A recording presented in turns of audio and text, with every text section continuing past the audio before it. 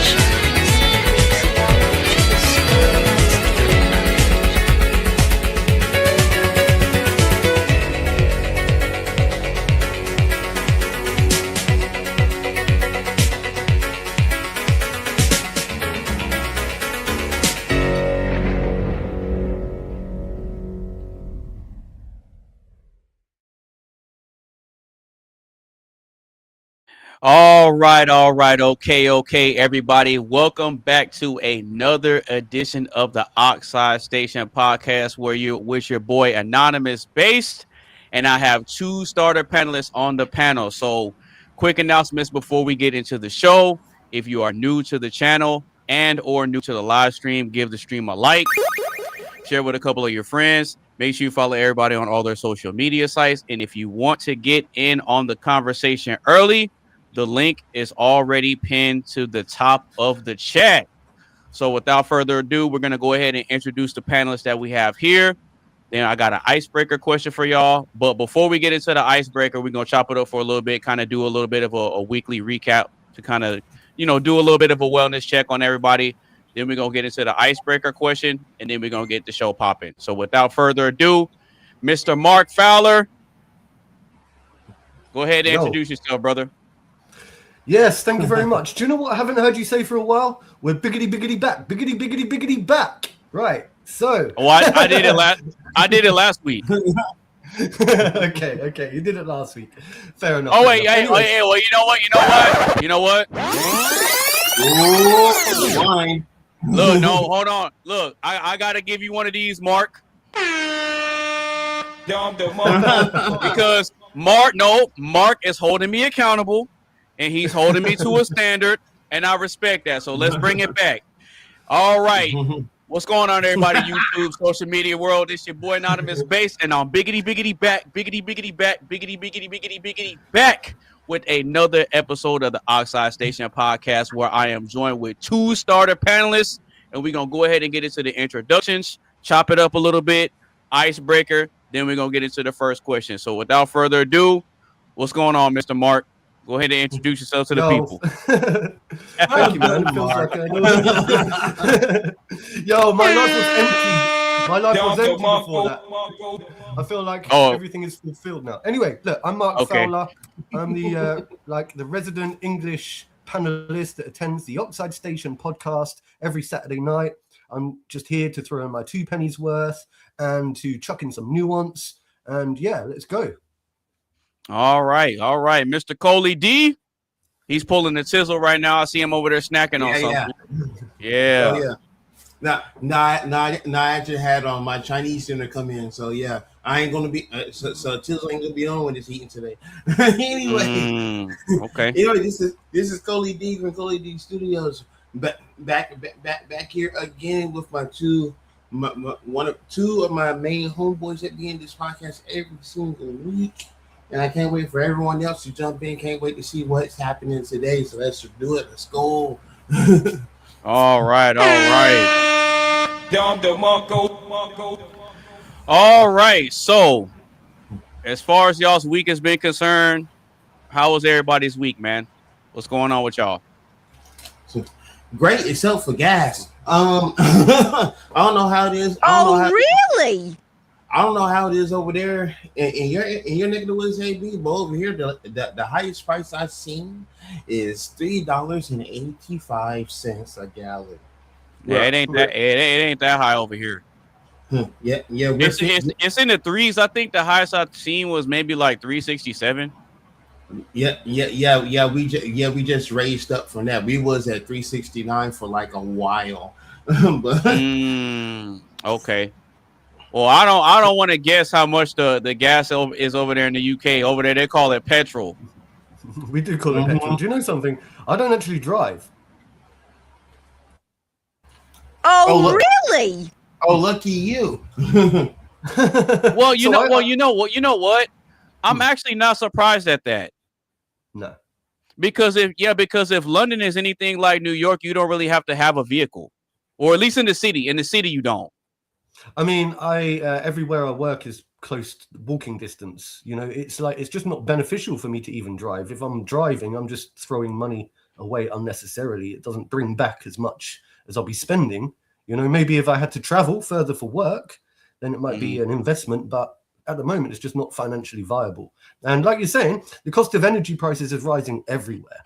So I can't tell you what the price is here in the UK right now, but I can guarantee that it's pretty damn high. In actual fact, I think that the UK has the highest energy prices in the entire world right now. Well, you guys have BP. You don't know what BP is? Oh, BP, yes. Sorry, yeah. I know BP. Yeah, I was about to say. I'm like, how do you not know what BP is and you live in the UK? I thought you said VP. Yeah, that's why. No, BP, British Petroleum. Yeah. We got BP. Yeah. Are we not talking about his cousin Virgin Petroleum? Let's say not playing. That doesn't even yeah, for real, right? I know somebody probably looking it up right now. What's Virgin Petroleum? Like, don't petrol for virgins. Yeah, for real.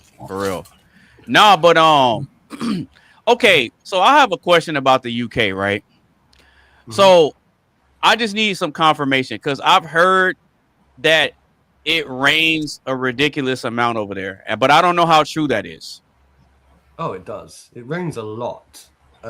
We get very wet seasons. Certainly, we get rain easily 6 months of the year. I'd say half of the year is pretty wet. Do you know what I mean? What? Yeah. Wow. Halfway. Yeah. Hey, yo, what the fuck? For real? California can use that. Like how dry California is right now? Like, good grief.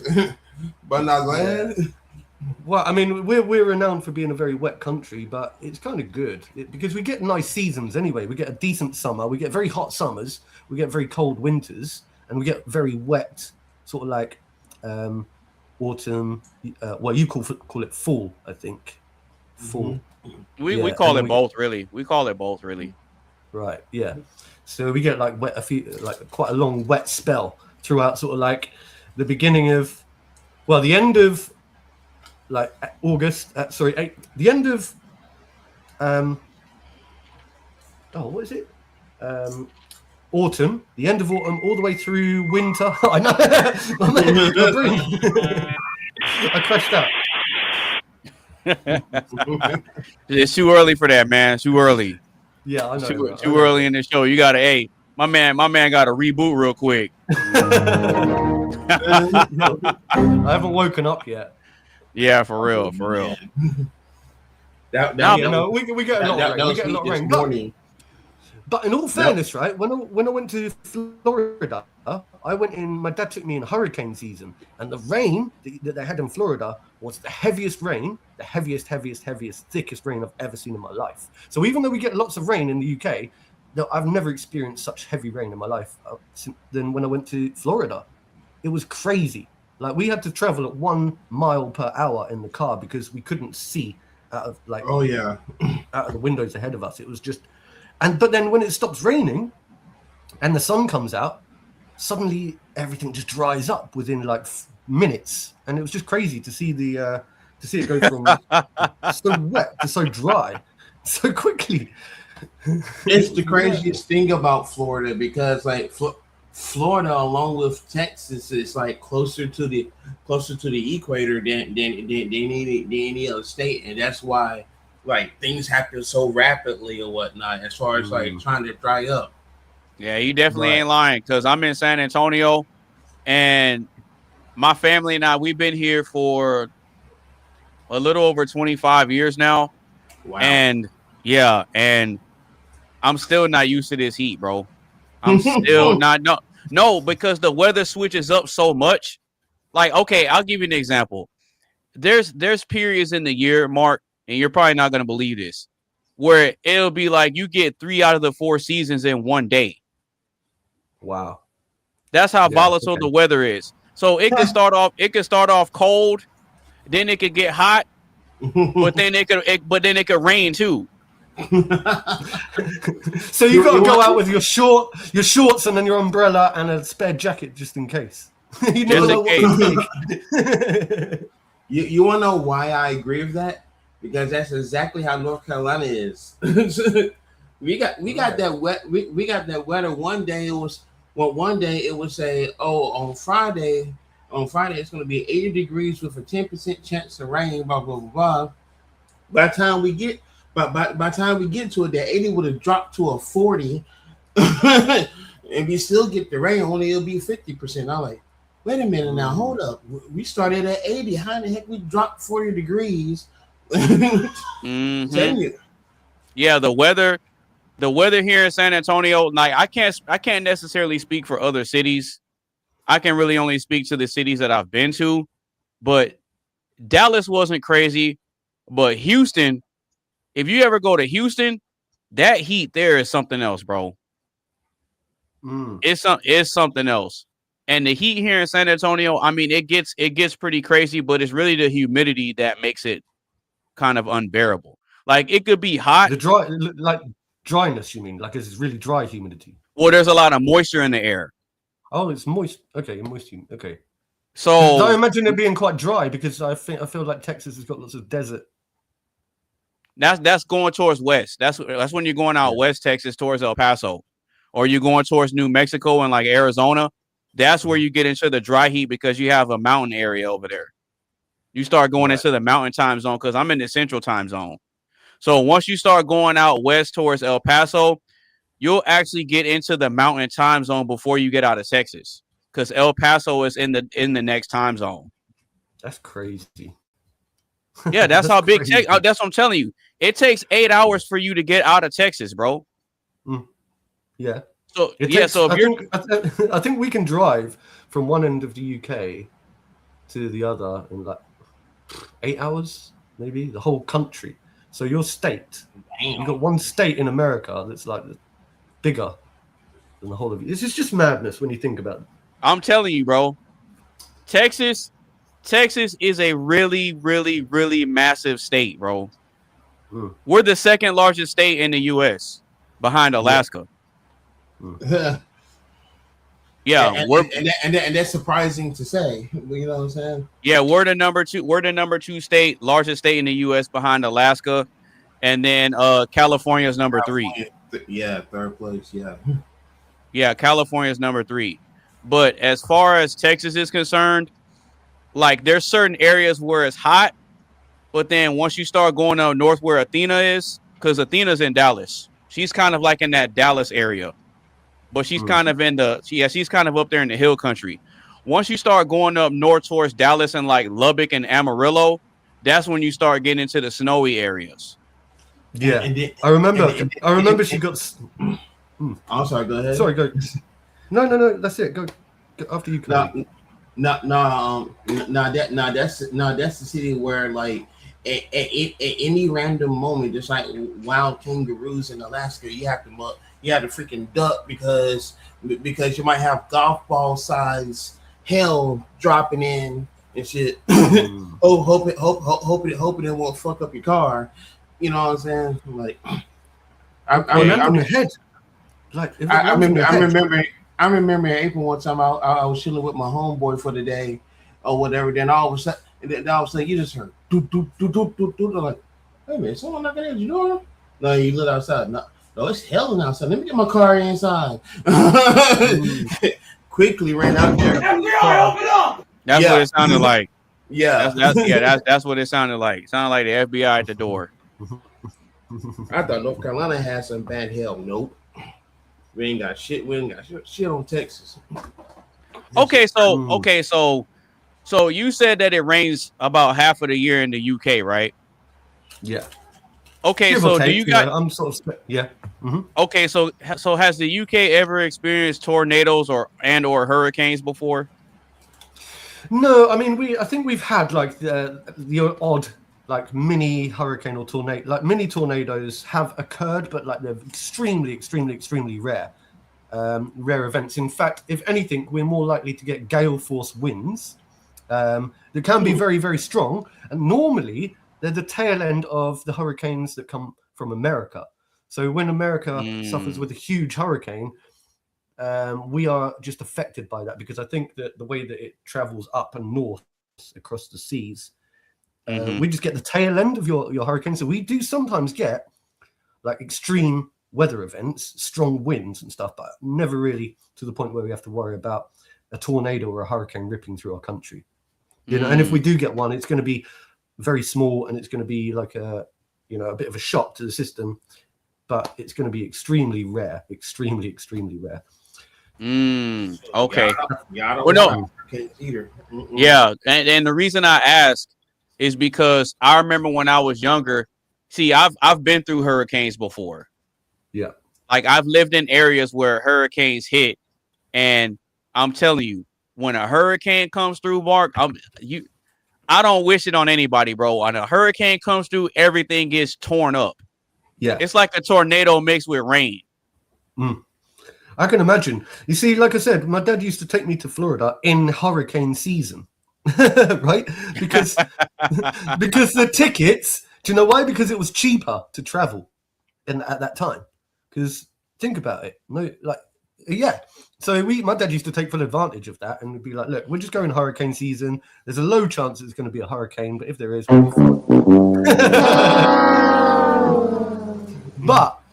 I was a kid and I used to find it extremely exciting and exhilarating.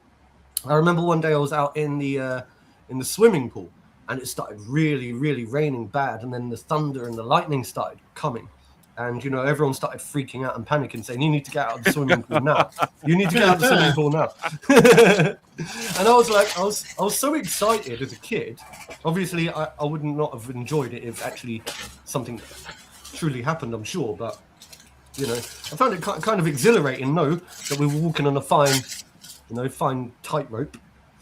You never know when it's going to happen, sort of thing. But right, I couldn't imagine living in that kind of situation all the time. Oh no, I've lived through a couple of them, bro. I've lived through a few, and now I've never lived in the area where they have tornadoes, but right. I see. But you know, there's tons of videos on YouTube showcasing how bad the tornadoes are in the U.S. Now, the U.S. is such a massive country, to where different regions are known for different sorts of weather events. Like the southeastern region with Florida, Texas, and Louisiana, like where we are, that's known for the hurricanes, right? But then when you start going out West Texas, New Mexico, Arizona, and the bottom end of California, that's like the heat capital of the world, where the temperatures are the highest, right? So you have temperatures out in New Mexico and Arizona and like Nevada and all that, it gets up into like the 110s, bro. And on the direct side of freaking California, if you're lucky, you get a tsunami. Well, no, they get those earthquakes. No, they get the earthquakes. Yeah, remember, in California is known for the earthquakes. But I think an earthquake can. If it's like an earthquake happens in where the water is in the ocean, then it can cause like a tsunami, can't it? Do you know what I mean? Yeah, it can. Yeah. But see, California is not who gets hit with the tsunamis. It's Japan that gets hit with the tsunamis. Because you got California on the West Coast, and if you keep going farther out, then you start going towards where Russia is on the northeastern or on the northwestern end, up where Alaska is. and then you have Japan over there too. You got Japan and the Koreas over there. So Japan is the one that gets hit with the tsunamis, but then on our side, California gets hit with the earthquakes because of the San Andreas fault and everything else.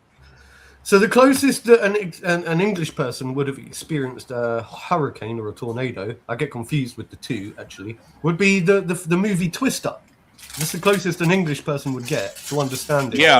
Yeah. Those are tornadoes. So the difference between a tornado and a hurricane is that a tornado is on land only. Okay. It's a big wind tunnel. It's a big wind tunnel that only exists on land. But a hurricane is the water version of a tornado. But it starts out in the ocean when it starts out in the ocean, it's called a tropical storm. Yeah. And then as it moves and when it touches on land, that's when it gets classified as a hurricane. And you better hope that shit is not a category 5. Oh, jeez. Yeah. Like the hurricane, I'm telling you, bro, the hurricanes in the U.S. are destructive. I think the most destructive hurricane that we've had in U.S. history is Hurricane Katrina. Yeah. Back in 2005. Yeah, back in 2005. Yeah. Even I know that name, Hurricane Katrina. I remember, I think, because even that. Do you remember I said how even we're affected by these hurricanes? Even Hurricane Katrina affected the UK. That's how bad it was, right? That's what I'm saying. We get the tail end of it, so we just get like the extreme gale force winds and stuff. But that was a big thing. Big. That's what I'm trying to tell you, bro. Something in America, like a weather event like that, can actually affect the UK. Yeah. Because New Orleans got it the worst. In Louisiana, New Orleans got hit by it the worst. It tore everything up. And then we got a good portion of it over in Houston. Yeah. Because with a hurricane, with a tornado, it has a certain amount of distance of like radius. How far it goes out. Yeah, like a certain type of radius. But with a hurricane, you're mixing a tornado with rain too. Because think about this. It starts out as a tropical storm. So you're kicking up a bunch of water and then you're carrying it over to land. So it's flooding everything out and it's tearing everything up at the same time. That's so you're crazy. Getting strong winds, leveling everything, and then you have water coming in, flooding it out at the same time, bro. It's crazy. Yeah, I can imagine. I mean, I wouldn't like to be there when one happens, really. I'm telling you, bro. I'm telling you. And then in the Midwest, like your Oklahomas, Kansas, and I want to say what, Arkansas, Coley? Yeah, Arkansas, yeah. That's an area that's known as Tornado Alley. The areas in the Midwest where like it's the plains, where it's the flatland states, those are known for the tornadoes. Don't want to live there. Don't want to live there. Well, people live out there. You're Nebraska's, Nebraska, Kansas, Arkansas, like the upper end of Oklahoma and all that. Yeah, that's where those tornadoes happen. That's where the majority of the tornadoes are. So it's like you have hurricane season, you got tornado season, you got earthquake season. Like it's crazy. It's crazy over here in the US, bro. That's one thing I think we're lucky about here in England, in the UK, is that we don't really get major extreme weather events. Do you know what I mean? Well, yeah, y'all would get wiped out. That's why. Well, yeah, listen. If a hurricane hit the UK, your country would get wiped out. Yeah, well, it could cause a lot of damage. It would close the whole country down. You know what I mean? We can't even handle the winter without half the country closing down at times. You know what I mean? And that's just a bit of snow. You know what I mean? The River Thames will take a long time. No, Thames. I'm glad it's Thames. It's Thames. It's Thames. It's the River Thames. The River Thames will take a long time to get repaired. I'll tell you that. And there won't be no New Year's Rockin' Eve on that river. The London Eye. It'll be emptied out. And it's funny because I learned how to pronounce that name properly from playing Tomb Raider. I'm so glad you said that because I wasn't actually going to correct Coley too much there because I don't like to correct everyone on like just silly things like. But I'm so glad you did actually because I thought it. I'm glad you did too because the whole time I thought it was pronounced the way it was read. No, I used to think it was pronounced Thames. Every American, Thames. Every American I've ever met calls it either the Thames or the Thames, right? No, it's pronounced Thames. I blame Danger Mouse.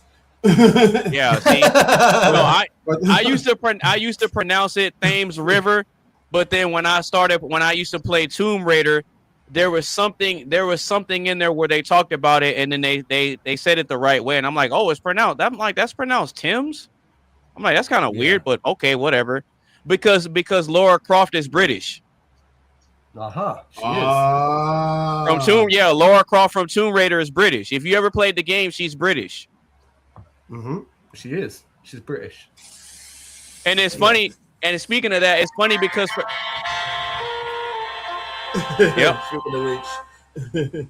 that's it.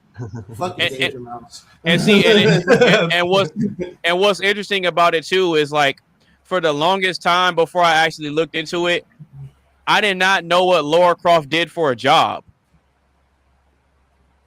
Oh, because on the because on the games she lives in this giant mansion and she has cars and motorcycles and she has all this stuff and I'm like, yeah, how does she have all this stuff? And I don't know what she does. And I looked into it and come to find out she's an archaeologist. Right. Yeah, that's it. That's why she goes off on those adventures and stuff. Yeah, exactly. So that's why that's why when you play the games, you're going on these adventures and you're searching for stuff. Yeah. A bit like a female version of Indiana Jones, but better because she can do all the stunts and the skills and stuff. But I always assumed she was just rich because she was born into a wealthy family, one of the elites. Well, I mean that could possibly be it too, but as her job of what she does, she searches for artifacts and then she sells them. Like she searches for artifacts and then she gets paid if she finds it. Yeah. That's kind of like the premise of the game. But yeah, I learned a lot about certain aspects of UK culture from playing that game.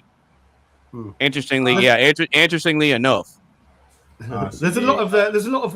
There's a lot of words that Americans use that sometimes they trigger English people because we can't. Because you say, they trigger English people, right?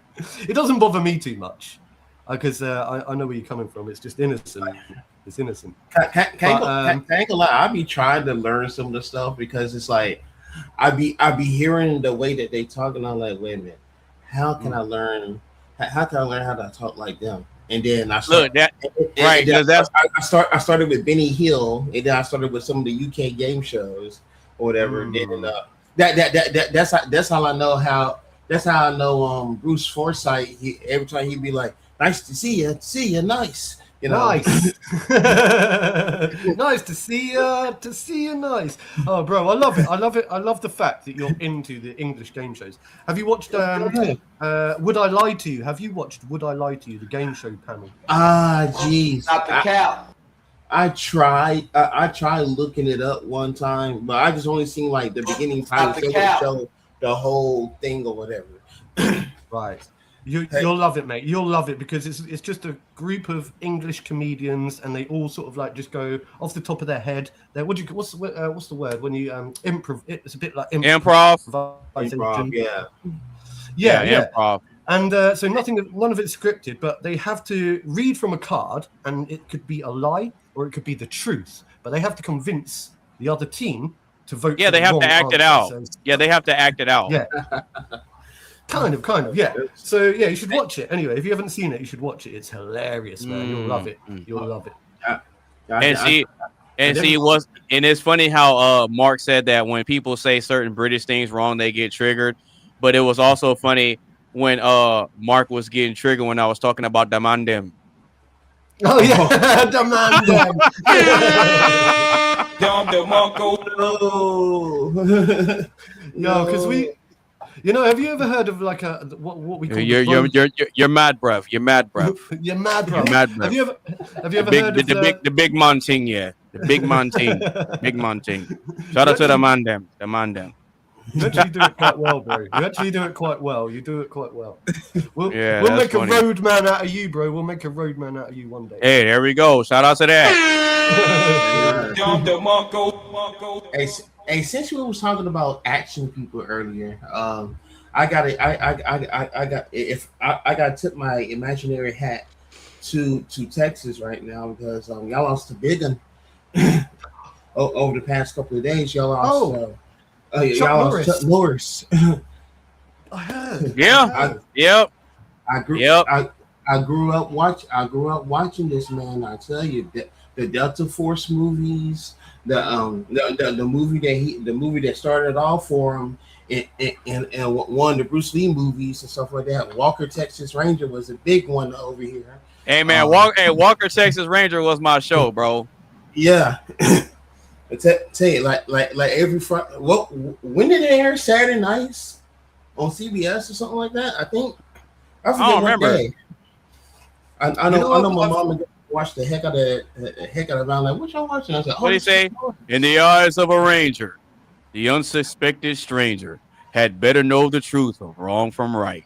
Remember that? Oh yeah. Because the eyes of a ranger are upon you. When you do, he's gonna see you. When you're in Texas, look behind you, because that's where the Ranger is gonna be. Yeah. That was my show, bro. Yep, that was my show, bro. That was my show. Yeah, R.I.P. and shout out to Chuck Norris, man. Oh, you should see it, man. Man, look. Any other martial arts you seen him do or whatever?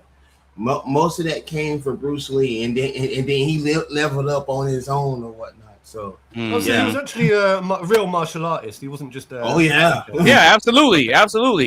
No, he was a martial artist. He was a fighter for real. He was a fighter for real. If I were you, I'd keep those eyes closed, cause I'm gonna play Monster Reborn. You what? Now I'll bring back a monster. It's the same one I just sent to your graveyard. My blue eyes! Yeah, man, I knew you could do it. Now that was impressive. See who we have. All right, look who decided to pull up with his camera glitching. Shout out to Tizzle.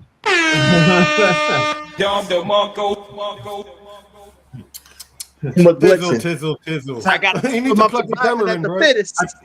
They know how I'm living. It's your boy Tizzle, and I'm chilling. I was about to get ready to say Big Brother got Tizzle. Yeah, for real. Yeah, sir. Hey, look, hey, he's shaking up that tea like he about to take a puff of an inhaler. No, I actually I'm doing the tea because of this. Oh, wait. What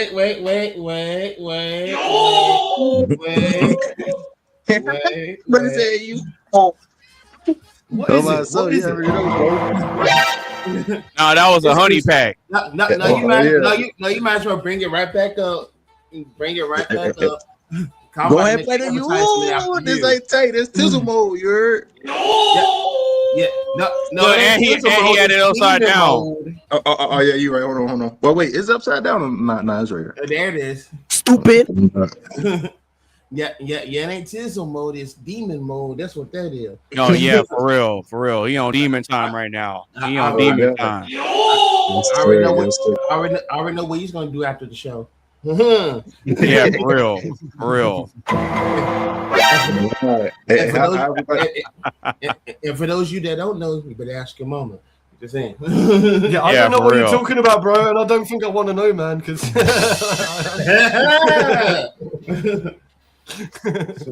Oh yeah. Oh. Yes, sir.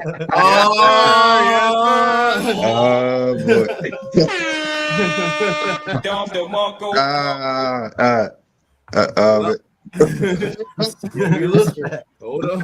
I'm dead as hell. Bro said he ain't see nothing. Oh God, that's why. Almost look covering up their face. I swear. No, we on the top of the cliff looking out. Yeah. Man, we seeing everything. Hey, we all got 4 eyes for a reason. You heard me? Yeah. Yes, sir. How y'all doing though? Y'all all right? Oh no, we doing great, bro. How you doing, man? Good, man. Chilling. Shit, it's the weekend. On God, everybody, it's nice as fuck outside. Everybody should be, doing something. I don't know, shit, working out, going out, something. Well, we know what you getting ready to be doing later. Yeah, for sure. I'm telling now. Sugar, honey. I did on last weekend. Oh, look, let me tell you how that went. Right. So, all right, go ahead. So somebody pulled a Cinderella move on me, right? So I went. Really? I was doing the Uber or whatever, carrying people. Because I never had it. The last ride went from RDU, the airport, all the way to Winston-Salem, which is about an hour and a half or whatever. Then I remember, I have an interest in Winston-Salem or whatever. So I called that person up and see what they want or whatever. So hopped in my car and you already know what happened there. But after they left, they had a Budweiser. The king of beers. Yep. Oh my God. I didn't know y'all had that over there. True. Just Damn. chilling, drinking a brew, drinking a bud. True, bro. True. I did not know they have. I did not know that the UK had Budweiser. You drinking that shit? My mama be drinking. I ain't gonna lie to you. Machi, do not disturb my couple when you told me. All right. Hey, look, Mark gonna mess around and drink a bunch of those, and he gonna turn into one of those chameleons that they used to have on the commercial. Remember the commercial with the chameleons on it? Yeah. Not playing. Buddy got the whole pipe. Yeah. One of the trinkets had fallen off of their book bag that they had or whatever, and then I was like, and then I was like, hey, if you find that trinket, keep it for me until the next time you come back. So I'm like, oh, word, and this is the trinket. on some Cinderella shit. Oh yeah, that's right. R.I.P. Oh my God, no way yet. Yeah, for my best friend was right. Yeah, it was like a little golden a golden camel. The golden camel. The golden. The golden camel. Hey, look, that sounds like either a wrestling move or a sex position. The golden camel. The golden camel. What the fuck? I was thinking toes. What the hell? I tell you what, I'm gonna look that up on my other. Motherfuckers ain't gonna do this. If I see that it's a sex position, I'm gonna be like, see, he called it. Yeah, ain't gonna do that 1,000 years of death on him like that. Oh God, fuck the Spider-Man shit. They gonna hit your ass with something brutal. What the fuck? Hey, Tiz about to hit that honey pack later. He gonna hit his girl with the golden camel. Hey,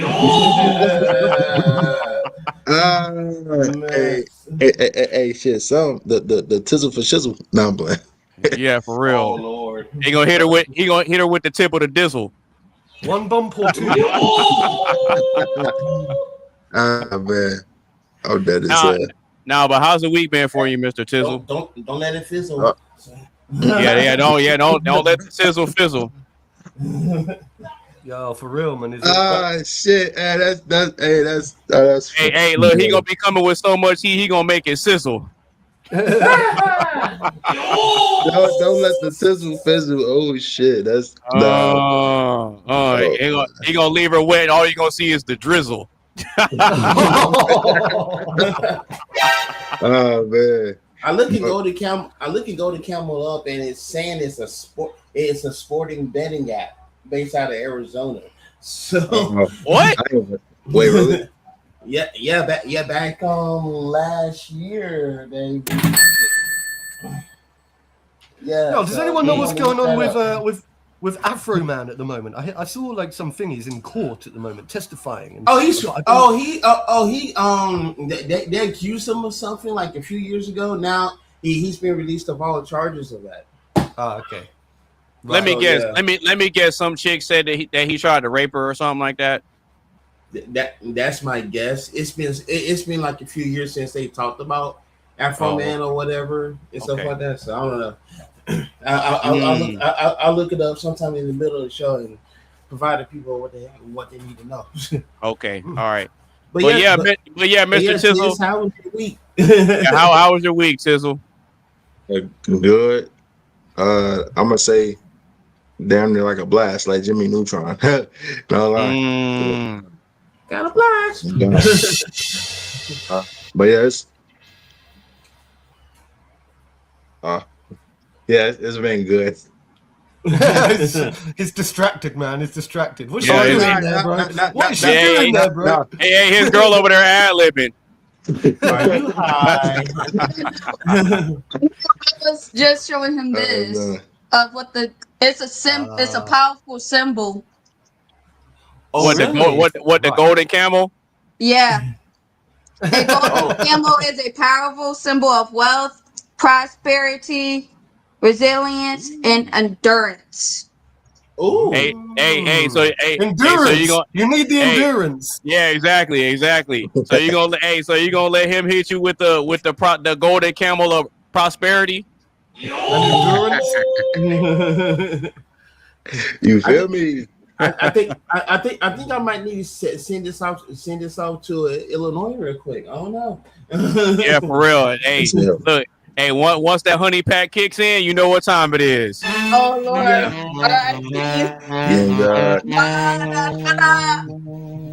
Yeah. She said, "Hey, she said, let me get up out of here." I'm joking, babe. No. Hey, look. My shit full. You could be hearing a lot of that in the background. Yeah, for real. Oh yeah. Cody's got his sound machine as well, isn't it? Mm-hmm. No Indiana Jones type shit. Oh God. Yeah, for real.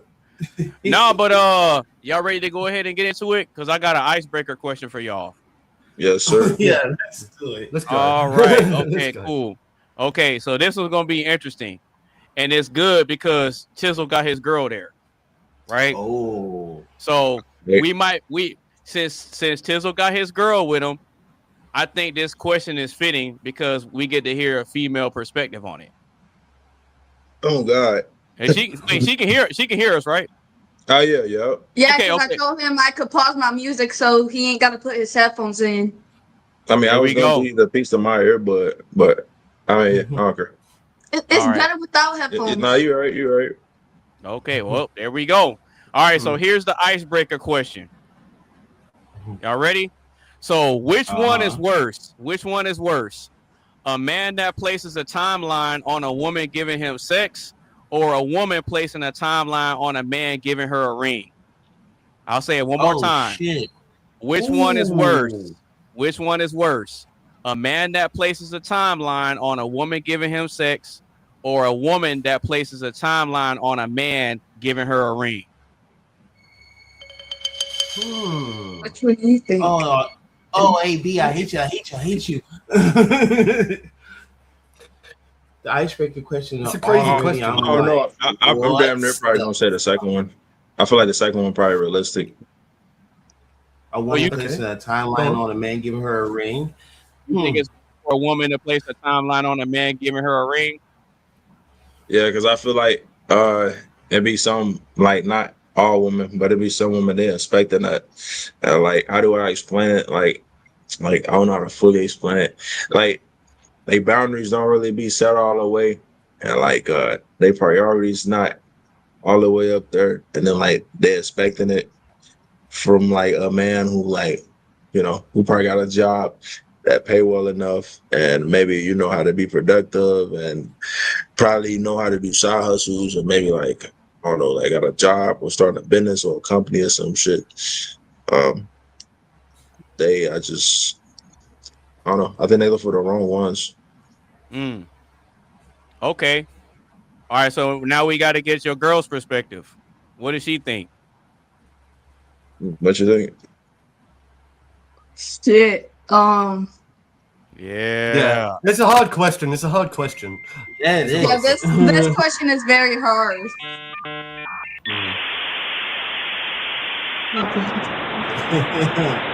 Hey, take all the time you need.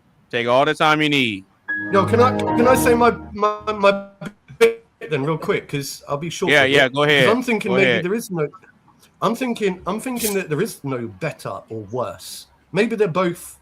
Like, I think that they're both demands in their own rights, but they're different. Okay. Because, one of them is like a more long-term thing, and one of them is more like an instant gratification thing. Now, I know someone recently who's going through a divorce, right, or who's trying to break up with his woman because he's not getting enough sex. So he is a good example of a guy who's putting restraints or time limits on sex, and he's not getting what he requires, and this has destroyed their relationship. But they're already married, so she's already got her bit, he's not getting his bit, and it's destroying his relationship. But I think that I think you can't say one's better or worse than the other. Maybe. I mean, we can. If I were you, I'd keep those eyes closed. Cause I'm gonna play Monster Reborn. You what? Now I'll bring back a monster. It's the same one I just sent to your graveyard. My blue eyes! Yeah, man, I knew you could do it. Now that was impressive. It's my brother. We got our brother. I am Fearless on the panel. Shout out to you. What up, everybody? What's good? Hey, what's good, G? All right, good, man. I'm actually relieved it's him because when you did that video sequence, I thought it was gonna be Carmen. I was like, oh shit. Yeah, I thought it was Carmen. Well, no, I sent her the link. She didn't pull up yet. So she might be pulling up soon. But I am Fearless. You came in at a good point because we're doing an icebreaker question right now. Tizzle gave his perspective. Mark just gave his. And so we need Coley's perspective, your perspective, and Miss Snow Bunny Supreme. We need her perspective. We don't know her name. I'll just call her Miss Snow Bunny Supreme. Snow bunnies are kryptonite. No cap. Oh God. Like, what the fuck? Nah, I would argue that they're more of a power source. Yeah. Dump the Monko. Yeah. I love it. Hey, look. When your morale and your motivation is low, it's like you pull out that honey pack and then it has her picture on it. Jordan said 11:10 Central for the After Dark version of the show. Yeah, for real. All right, so Coley, I am Fearless, and Miss Snow Bunny Supreme. What are y'all's thoughts on the question? Okay. And Anonymous, you talking about Earth Snow Bunny Supreme, right? Yeah. No, don't be shy now. Don't try to be shy now. Right. But then you literally were just doing this to me. What the hell? Like, see. Jerry. That's crazy. But no, I want to make a prediction. And then I'm gonna say what my answer's gonna be. My prediction is if Carmen comes in on this icebreaker question, she's gonna say a man that places a timeline on a woman giving him sex. And then she's gonna come up with a big argument, and then we're gonna be stuck on this question for a while. Look, watch this. Look, and Coley, I'll do you one better. And then after she says all that, Mark's gonna turn around and agree with her. Yeah. No, for real. Yo, hang on. You know I don't agree with Carmen just for the sake of agreeing. You know I'll push. I'll push back if I feel like. Man, you haven't pushed back on nothing she said yet, bro. I push back on a few things. Except for like one or two things. This ass lying. But now I'm gonna say a woman placing. Hold on. I'm gonna say a woman placing a timeline on a man giving her a ring, because that is like a huge commitment, and it's and it's like trying to force something on that particular person. It's like the same thing for like a man try to place a timeline for a female. So like forcing marriage on someone or whatever in a certain timeline. Like if it's like shit. If you gotta force it, that's what it's gonna be. Shit. You know what I'm saying? So if you have to force it, it'll probably hurt at the end of the day. Yeah. Like. No, but hang on. Marriage. I was waiting for it. Marriage, or talking about marriage, that's like marinating a very good steak. You have to let it marinate for a little while. You know what I'm saying? like you really gotta let that shit marinate so you won't rush the process. And only the man would know when it's the right time to actually get on one knee and pop the question. You feel what I'm saying? Other than that, yeah, I think to me that's the worst one. A woman placing a time limit on a man to propose, pretty much. Like you just can't rush that shit. You can't. All right. Miss Snow Bunny Supreme, what you got? What's your name, by the way? Yeah. Go ahead and come down to the front of the congregation. Come on. There you go. What should we call you, by the way? Instead of calling you Miss Nobody. I mean, hey. No, give me the computer then. I'm still on your computer. Good girl. No, you go over there. I'll be right here. That's it. Get rid of. We don't need Tizzle no more. That's it. We got a replacement. See you later, Tizzle. No. I'll be in the background. I'll be right in the background. I'm kidding, bro. I love you. I'll be right here. Stop the cap. Honestly, I don't know. They're both really good, but which one's worse? Oof. Okay, you know what? Let me rephrase it. Which one is worse? A man trying to pressure a woman to have sex with him, or a woman trying to pressure a man into marrying her? Which one's worse? Technically both, if you actually think about it. Because if a woman don't want to have sex right now, and like she's not in the mood to have it, and he keeps pressuring her, she's end up eventually finna punch the man. And then a woman rushing a man to give her a ring, like, no, it takes time and probably years to get married, because he has to figure out if you're the right woman for him to match his energy, his perspective. Yeah. I think we know what that means. We know what you meant. Yeah, we know what you meant.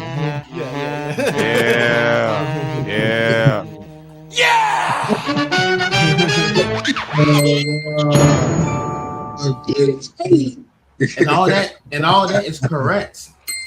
Yeah, for real. Facts. No, but which one do you think is worse? Because they're both bad, right? But which one do you think is worse? The worst one is a woman pressuring a man to marry her. Because first, you gotta be able to. How do I put this in words? You got this. Oh God! Oh shit! He got your ass right there. Hey, Hey, you got the opening version of that, AB? Nope. You pretty much gotta. No, I don't have the opening version, but I'll do her one better. Oh. Ow.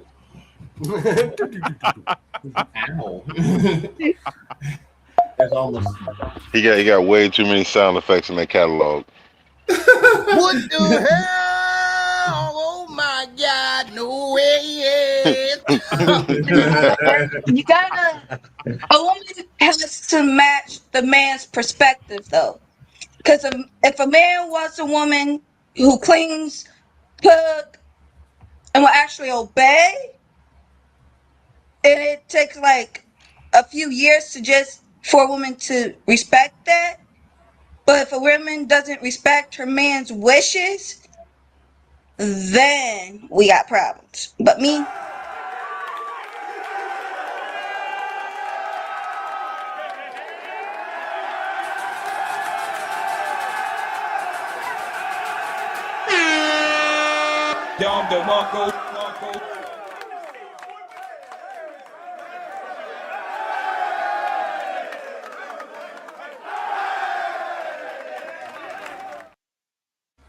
that answer deserves every bit of that, and it also deserves one of these. Because that was a great answer. Excellent answer. Miss No Bunny Supreme has spoken. And we've heard nothing but the truth in that statement. Nah, real. Shout out to you. Shout out to you. Look. Is that all you got, or you want to give a little bit more? Are you good? Okay. I think she slammed the gavel on that like fucking Judge Hatchet would. Yeah, for real. Yeah, for real. All right, Mr. I Am Fearless, what you got, bro? All right, let me hear the question again so I can better understand everything. Okay, I got you. Stupid. All right. So which one is worse? A man that places a timeline on a woman giving him sex, or a woman placing a timeline on a man giving her a ring? What you got? Hey. All right. But both of them ain't perfect. I ain't gonna lie, because I mean, if a dude trying to put a timeline on a girl trying to get something from, then obviously he ain't really getting any, and you know, giving the ultimatums and things like that, trying to force something upon her that really ain't that she ain't really trying to like pursue at the moment. So I mean, rushing somebody ain't good in any circumstance. But I guess I would have to go with put the timeline on the marriage thing, because you know, when it comes to trying to get into a relationship with someone and trying to work that thing out and actually be committed with someone, it takes time. And through that process, I mean, the whole putting timelines on actually being intimate with someone still occurs when you're trying to think about marriage with someone. So, I mean, in that circumstance, the first question would kind of be irrelevant because it still kind of plays a part into the second one. So I would say the second question, definitely, because in the end, you definitely have to read, study, understand who that person that you're trying to be with is going to be and who they are before you actually either get intimate with them or determine to put a ring on that thing. So that'll be all on that one. Yeah. All right. Okay. Sound like a good take. So I'll give my perspective on this, and I'll keep it very, very brief. I think that a woman placing a timeline on a man giving her a ring is actually worse. Why? Because in the present day and age, I don't have to give you a ring to get sex anymore. You're right. Look. Is he right, Tizzle? I don't have to give you a ring in order to get sex anymore. It ain't like how it used to be. Back then, and I can speak for like a few people in here. You have to work hard for that shit, right? And not only that, but check this out. In a lot of instances, if you don't give the man sex, how are you going to get the ring anyway? But see, this is the problem I've got with this question is that I think it depends on who you're asking, because also like here's the issue with. I feel like all of this should have been like discussed at the beginning anyway. Like if you're getting into a relationship, like towards the beginning of a relationship, you ask these questions. Do you remember? I was told this before. Who was it? Mr. It was the other guy. I can't remember his name. He was here last week. But he pulled me up on the fact that I got myself into a predicament with a previous relationship because I wasn't able to communicate things correctly back in the day. Stupid. So surely, moving into this relationship, there's not going to be like this ultimatum with the marriage thing, is there? Unless like you haven't discussed it a long time ago. But on the other hand, if the sex dries up, then that is a relationship ruined forever. It's ruined forever. So maybe I'm in agreement with you, but I think that the wedding thing should have been discussed a long time ago in the first place. To avoid that situation. Yeah, okay. So then, okay, cool. So answer me this question. If a woman is not a virgin, what would be the benefit of giving her a ring before you have sex with her? There's no benefit on that one. There's a Miss 500. That's a good deal. Yeehaw. Holy I mean, look. The benefit to the man would be social status, wouldn't it? Social status. So, like, when you put a ring on it, you work your way up the social status, the social hierarchy in society. So that's the only benefit I can see. If it's all just about sex, then fine. Don't put a ring on the finger. There's no need. If you don't want to marry, then don't marry. But okay. So is that better than giving the ring to the virgin girl before you have sex with her?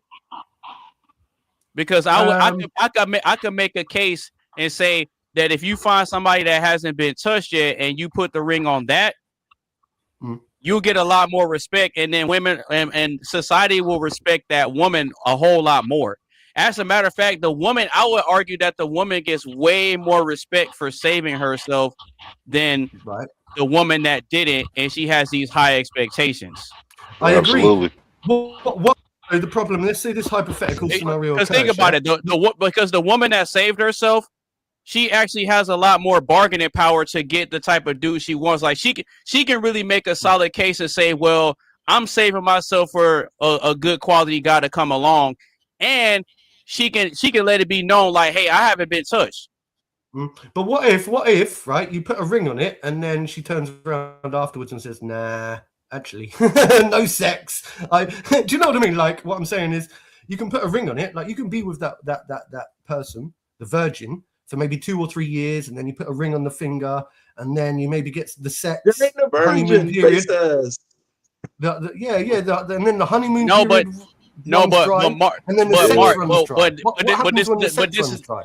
But this is the thing, though. You don't. If you can figure out if the girl that you're with is a virgin, why would you date her for all these years instead of locking it down immediately? That doesn't make sense. Okay, fine. Well, let's just say then because think about it. Hey. If you come across an honest woman like that, you don't waste her time. Okay, fair. That's fine. It's not fair to waste her time like that. Let me rephrase then. Because there's other men out there that are ready to lock it down immediately. They don't need a test drive. They see the sticker price and they're like, "Oh, it has like 2 miles on it, 0 miles on it." Oh, yeah, hey, where's the paperwork? Where's the paperwork? I'll pay cash right now. Yeah, but my question is more to the point. Yeah, even if you put a ring on the finger, right? It's still right. I would still, in a way, I would expect sex, yeah, right? And I'm not being funny. If that dries up, right, and then she's just dragging me along for the relationship status side of things, like maybe she was a virgin, maybe I married her real quickly, maybe I sucked her up and got her, so that she wasn't taken by someone else, maybe I married her, but then, and then the sex dries up. What happens then? Sorry, but excuse me, it's not all about sex. But I don't think that's a realistic scenario though. Well, I don't think, because think about this. I don't think that's a realistic scenario, Mark, and I'll tell you why. Okay. Because the way women are, their emotions are tied to the first time they experience something. And that can be anything, right? So if Tizzle is the first man to actually take her on a trip and show her something outside of the U.S., her emotions are always going to be tied to that memory, like he was the first guy that did that. So the next guy that comes along and tries to do the same thing, it's not going to impress her as much, and it's not going to make that much of an impact on her because, oh, my ex did that for me, or whoever. You know what I mean? So it's like the guy that shows her something for the first time, like any sort of experience that she gets to experience for the first time with that guy, that memory is going to be burned in her brain, and she's always going to be reflecting back on how she felt in that moment when she experienced it with that guy. And that could be anything. The first time the guy takes her to Ruth Chris, the first time a guy buys her maybe like some diamond earrings or something that she likes, the first guy that surprised her with a bouquet of roses or something like that. It's the emotions that she feels in that moment from it happening for the first time. But I've seen relationships where the romance. I've seen relationships where the romance dries up, though. So like that what you're talking about, yeah, maybe like you imprinted, you made a good first impression. Maybe she'll never forget that, right? Maybe that's the case. But if like things dry up in the relationship and the romance dies and the sex dies off, yeah, then what have you got going for you? That you see lots of relationships that start off really nice. No, you're right. No, you're right. But I could make the case and say that the odds of that happening are slim to none. Let me jump in that. Let me jump in there real quick. And the reason why those odds are probably are like that is because both parties are trying to find ways to spice it up every single facts. That's a fact. So if I'm using Tizzle as an example, right? So if Tizzle is conducting himself in a certain way, right, that she's attracted to, everything that he does is gonna make a deeper and stronger impression on her because it's coming from a guy that she's actually into. Now, if it's some simp that's in her inbox saying, "Oh yeah, baby, let me take you out," and "Oh, well, we could just be friends," and they're just waiting in the cut, it's not gonna be received the same because she ain't into that dude like that. She's into the dude that she's with like that. So anything he does is gonna matter 100 times more than the guy that's in the friend zone that's still trying to get in. Tizzle's already in there. Look, the reason it ain't the same. It's different. There's a reason. It just threw him in the mix like that. Dom DeMondo. I knew it was coming. Come on. There's a reason, why I'm asking these questions in this way. Bro, there's a reason why I'm asking these questions in this way, right? Because I got off the phone with one of my friends the other day, right? And he was on the phone with me for a good hour or two, yeah? And he was telling me that he's going to break up with his wife, okay? And I had to ask... You can't break up with your wife. You got to get divorced. You can't really just break up. Same shit. Same difference. Stupid. Same difference. That's crazy. Oh my God. Wait. I'm about to explain. This is important for the discussion, yeah? This is really important for the discussion. Do you know the reason why they're breaking up or splitting up or divorcing, however you want to pronounce it? The reason being, and he tells me, is because he's not getting sex off of her anymore, okay? That's what it comes down to. That's what it comes down to. They're married. They've got children. I think 2 daughters, right? I've known they've been together. He was her only partner, right? She's never been with anyone else. Okay, so you can't really say. So I'm saying that there are people out there who are breaking up because their sex life is drying up. Yeah, the romance. So that was getting bored of each other, or whatever. There was no foul play or anything like that.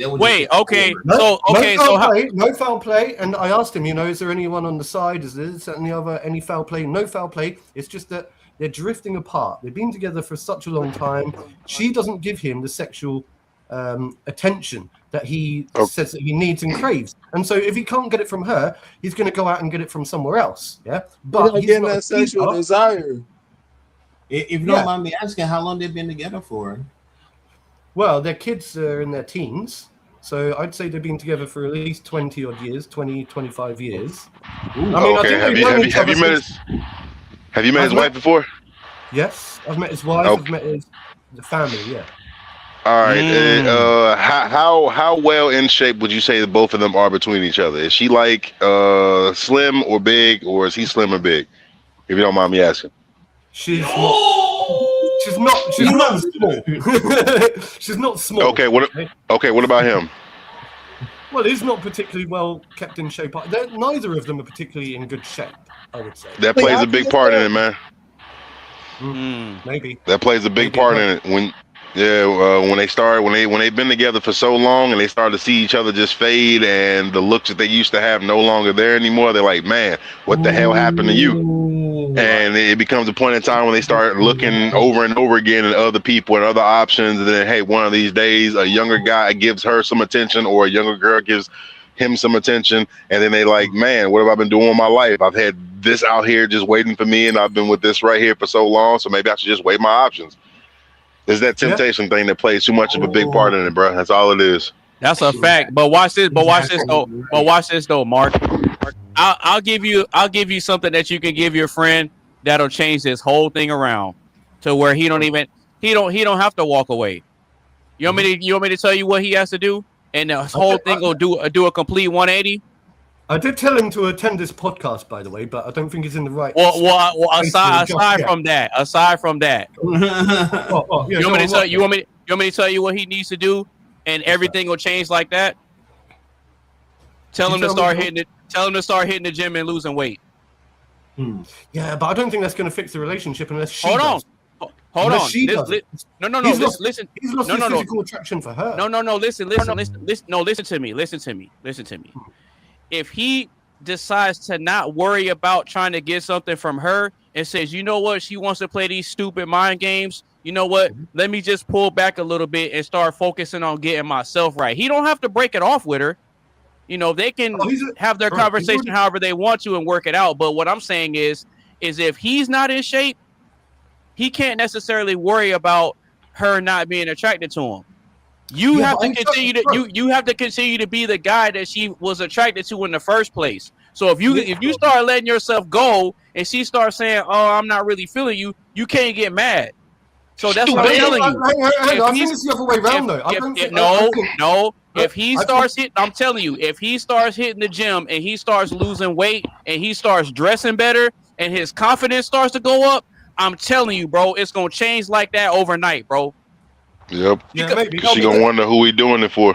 Exactly. Because she's gonna start looking like, man, he ain't trying to put that pressure on me no more. And she's gonna start looking and seeing that he's getting his confidence, and now it's gonna start to make her wonder, is he really gonna leave me or not? Hey, not trying to be. I wonder sometimes. No bullshit. If she feels like, what do you call it, unattractive as she's getting older, and so maybe now she's just like not wanting to participate in those activities now because she feels insecure about herself as well. It's too. But I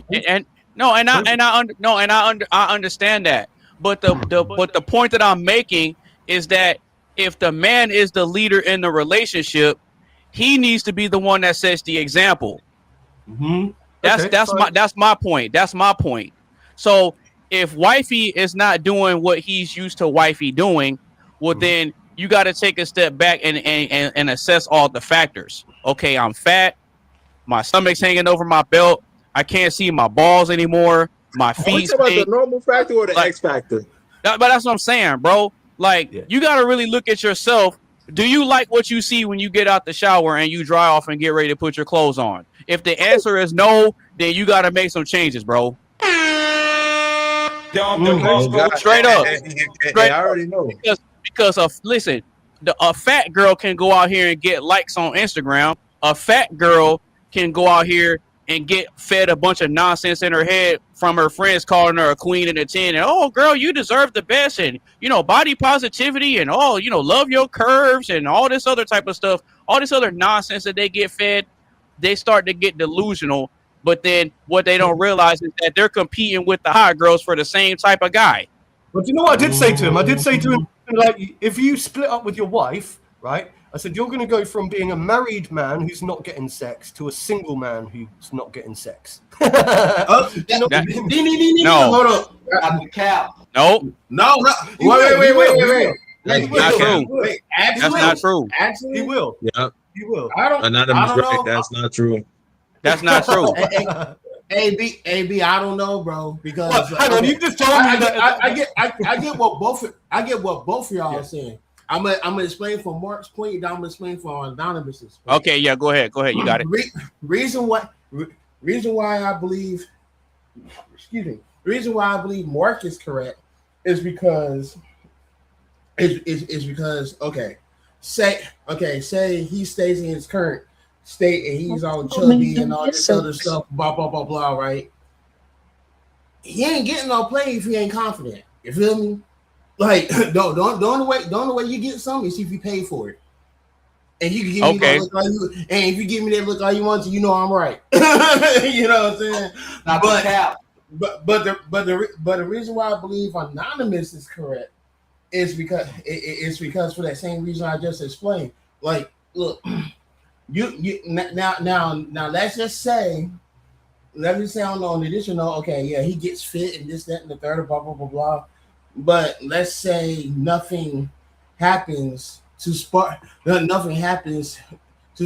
up or whatever. The guy did his thing, but the women, but the female is still not interested. Then he has a valid reason to end it. But then when he becomes single, that's when all these other females gonna be looking at him like thirsty dogs or whatever. And then that's when they're gonna be drooling over him, and it's gonna be first. And then that's when it's gonna be first person that gets it. You feel me? Or threesome if he's into that. You know what I'm saying? So it could go either way. Yeah. Right. But it all depends on how the guy presents himself. Exactly. Right? If you do you want to present yourself on a silver platter? Fuck you want to present yourself on a garbage can lid? Hit me the pedal back. You know what I'm saying? No, and you're right about that. But see, it's important for me to have heavy emphasis on the guy. And the reason I say that more of the pressure and more of the emphasis needs to be on the man is because it's way harder for men to get the results that they want, right? So in order for you to really focus on getting the results you want, you have to make sacrifices and you have to focus on changing, bro. You have to. Like, it's a non-negotiable. You can be rich and fat and whatever, but at some point, the woman gonna lose attraction for you because, look, as much as us guys, we're physical creatures. We like something good to look at. Women like something good to look at too. They do, bro. Huh? Okay, so wait. I don't care how my man looked. I would still be with my man at the end of the day. Don't care how he would look. If he looked like a cloud, I wouldn't care. So okay, so if he gained 250, wait. So if he gained 250 pounds, you wouldn't care? Nah, that's I feel like that's cap. I don't know. I think she loves that. I think she Stop the cap. 300 pounds. Stop the cap. But I'm dead ass though. I believe that. I do believe that. I don't know about that. I don't know about that. I can't say I believe that. That's my brother. Hey, look. Hey, that's my family, and if he got 200, if he gained 250 pounds, I'll tell him, hey, nigga, you need to chill out with the hot dog, cupcake, your Oreo, man, calm it down. Doing too much. Exactly. You're doing too much. Otherwise, you ain't part of my family no more, bro. I wouldn't care how much my baby weighed. I would still be with this man. But that forehead weigh 800 pounds, you'll care.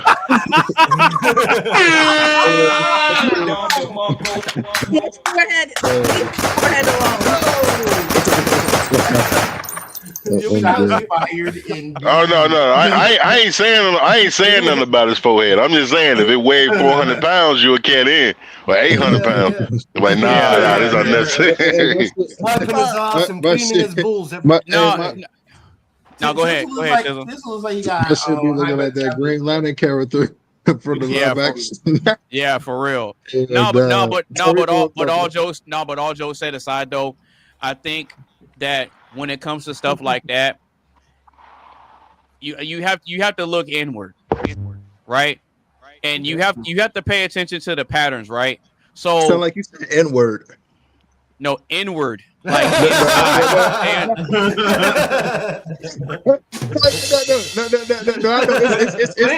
It's that Mandela effect for you. It's that Mandela effect for you. Feel me? Yeah. It's called earwax. Get it cleared out of your ears. No, that was funny, man. That's my kind of humor. That's my kind of humor. You funny as hell. You gonna talk about some? I got some earwax in my. You know, okay. So the only point.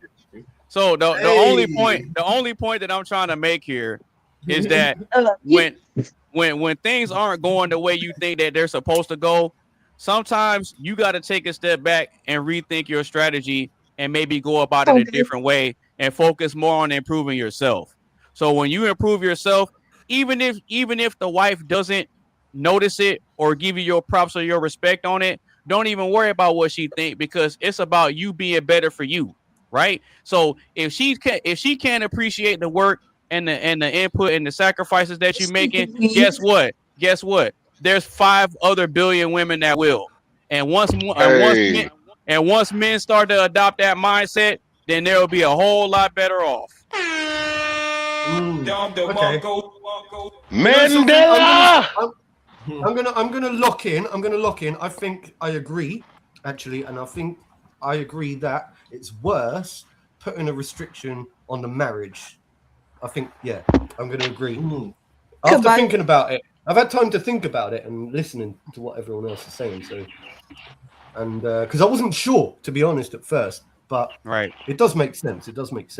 So I'm gonna agree. Yeah. Okay. I ain't gonna lie.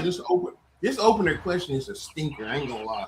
It's difficult, but that's why I use my that's why I use my friend as an like example. Mr. Winker. You asking for a star like Mr. Twinker. Place ass. Yes, sir. I got Coley with that one. My bro, fellas, I'll be freestyling. Oh God. All right, so real quick. So Mark, Now that you're here, I got something I got to present to you, because I know that you're heavy into the drum and bass music. Am I correct, or am I wrong? That's 100% correct. It's like my passion in life. Okay, actually. cool. One of my biggest passions in life. I'm a DJ and everything. Okay, cool. So I want to get your thoughts and perspective. Like my uncle. I need to get your thoughts. I need to get your thoughts and perspective. I need to get your thoughts and perspective on this. You ready? Okay. Here we go. Drinking, babe. That's nice, man.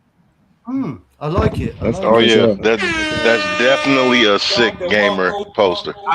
That's cool. I can picture that.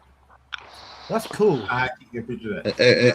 You know, it would be Mo Cola. You made like a little clip with C-Dance, like he actually doing a DJ and play some music. You see the crowd like dancing to that shit up. You lit as hell. Oh yeah, man. Hey, you know what? Yeah. Hey, you know what? I think you just gave me an idea, Mr. Chisel, and I might have to go ahead and incorporate that and put something together further. He's gonna be whipping up in the kitchen. Oh God, see, I just put him on game. Exactly. You That's see, sick, man. I'll use that. You see, I've got like 2 pairs of decks, right? So I've got the old Technics 1210s with the 12-inch vinyls, the old you can scratch and stuff. And then I've got like the CD deck type things as well, like a controller, Pioneer DJM 400, right? And so I did you said Pioneer? Yeah. I've got a Pioneer mixer as well. Yeah, Pioneer mixer. All right, bet. Bet. I got you. Oh, shit. You mean I like want to that? show you. Oh, damn. You Oh, bro, mean like that? that's fucking crazy. Yeah, Hit their ass with the Austin Powers drop. Oh, Mate, God. that literally He's gonna do an looks Austin like one of Powers my mixes. remix. Like, yeah. That looks real. No, it and really he has do. the It confetti, definitely and he has do. the confetti in the background. Do I make you horny, baby? Do I? Well, try this. Yeah, baby. Yeah. Yeah. Marco. So it's kind of funny. It's kind of funny that you mentioned Pioneer decks because with this one, that's exactly what you have, brother. I can see. I zoomed in on it. Do you know what that mixer literally looks like my mixer I've got, but I've got a silver version. Yeah. So Yeah, you need to keep that photo. Yo, hell yeah, man. absolutely. Okay, Thank so you, so I got one more to show you, and I actually got a couple. I actually got a couple more that I'm working on behind the scenes, but I'm doing it like the concept of an album cover. Right. Okay. Oh, shit. So here's the last one I got for you for right now. Let me put my glasses. Oh shit. Oh, with the pyro in the back. Yeah. And you see, I still got you with the Pioneer products, bro. That's perfect. That Pioneer thing makes all the difference. You got motherfuckers with their phones out and shit, like they scramble, like they record on it. That's No, bro. Do you know why people take their phones out these days? Yeah, because back in the day, people used to raise their lighter in the air. Yeah, so for the light, everyone. Oh hell yeah. Yeah, so they flick their lighter and everyone would wave their lighters. Yeah, nowadays people take their phones out. They're not recording. They're usually using the light on their phone, The flashlight, and then being like waving in the the air. Yeah. So it's like a replacement. That'd be lit too. Yeah, but people do record as well. So what are your thoughts on this, Mark? I like it a lot. Do you know what I like about it? What you think? You think that's nice? Hell yeah, R3 was nice. You see, when I look at AI generated images, I'm so used to like the old school ones where there was always something wrong with the hands, there was always something wrong with something, but these images are pretty damn clean. Man, fuck that old school AI. I'm with the advanced AI now. It was like it had a good run. Yeah. Do you remember the old hands where people used to like you'd zoom in on someone's hands and they'd have like 7 fingers? They had them to like 7 to 8 hands when they supposed to have like 5. They had like 10 fingers on one hand. Yes, that's what I mean. Yeah. Like what the fuck? Now they got it to you can erase that shit like with a magic AI eraser. Like if you really want to, like if you got an AI picture that fuck up a little bit, but you know how to like take the extra shit out, erase it, you could do that if you want to. Yeah, back then they didn't have it. All right, so Mark, what are your honest thoughts, bro? Were they trash? Were they good? What do you think? Be honest, bro. Be honest. I'll be really, you know me, bro. I'm honest. I like them a lot. Yeah. First of all, I like them because you made them for me, bro. You made them for me. But I think they're crisp, they're clear, and I like the fact that you got Pioneer on them, and I like the fact that when I zoom in, all the DJ equipment looks real, like proper, like actual, not just like a made-up product. It actually looks like part of my setup. So, hey, oh God, I think it's beautiful, mate. Absolutely love it. 10 out of 10. 10 out of 10. And I never give 10s out of 10. I never give 10s out of 10. So that's something special. Well, today is the day.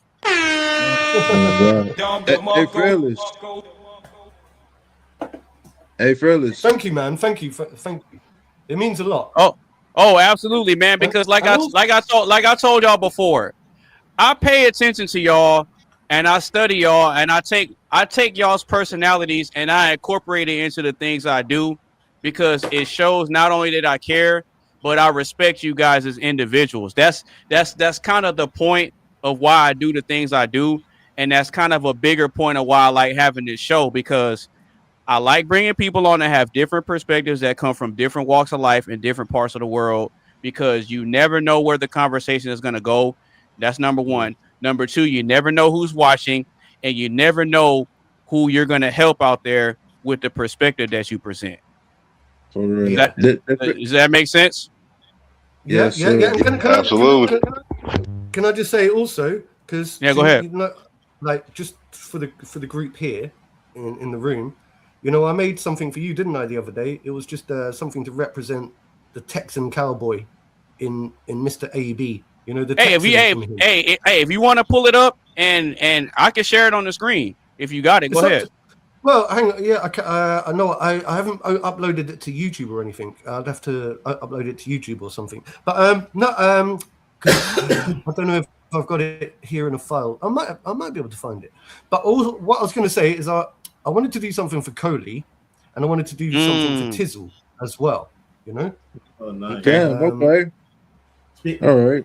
Yeah. Hey, speaking of which, I'm sorry, bro, because I know I said it before in the chat, but in the private chat, I'm gonna say it in person. Like you sent he sent me some music before, and I was like, oh, is that you doing that? And cause the shit sounded so professional and so like club radio or radio whatever. Like it's radio anywhere. I was like, did he do that? I was like, and then like, yeah, bro, I can make something for you. I'm like, oh shit. The thing is, right, I will because I use AI, right? I do use AI, but I spend time on it, right? So when I generate music, I don't just smash something out and just put it out there straight away. I'll I'll get something and I'll go through it and I'll get lots of different variations until I find a specific sound that I like and that represents what I'm looking for, and then I'll work on that, and then I'll mix. So it can take me like maybe a week or two because I'm actually perfecting it, so that so it doesn't sound like an AI track. Well, so it doesn't sound like it's just something that someone's put together in 2 seconds and thrown out. Hey, but you know what else well, watch this though. You know something else that you could do with the AI too, Mark? Go on. Use AI to help you get a better internet connection. He playing, but imagine though that'd be cool as hell. What? I'm just messing with you, bro. No, because sometimes you be choppy. I'm just cracking jokes. I mean, if that could happen, that would be dope as hell. No lie. Now that we have Miss Snow Bunny Supreme on the panel right now, Snow Bunny Supreme. Right. Yeah. I don't know if she saw the artwork that I presented for you, Chisel. I'm not Clark Kent. You hear me? Wait, my bad. What'd you say? I said, now that we have Miss Snow Bunny Supreme on the panel, I don't know if she watched any of the shows where I showed the artwork that I made for you. Oh, no. Okay, cool. So since she's here, I'll go ahead and pull it up so she can see it too. I was going to say that Fearless didn't hear me, but I was going to say, Fearless. I was going to say, bro, Anonymous damn near can make one for you. Wait, make what? Talking about like a banner? Yeah, hell yeah. Oh hell. Okay. That's pretty fire. Yeah, just hit him up. Hey, look, bro. All I need is a picture of you. That's really it. Hell, all you gotta do is type my name in on Google. You'll find me. Well, what would I have to type? Just Tyree IB. TYREE space I.B. Okay, got you. All right, so Miss Snow Bunny Supreme, what are your thoughts on the image that is being presented in front of you? I like it a lot. It's really nice. Okay, cool. So then what's your thoughts on the next one? I like it. I actually like it. The one on the right was kind of Tilson's reaction earlier when we were joking around. Only shit. Got your way. He got your way. Yeah, for real. Representing Apple as well, the Apple brand. No, this one was cool. Decent. I like this one more. This one I ain't gonna Balenciaga. Hey, bro. Hey, Fearless. I was telling Anonymous. I said he damn near made me want to recreate this shit in real life. I said he kind of gave me a challenge. You finna go to Shanghai? So. Well, no. Okay. So why you playing? Okay, so the overall premise of it was the idea behind me creating these pieces of art for Tizzle is because I understand that he has two sides of him, right? So you got people that know Alante, and then you got people that know Tizzle, right? Mm-hmm. But then I had it set in a Japanese setting because he's an anime fan like the rest of us. Yeah, that makes sense. Right? Gotcha. Yeah. I'm more like to animate it, so I don't know if that counts as anime. Well, anime comes from Japan, though. Okay. Do animated count as anime or nah? No. It depends on what form of create drawing it's in. Right. And so, not only that, but I had to create two different dynamics. So when we had the conversation and Carmen brought up the topic about chaos and peace, I had to create two different dynamics. So it's like I have two versions where there's chaos going on within himself. And then I created two concepts where you're at peace within yourself. That's what the handshaking is about. And then that's where you got you battling against yourself. So it's like you're not necessarily competing with everybody else because the competition outside of you doesn't matter. I think that in order for us to be better, you have to compete with yourself and figure out how to push yourself to be better. Thanks. You see what I'm saying? So I can't wait to go to the fucking gym. So that's why you got the black and the white in a way. Right. So when it comes to something like this, you have the aggressive side, but then you have the calm side, right? See that part, yeah. Exactly. Do you think Tizzle has an aggressive side though? I haven't really seen an aggressive side from Tizzle. No. Listen, yeah. I do. My brother friends know I do. You do. I seen them on Snapchat. Right. Some of the stories. So yeah, he do. Right. Okay. I believe that I believe that every single one of us has an aggressive side to us. But another reason why I did this is because not only is it creating balance, but Tizzle's a Libra. That is true. That's 100% true. No bullshit. My dad, he be making fun of me because of that shit too. He be like, it's always that Libra scale. You motherfuckers be. I be dying laughing though. I swear to God. I be gotta think about that shit. So just think. I took all of those things into account just to make some pictures. Mm-hmm. Mate, if you send me a lot of if you do that for Coley, a new one, a new one for Tizzle and a new one for Coley, if I can use it, please, then I'll use it for my next music project for these two. Yeah, I got you. That way, it's like a collaboration. It's a joint thing that we can present to them. You know, you do the images, I'll do the music. Oh yeah, no problem. I got you 100% on that.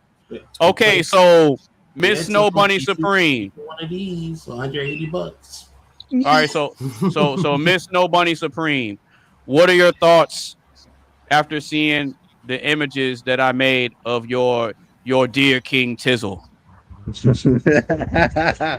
I liked them. They were pretty good. Bro said that shit like he was in Times New Roman or something. No, more like Old English. More like old. Yeah. More like Old English. No, I'm giving out like England vibes on God. Right. But keep it real. What'd you think about all the artwork? I actually liked them. They were really good. Better than what I could. You what up? Beautiful. Yo, chill out. Oh my God. Chill out. Thanks for tuning in. We'll be right back after commercial break. Does anybody else have anything else on the icebreaker question? Nah. No? Okay. Nah. All right, cool. All right, well, we're going to go ahead and keep it pushing so we can get into the first question of the show. So if you're just now tuning in or if you've been rocking with us the whole time, make sure you get a stream a like, share with a couple of your friends. Make sure you follow everybody on all their social media sites. And if you want to get in on the live action, you can click the link that's pinned to the top of the chat, and I will bring you up onto the panel. All right, so this is going to be the first question of the show. Why do elites trust so few people? I'll say it one more time.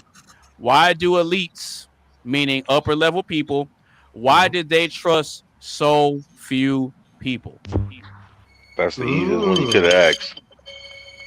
I think that they fear the general public because they're a small minority of the population. So when you've got elites that are like in the 1%, yeah, they know that the major mass of the population resents them for whatever reason. They're shady, they're dodgy, and they're guilty. They're usually complicit in illegal doings.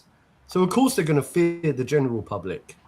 And that's why they're compulsive liars, and that's why they're psychopathic in nature. They have to be in order to get to those positions. Yeah, they have to be. In order to get themselves into those positions of power, they have to have done some pretty dodgy stuff, in my opinion. Right? Not always. People can obviously go and work their way up. It just seems that anyone who gets into a position of power, you know, we've seen this with the Epstein files, the release of the Epstein files. So many people have been, you know, implicit in something. And then we see it with the whole Diddy situation as well. Do you remember the whole Diddy situation? And then we've got all sorts of... The baby oil bandit. Right. Bandit. So I think that elitists are usually compromised, and I think that's why they don't trust people, because they're compromised. And so in order, if they get caught out, they know that they're going to be, you know, put on trial. I think. Oh yeah, that's my first. That's my first thoughts. So I'm FBI, open up. Okay, all right. I'm gonna jump in. I'm gonna jump in and follow in on that shit. Yeah. Go ahead. You got it. Yeah. Elites. Elites are usually power hungry, control freaks. Right. You know, our current president of the United States, Nancy Moore. Which is I'm not going to get into that. But yeah, not gonna get into it, but we all know.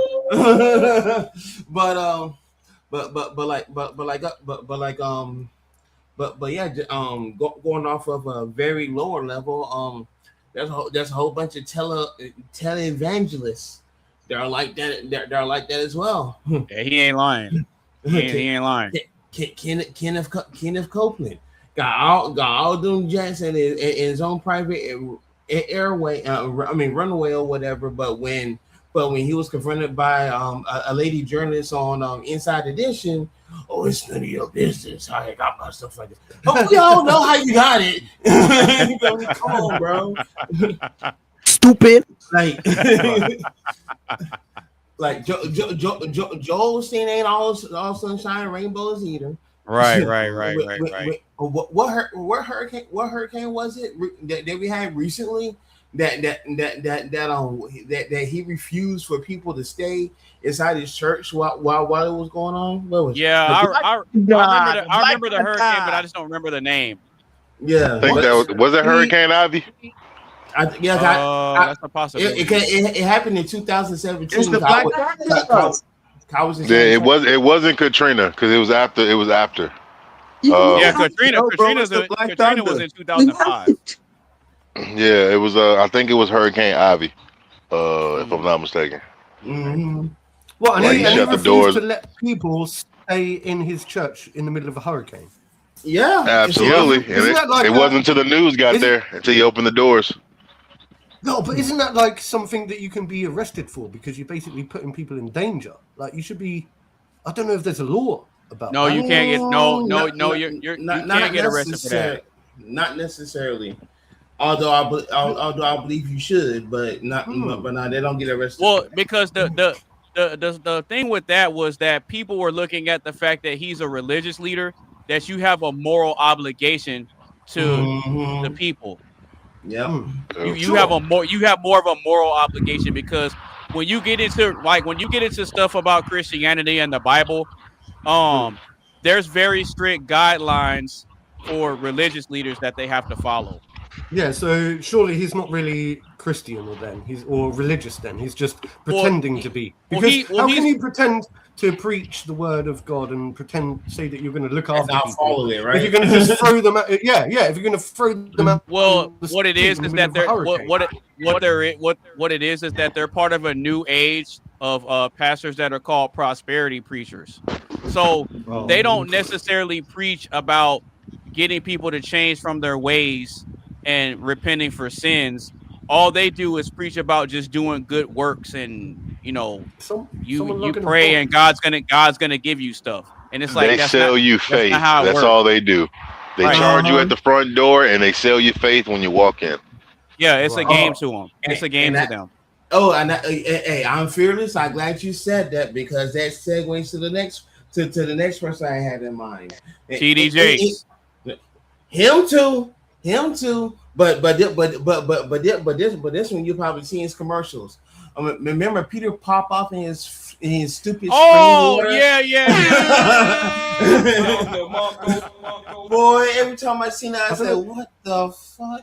That miracle spring water. I remember miracle spring water day. Because those commercials would come on late at night. Miracle spring water. I have no idea who you're talking about. That was the biggest scam. like how that one preacher on BET talking about he'll give you this towel or whatever. You know what I'm saying? It's like a prayer towel or some shit that he'll sell. What is his name that used to come on BET late at night? Fuck, I forgot. You talking about that black dude? Yeah, the black dude. They'd be like, God. Yeah. I remember him too. Because he would just be sitting there with his Bible, and he'd just be looking at the camera, and his eyes would be all wide, and he would just be yelling all the time, and then he would be constantly wiping his forehead. Sweating on stage. Oh, may the Lord be with you. Yep, I remember. Praise the Lord. Right, yeah. But Mark, it's stuff like that paints Christianity in a bad light, to where people that don't necessarily have any religious practices, they look at it and they criticize it, and they look at it from the outside and they're like, that's a joke. Why would I follow that? So to their defense, I understand why they criticize it the way they do, because look at what's going on. Yeah, but I see through the bullshit, man. I think what you're saying is that you got to be able to see through the bullshit, because these people aren't really virtuous in what they they're not to be. No, they're not. They're just in it. They're just in it for the money, right? And that's the problem. They're in it for the money. Yeah. Because I'm gonna keep it real with you. I'm gonna keep it real with you. A good portion of us that follow Christianity, we're not religious. No, we don't go around trying to push it and force it on people, and that's the problem. So even with that type of way that we go about it, it creates division within the group, because you got people that are called Bible thumpers, but then you got other people that you got the Bible thumpers, and I'm not a Bible thumper. No, but preaching, right, I get what you're saying, but preaching in itself, I don't have a problem with. It's the money-grabbing aspect and throwing people out on their arse when shit really hits the fan. That's the thing I've got a problem with. You know, you got to practice what you preach. That's the difference. You don't preach and then take the money and then throw people out on the streets when they're at the most vulnerable. So I don't mind people preaching so long as they practice what they preach, and it's not all about like capitalizing on religion and you're right, but this is the problem with it, Mark. The problem comes when you have these mega preachers in these mega churches. They're only preaching the good sides, and they're not telling you the bad. Right. They're only giving you a feel good message. They're not telling you the ramifications of not taking accountability and changing your behavior. Yeah, the Bible says to pray and ask for forgiveness, but it also says to turn away from your sins. Mm-hmm. Yep. So it like having been a sinner, that's not what's bad. It's when you understand that it's a sin and you continue to do it. Yeah. Because now you can be held accountable. But see what the Bible. A bit like the fact that I smoke. I smoke and I know that I'm a sinner. Right, but the thing of it is that you can pray and ask for forgiveness, but then you have to change the behavior. Yeah. Yeah. Because there's worse things than smoking, dude. They smoked back then in Egyptian times, frankincense. So I mean, they were doing all kinds of stuff. Because think about this, Mark. Let's say I stab you in the back and I do you dirty, right? You forgive me, but then I do it to you again. Yeah. There's only so. You know what I'm saying? Colin's about to come after you like a sound bitch. So if I do you dirty and you forgive me, the onus is on me to change my behavior so I can retain your trust. Does that make sense? Sure. Yeah, I can't keep coming back to you and saying, "Oh, Mark, please forgive me." You know, that's in the past. I can't keep doing that because at some point you're going to be like, you know what? Every time I forgive this guy, he keeps doing the same thing. I'm not going to deal with him no more. But how about this? I haven't asked for forgiveness yet for my smoking habit. I haven't gone through the process of saying, "Oh, you know, whatever." I understand it's bad. Okay, I understand it's not great for me, but at the same time, I'm not begging for people to forgive me for my actions. I don't. Stop I think one day. I don't need forgiveness. Like, I mean, maybe I do when it comes to the pearly gates or something like that. Right. You know what I mean? But right now, I mean, it could be worse. I think I've been forgiven for a lot of actions that I've done in the past, and so I should be grateful for what I've got right now. My vices, my vices. Yeah. All right, Coley, go ahead and finish up your perspective. I know we kind of went off on a tangent, and I know we kind of jumped in and interrupted you, bro, because I know you brought up the whole these prosperity preachers and how they're out here faking and finessing. Oh, never mind. He's typed in the chat. He said he'll be right back in a minute. He's probably gone to Yeah. Okay. So I Am Fearless and Tizzle. Why do elites trust so few people? What y'all got?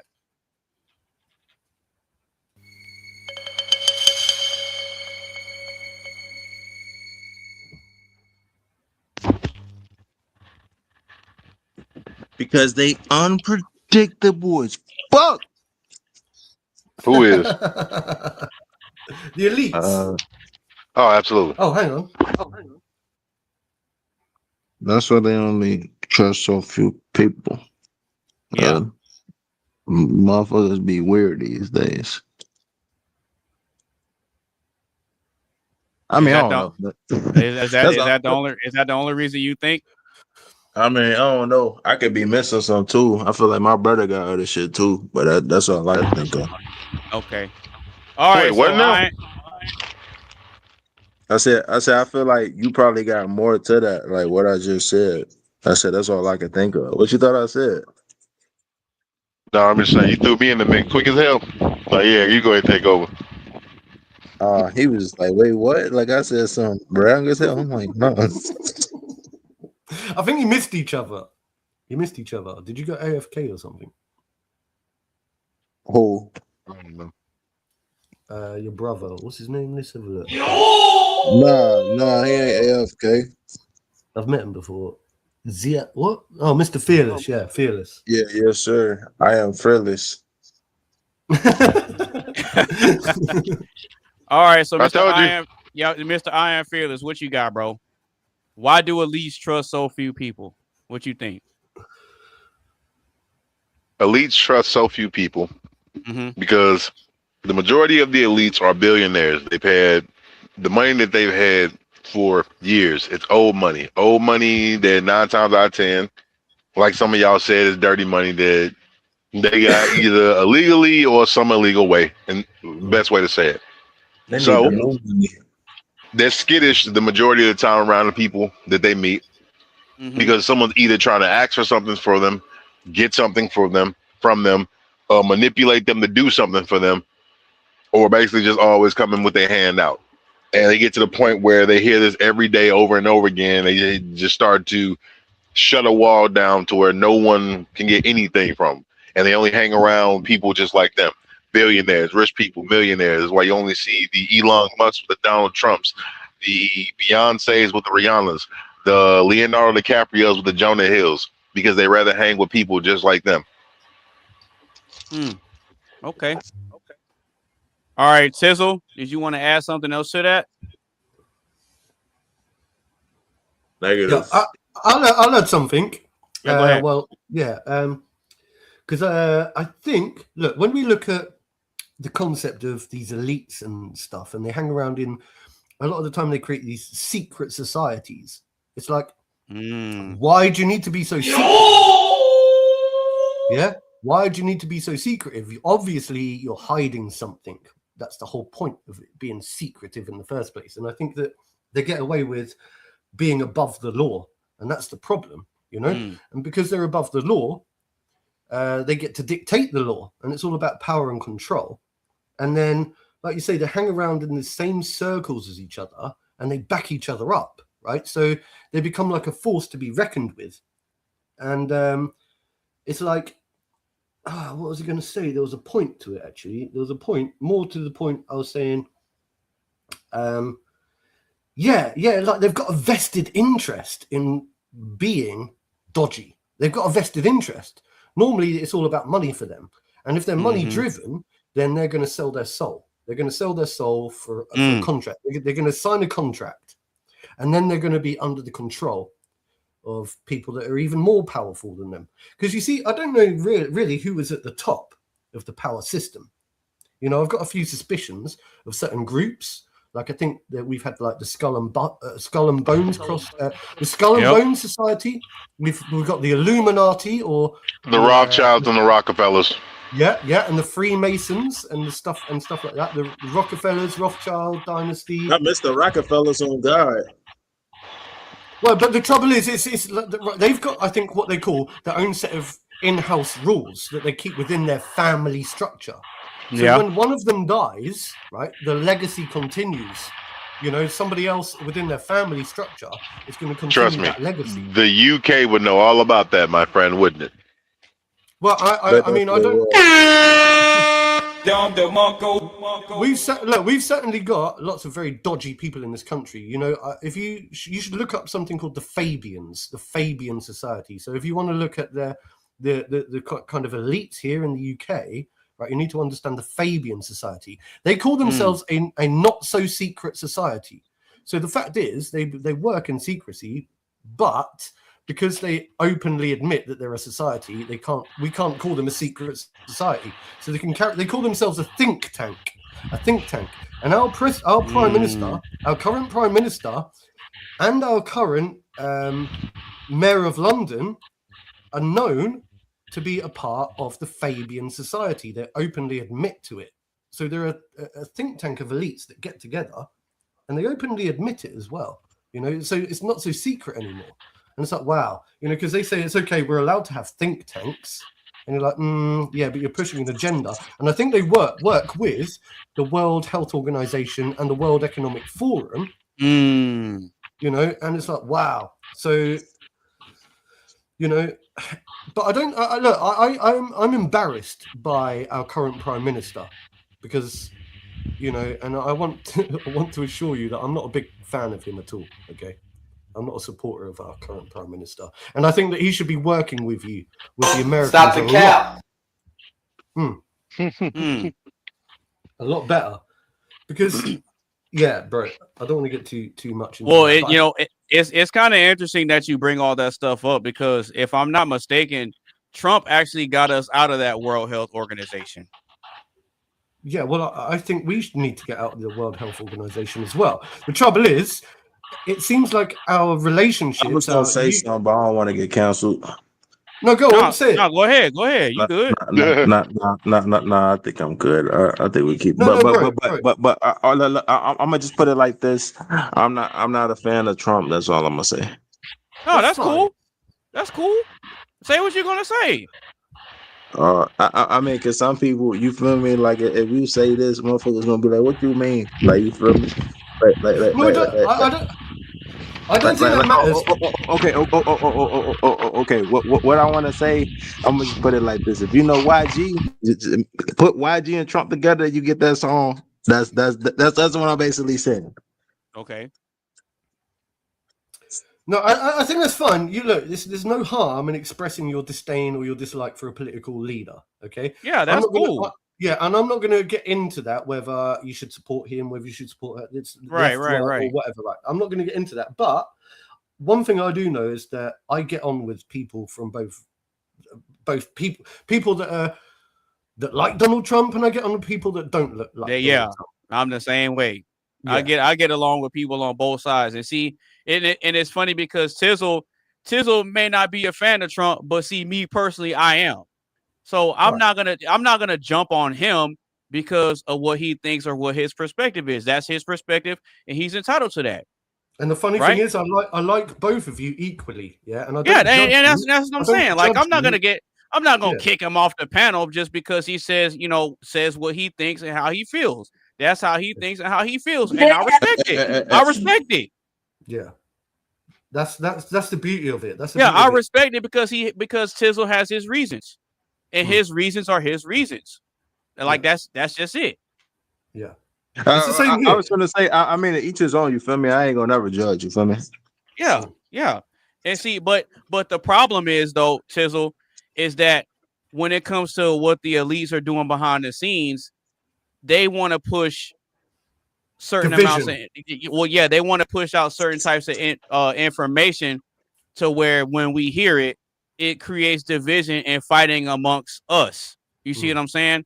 And so when it comes to what the elites trusting so few people, see, what I know and what I understand is that there's a sprinkle of corrupt politicians on all different sides of the political spectrum. There's corrupt liberals in there. There's some corrupt conservatives and Republicans and Democrats in there, because you have some that are only about what the party represents, but then you have people that are within these parties that believe in an elitist globalist agenda. Right.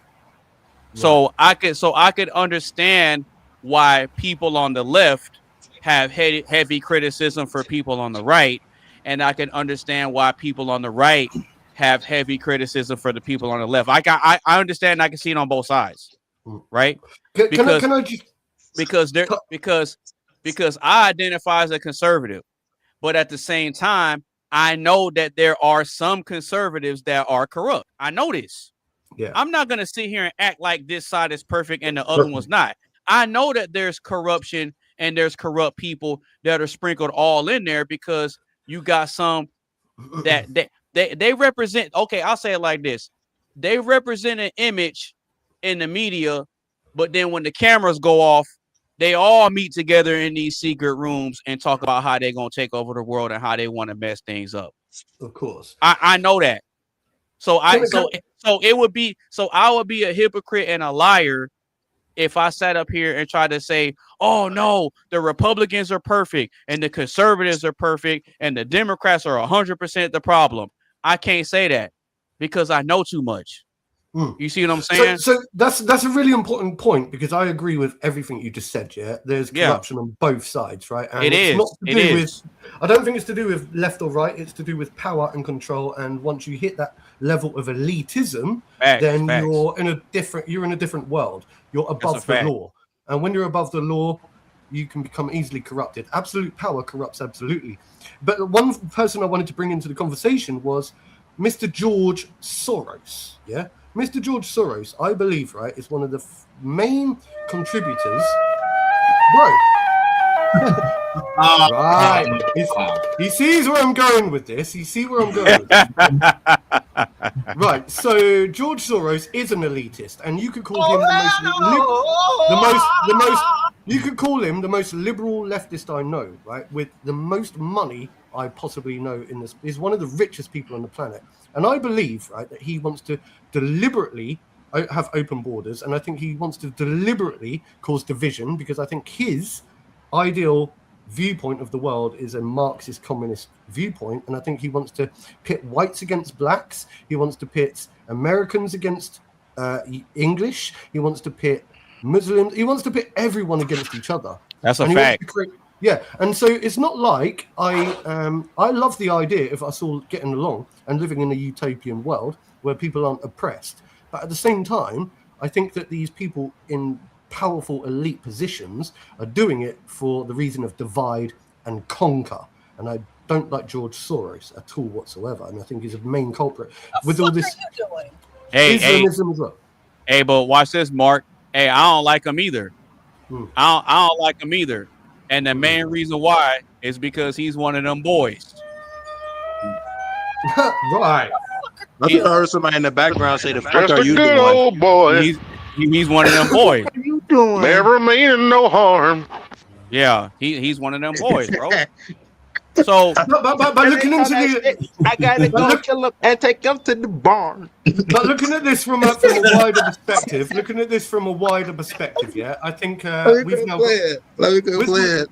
we're now seeing a major power dynamic shift in the world, global power dynamic shift. Okay, so without America and the UK being allies, we are weakened when it comes to the Western Hemisphere, and that enables the likes of China, North Korea, Brazil, South Africa, Russia. I said China, didn't I? And India. You forgot India. And India, thank you. Yeah, you're talking about BRICS. You're talking about BRICS. Yeah, Brazil, Russia, India, China, and South Africa. And then also with North Korea and with all the other people on their side as well. You know, it's funny. It's funny because that's already falling apart, though. You know that, right? That's a problem. No, it's not. Oh, hang on. So BRICS is falling apart, you say? Yeah. Because of the Strait of the Humza Strait, or whatever they call it. Well, one of the reasons why BRICS is already falling apart is because you understand that Russia's a part of it, right? But at the same time, Putin has conversations with Trump. Yes. So Putin understands that it wouldn't be in his best interest for his country to be at odds with us. Right. Absolutely. Because we're the nation that has we're a superpower that has the most access to nuclear weapons. Right? So being that we're the top dog, it would make sense to be in our good graces and figure out how to negotiate certain business deals to make sure that we can keep the peace amongst each other, right? But the elephant in the room is the European Union. Right. But and NATO. Right. But you got to think about this too. Putin pulled his country out of a lot of that stuff. So that's what Trump and Putin have in common. Because I don't think that Russia's a part of the World Health Organization either. Right. I think Putin signed them out of it. Sure, but the Soviet Union is still ultimately is an enemy of the Western Hemisphere. Yeah, so it's not the Soviet Union anymore. Well, I know it's not, but I think they want to. Russia, if they could have their own way, they would bring back the Soviet Union. Okay, so it's almost like you keep your. They would. It's almost like what they're doing is they're keeping their enemies. Like, what is it? Keep your friends close. And keep your enemies closer. Even closer, yeah. Yeah, okay. That's the way I see it. So there's still an enemy, but you can still work for like peace agreements and stuff. Anyway, right. This is all relevant because we're talking about the elites and the rich. Right, exactly. All right, so Coley Tizzle and Iron Fearless, what are your thoughts on what we're talking about? Do y'all want to offer up some input? Because I know y'all know something.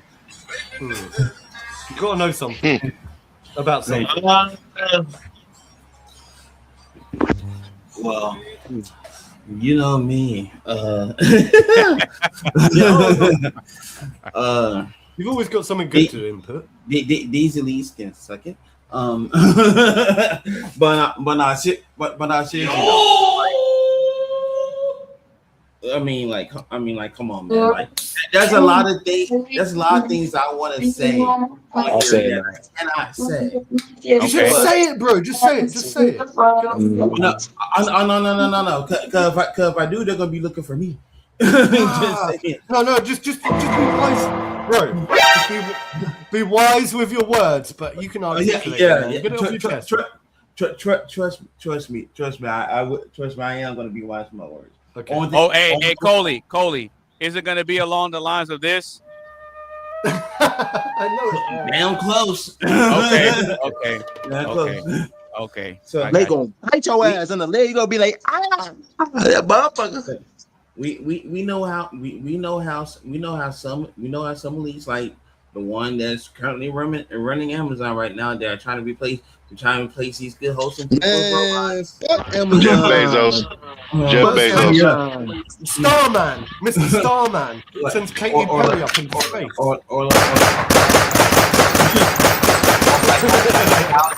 Or like how these gas prices are mysteriously jumping up $1-2 a gallon. You know, just saying, like, and, and somebody mentioned earlier about how the Epstein files, like, yeah, they were released, but come on, us woke folk know that it was going to be like 80% censored, but the majority of it was redacted. Yeah. But we'll never know the full truth. We will never know the full truth of the Epstein files, right? Ever. But there was some key shit that was revealed. You know what I'm saying? That again, I'm not going to repeat on here, but there was right. revealed where we know. Okay, yeah, somebody in trouble and shit like that. Share some stuff, right, bro? Just share some stuff with me behind the scenes, yeah. If you don't, but Coley.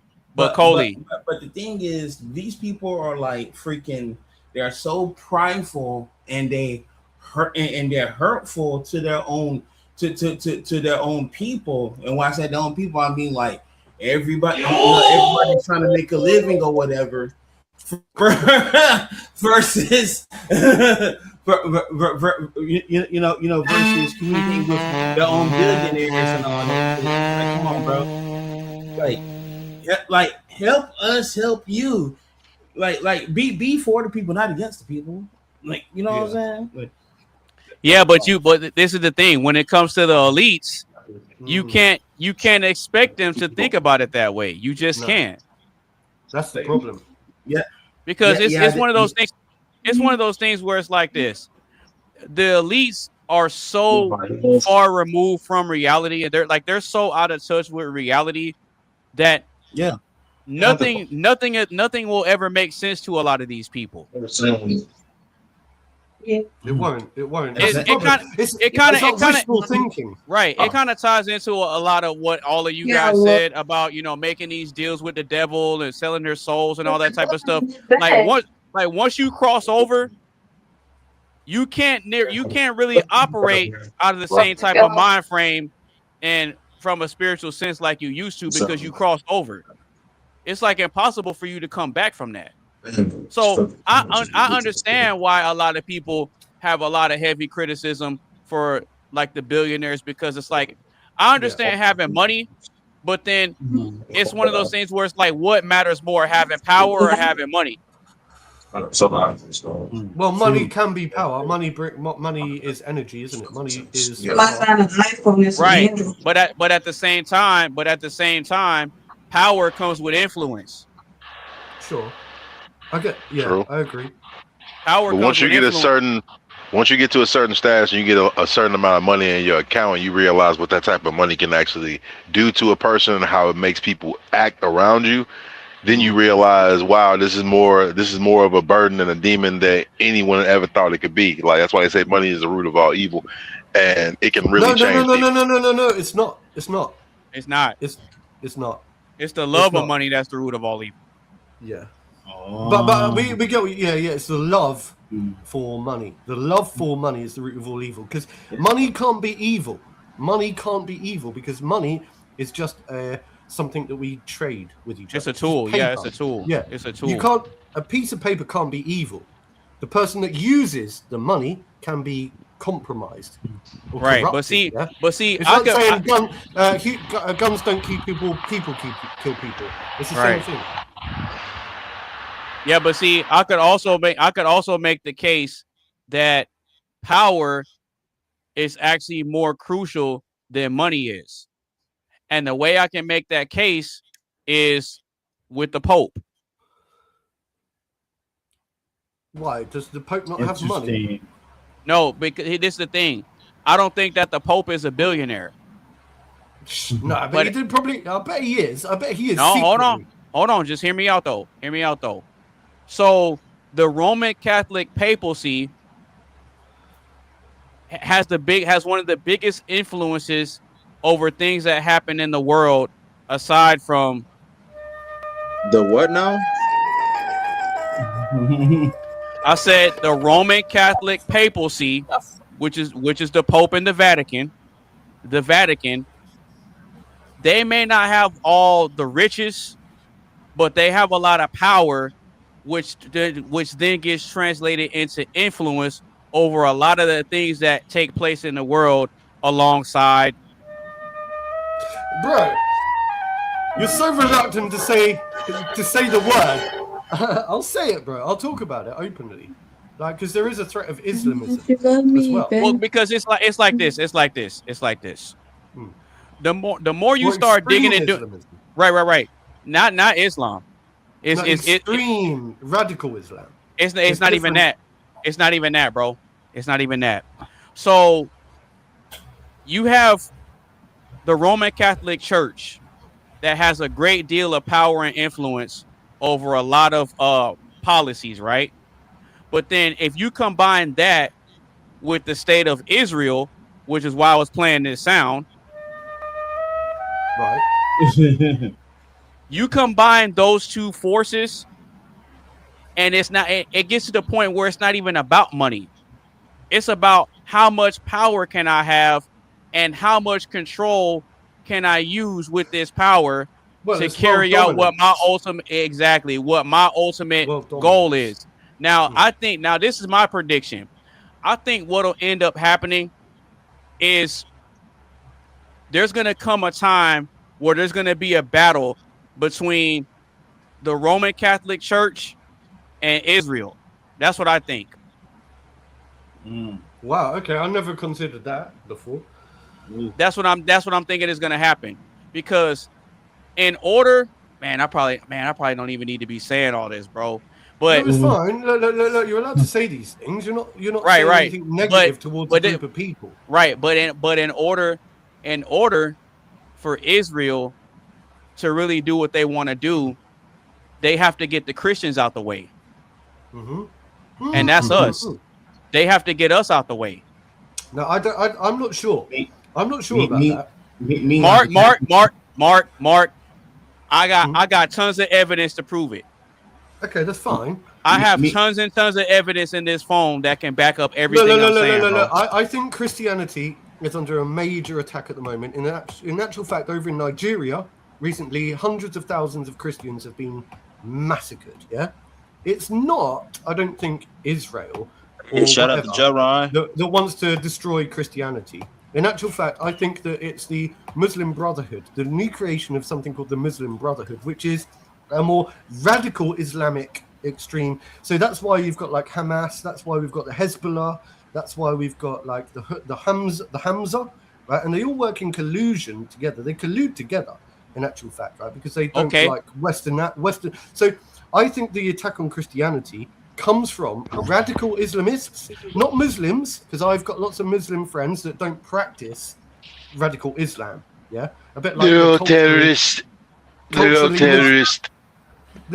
can fake news. I know someone who is a refugee from where is it? Lebanon, right? She's a beautiful woman, and I speak to her all the time, and she tells me that I'm one of the good ones, because I said to her, what do you think of all this stuff going on in Iran at the moment? She's like, look, I hate the Hezbollah, right? Because they're radical Islamists. 99% of people in Iran and Lebanon want to live in peace and prosperity, and they do take on Western ideas, and the trouble is they're not allowed to become prosperous, and they're not allowed to take on capitalism because the Islamic regime doesn't want them to. And over in Iran, they slaughtered something like 30 to 50, I've even heard up to 70,000 people on the streets because they were protesting, and then they decided to do an internet blackout. So my big concern is actually coming from the Islamic regime within Hezbollah, Hamas, and the Houthis. So I think Israel in my opinion, is the only Western democratic society that we've got within the Middle East, right, that needs to hold its ground. Because if Israel falls, then I think America falls, and I think if America falls, the UK falls. Basically, I think it's like... Okay. And people will call me a Zionist, and I say, am I a Zionist? I'd say, what is a Zionist? Of course, I want a two-state solution. I want peace in the Middle East, yeah? I want there to be a two-state solution. If that makes me a Zionist, then so be it, okay? I don't care. Okay. So... This is no, hold on, because this is a lot of what gets people confused. So, with all that stuff going on over there, who do you think is funding it? Do you think that they're coming up with the money on their own, or do you think that they have some financial backing in order to carry all this stuff out? What do you think, Mark? Of course, they're always going to have financial backing. The problem is, right, the reason they get financial backing is because humanitarian efforts, right, go like this, all right, for the Western Hemisphere, like America and the UK, we go, I'll tell you what, we're going to give you loads of humanitarian money, yeah, because with that, you can build hospitals, you can build devices, you can build this, you can build that, this, that, and the other. Do you know what they do when we give them hundreds of millions of pounds and dollars and whatever? They go, oh, thank you. Now we're going to take that. And instead of promising, right, to make our country prosperous, we're going to use that to make weapons of mass destruction. So it's not that, of course, that's why we give them money out of good faith, yeah, and they use it, and they throw it back in our face and go, thank you for helping us with our humanitarian efforts. We're not going to feed our poor people. We're going to use that money to make more bombs, yeah, and then they weaponize those civilians. Damn, you know you're right. I remember watching some of those old Looney Tunes and Walt Disney cartoon shorts or whatever back when they was in the time of war, and they had and there was like give $1 to war bonds or whatever, wherever it was, and like I didn't understand back then because I was a kid, but then as I grew up, I'm like, oh, these motherfuckers talking about giving money to create all these nukes. So we give the money in good faith, right? And it's not our fault, right? We try to help. If we try to help and we do the humanitarian effort and we give money to people, and then they're going to turn around and go, yeah, we're not going to help our civilians, we're just going to build bombs out of it. Then we turn around and we get angry, don't we? And we say, do you know what? You're becoming a threat to the Western Hemisphere. All of these hundreds of millions of dollars that we've given you, you've just gone and made a weapon of mass destruction, for God's sake. And also, I blame them for the 9/11 attack as well. Wait, who? The Islamic extremists.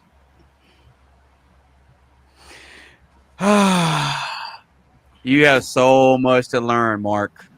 No. You have so much to learn, sir. You don't believe what? So you think it was an inside job with what's his name? It absolutely was, bro. Bush. It absolutely. I mean, perhaps it may have been, right? And I'm wait, what was the inside job? I know you ain't talking about 9/11. Yes. Yeah. Man, no shit. We all knew that. Come on, bro. Watch the videos and watch. That building was demolition. It was demolition, bro. Use your brain. I believe that, but that doesn't negate from what I'm saying, right? Because I think that Bush, right? I think Bush was corrupted. I think that most Western leaders have been corrupted by Islamism, yeah, where they kowtow and they bow down because they're worried about the threat, actually. And I do believe it was an inside job. It doesn't mean to say that Islamic terrorism wasn't involved, right? Dude, George W. Bush wouldn't have just done it by himself if Islamic... He had nothing to do with it. Bush had nothing to do with it. All of that 9/11 dude was not anything to do with the Islamic anything. It had nothing to do with it. It was all us, and they used the Islamic war, all that Muslim war crap as a cover-up. That's all it was, man. Just like you read too much into the news. That's the reason why Trump himself says, "Oh, CNN fake news, CBS fake news," because they all promote the same crap. Come on, man. That's the only reason why. Hang on. You got to realize I haven't disagreed with you because I still think that there was a major cover-up, and I think there was an inside job with 9/11. Yeah, that doesn't discount the fact what I said though. It doesn't discount what I said. It doesn't discount what I said. Yeah, I do think it was a cover-up, and I've seen the demolition, and I do think it was controlled demolition. Absolutely. I look at it this way. Well, go ahead. No, go ahead. You got it. I look at it this way: for whatever reason, or whatever the reason was that they got rid of the buildings and did that, it's their business. But at the end of the day, they gotta look at themselves in the mirror and say, "Hey, I killed a lot of people, and that blood's on my hand, and I gotta live with that." And obviously, a lot of them can. So, hey, if they can sleep like a baby the next day, good for them. But I'm not that type of person. Do you think they really sleep well at night? I don't think they do. They have billions of dollars and they can leave the country and not even look at their phone and know the day it happened. Maybe then. Maybe so I'm pretty sure they can. They're like, "Hey, boss, it's done." "Oh, when did it happen?" "Oh, 2 months ago." Wow. Oh, well. What's next? Coronavirus pandemic. Yeah, what should we do next? Coronavirus pandemic next. Yeah, never mind. Well, I'm telling you, like, it's kind of easy when you're rich. You can go to a secluded location where you don't even have to look at a TV or listen to a radio. Yep, exactly. Yeah. And see, you guys be hiding in the bunker like a certain someone that we recently killed. See, Mark. The reason that I say you have so much more to learn about all this stuff is because I used to think the same thing. I used to hold on. I used to think that too. But then what exactly, I'm not sure what you're criticizing. I used to think that it was one side where it was, the Middle East is behind it and this and this and that. But then all you have to do, Mark, to figure this out is just follow the money. Yep. That's all you gotta Hey, what Chris Tucker say? Follow the rich white man. Yep. When everything went down, he was too calm. Everybody screaming. It's good job. Everybody screaming and running. Bro. It's good job I'm poor. No, hang on. The thing is, I think you're disputing what I said unnecessarily because I'm not. I didn't disagree with you. I think that you're saying that I only blame one particular group of people for all the problems. I don't actually. I was asking you who you thought. Well, I asked you who you thought funded it, though. Do you know who's funding it? Well, like I said before, I think the humanitarians, the Western Hemisphere, is funding weapons of mass destruction over in the Middle East. Okay. So who in the West? The likes of the United States and England. Bingo. Okay. Yes. There you go. Now we're getting somewhere. I never disagreed with that. I never disagreed with that. Ukraine is a huge example. I ain't gonna lie.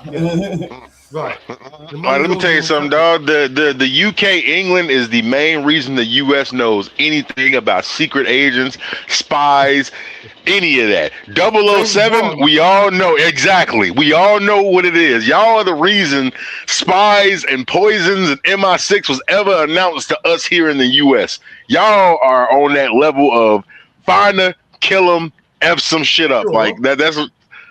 But just to add something to that, right? So the state of war has moved on from that, yeah, because that's the old espionage story. You know, we're talking in the 60s, 70s, 80s, yeah.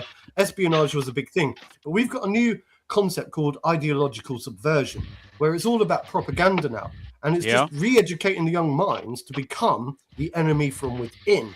So you don't need to espionage anymore. You don't need the James Bonds and the spies of the world anymore, because all you need is to penetrate the Western Hemisphere, get into the education system, get into the legal system, and then you control the entire population. Once you control the population's education for the next 20, 25 years, you don't need to kill a country with bombs and weapons and nukes. You just need to change their way of thinking. You need to make them self-loathing and hate their own culture for who they are. And I refuse to do that. I don't hate myself. And I don't hate a couple of killmongers. You know what, Mark? I'm glad you said that, brother. I'm glad you said that. Because that's no, because he's right. He's right. That's exactly what's happening. But again, who do you think is behind that? Well, who do you think is behind it? I know what you're saying. I know what you're trying to say. I know who you're trying to point your finger at. You're trying to say the Jewish community. He been doing that. The Jews. You think it's L'chaim? That's exactly who it is. Well, but we have to be careful because Jews, once again, among some of the most persecuted people on the planet, just like Christians. And the Western Hemisphere, right? The Western Hemisphere is built on Judeo-Christian values, right? Judeo-Christian values, right?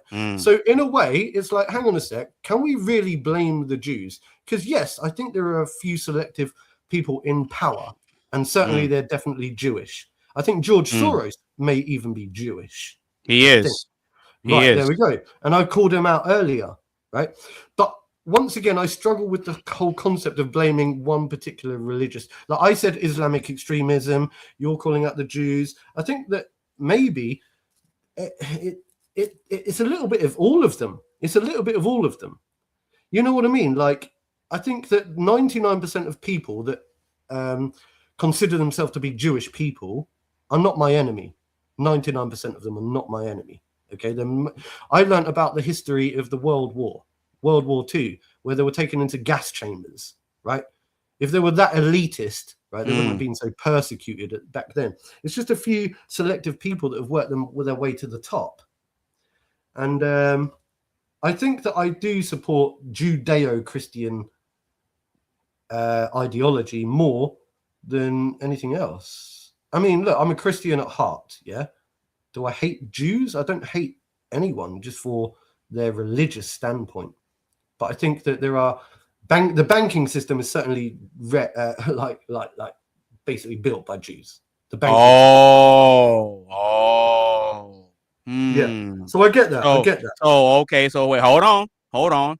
So if you believe that they're the center of the banking system, then how is that a foreign concept for me to say that they're the ones funding all this stuff? Oh, look, I haven't disagreed, have I? I've been very smart with the way that I've articulated myself. I haven't disagreed with you, actually. I'm just trying to add so many different nuances because I think that these types of things are very difficult to dissect. It's not just a one answer. You know, we can't just blame one religion for all the problems in the world, is what I'm saying.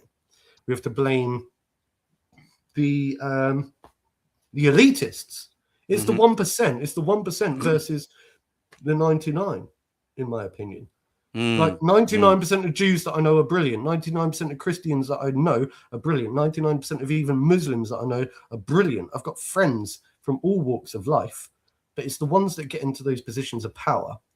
Now, what would you rather, though? Would you rather let's take away the Jewish power within the banking system? Who would you rather became the next global power when it comes to the banking system or whatever? I mean, do you think Christians would do it better? Do you think Muslims would do it better? Or should we just leave it because the Jews seem to be doing all right at the moment? As long as I know they're funding wars, I know they keep funding never-ending wars.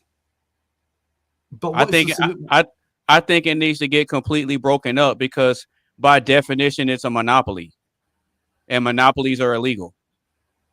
Okay, so how would you go about doing that? Decentralization, cryptocurrency. Again, well, they're gonna control that too. Right. Absolutely. That's the point. They're gonna control that too.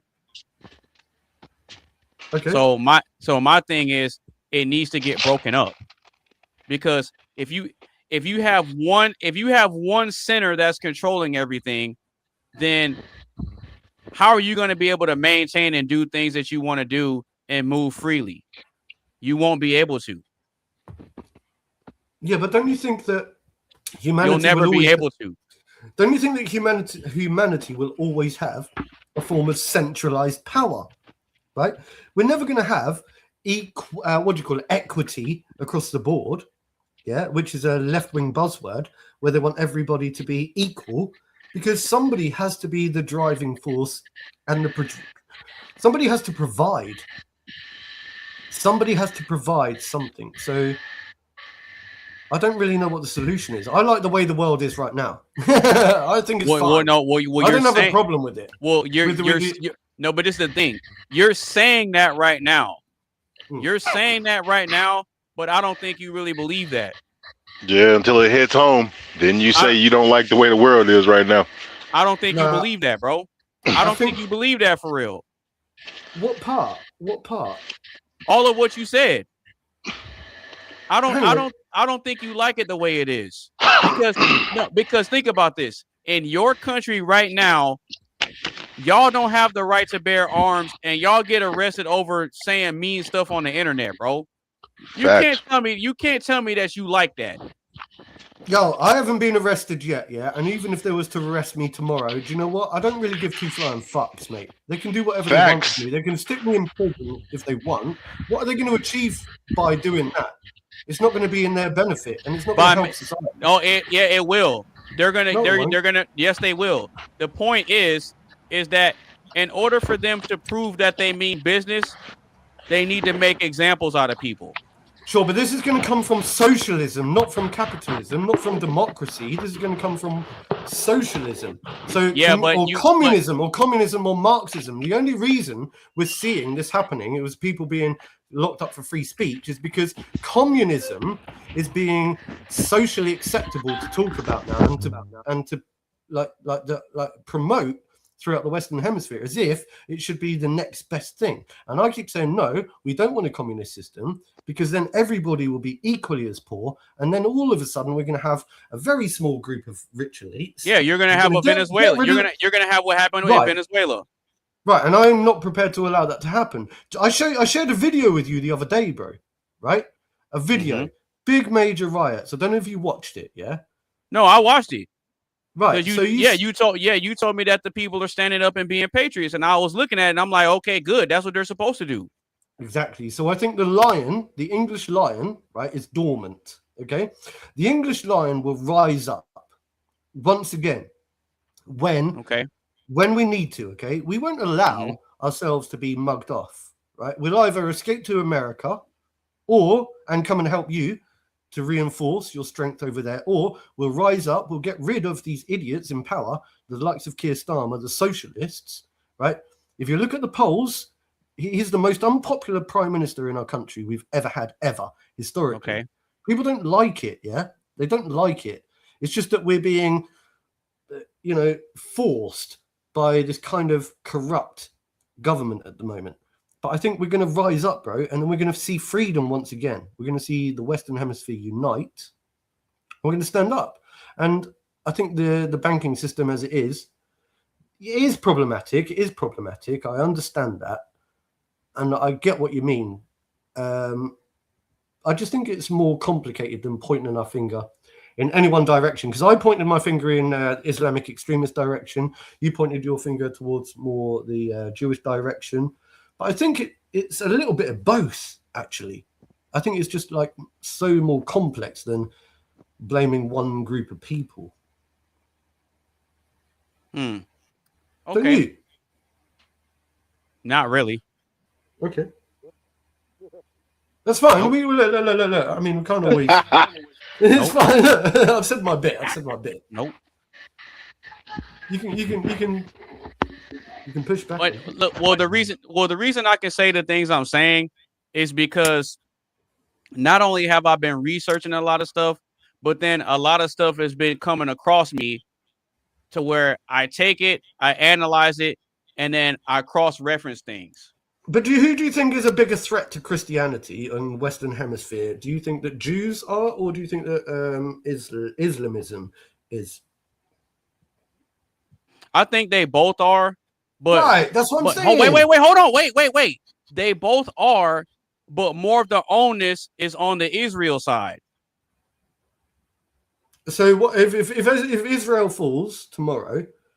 What do? We give back the Middle East to the Palestinians. They can have all of that, and then what are they going to do with that land? What do you think they'll do with that land? And how do you think that will affect the rest of the Western Hemisphere now that we don't have any standpoint or holdings within the Middle East?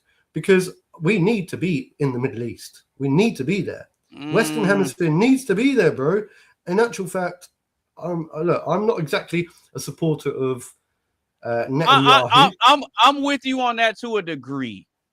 I'm with you on that to a degree.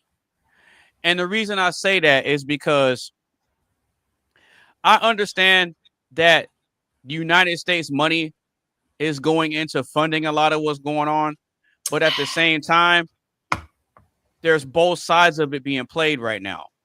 Mm-hmm. Right? Because what's really happening over there is, see, Israel understands what the Bible says about the end times. Right?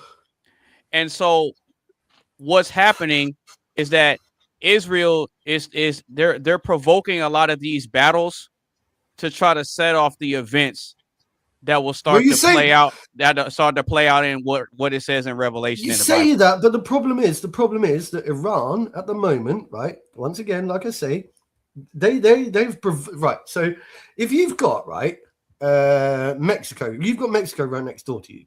Imagine, right? You start giving them loads of money to help build up their country, and all they do is they keep putting that money into weapons of mass destruction, and they go around and they slaughter their own civilians. Yeah, it's funny because that's what they did. Right, there you go. It's the same thing. That's exactly what Iran has been doing, right? And it's like, so you have to go into Mexico and take out their leader. You have to. And you have to go into Iran and take out the extremists that are running their country so that the people can be free. You have to liberate people so that hundreds of thousands, millions of people across the world are being persecuted right now by idiots that don't know how to run a country. And what do you think? And what do you think has happened to the Palestinians right now? Well, unfortunately, Hamas, right, were given loads of humanitarian money, and they decided to spend hundreds and hundreds and hundreds of millions, maybe billions, even probably trillions, right, on building. Instead of building schools, instead of building infrastructure, we're going to put all of that money into killing Israel. So we're going to spend all of that money that we've given you into building tunnels, and then we're going to use humans as human shields, right? And then we're going to turn around and blame Israel because they killed some civilians. It's like, mate, seriously, well, what do you expect? You're evil. Evil people need to be taken care of, in my opinion. Okay, cool. So I'm going to pull up something I'm going to show you real quick, and I want to get your thoughts on it.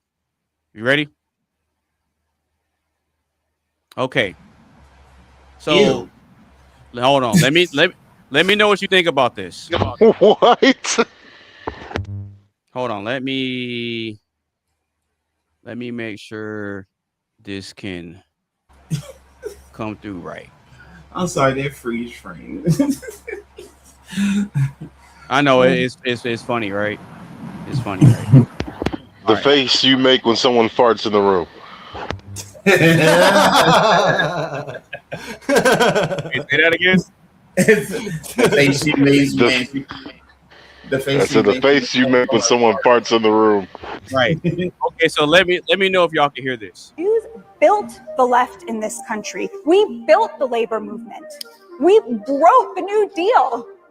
70% of the lawyers who worked on civil rights cases were Jews. We've been at the forefront of every liberal and leftist issue in this country. According to John Fetterman himself, his Zionism puts him out of step with the rest of his party, which, I'm sorry, only 13% stand with Israelis against the Palestinians. Zionism does not have a future in the American left.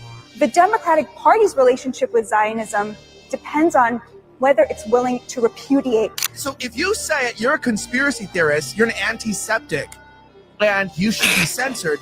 But she's allowed to say it as a Jew, saying, hey, look, we literally built feminism, homosexuality, civil rights, integration with blacks, pornography. We did all that. You should love Jews because we literally gave you modern progressive liberalism, fractional reserve banking. We've made your homes unaffordable. We've given you a society you're not proud of. She didn't say that.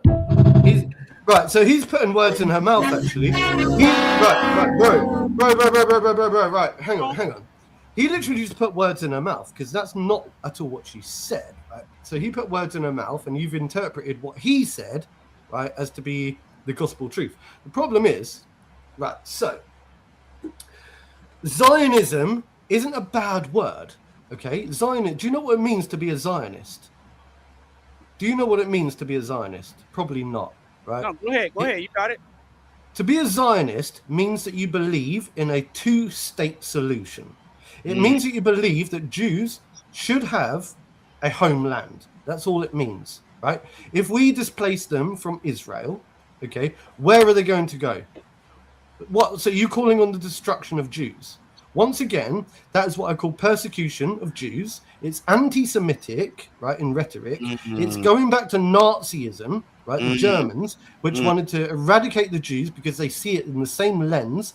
Unfortunately, Nazism is National Socialism, which once again is very left-wing rhetoric, yeah? To be a National Socialist means you're a fucking lefty, and also to hate on a group of people like the Jews, which are the most persecuted group in the planet, right? It seems to me like old school thinking. We need to come up with more modern school thinking, right? One that works in a two-state solution that doesn't kill off Jews just for being Jews. Because, like I said before, maybe the 1% are dickheads, but 99% of Jews are not idiots. And what are we going to do? Destroy the whole of Israel because you don't like Israel? I think that's unfair. So I think it's a left-wing talking point, actually. Left-wingers, they hate Israel. They hate Israel, right? So I'm surprised hearing it from you, actually, the fact that you're anti-Semitic in approach. Okay, cool. I'm just surprised, man. I'm surprised because, right, you always come across as a conservative. I am a conservative. You declare, but at the same time, I don't know how you can like. This is the thing. No, check this out. This is the thing. I am a conservative, but at the same time, I understand that there's a bigger picture of things that are being kept from us. But your focus is on hating on Jews because you think that they run the banking system. Okay, fine. Destroy the banking system then. Let's just destroy the banking system and see how that works out for you. It's not what doomed. It's not what I think, though. It's not about what I think. It's about the information being revealed, and it's about what I know. So I'll present something else to you now. Yeah, but mate, I could do this back and forth. Hold on. I just want to get your thoughts on this. Okay. Excuse me, I'm a Jew, and I just like to say that, in our Bible it says that you're like animals. Of course. Okay. Right, bro. Hang on. Wait. I can easily refute this. This is like watching a fucking Donald Trump ad, dog. Like, these are bad people. Watch this. This will tell you everything. Watch this. In our Bible, it says you're animals. Did you see that? Did you see that, America? Did you see what they said? We're animals. That tells you everything. Okay, right. So, hang on. One sec. So I've been studying. I've been studying the other side of the pond. I've been studying Islamic extremism. I've been studying. Do you realize that you would be considered to be an infidel? Yeah, an infidel. And you, right, because you don't worship Muhammad, right? You are a non-believer in the Quran. So therefore, you're an infidel, which makes you a kafir,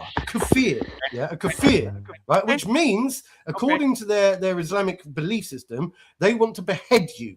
Okay, they want to behead you, right? So I can pull up 100 different videos, thousands of different videos of Islamic extremists, right?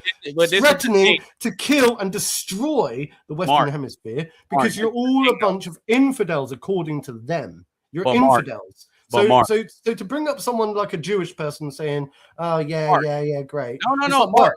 We'll get that. We'll get extremists from both. You have officially struck a nerve. No, it's not. It's because I've been studying it. No, Mark. Yeah, I'm just trying to get my point across. Go, Mark. The reason I'm so calm and confident in what I'm saying is because I used to think exactly like what you're talking about now. No, I find that patronizing to say that because I used to think exactly what you're thinking. No. Actually, Mark, I used to think exactly what you're thinking, so I've evolved from your way of thinking. Okay, Mark. Mark, I got a question for you.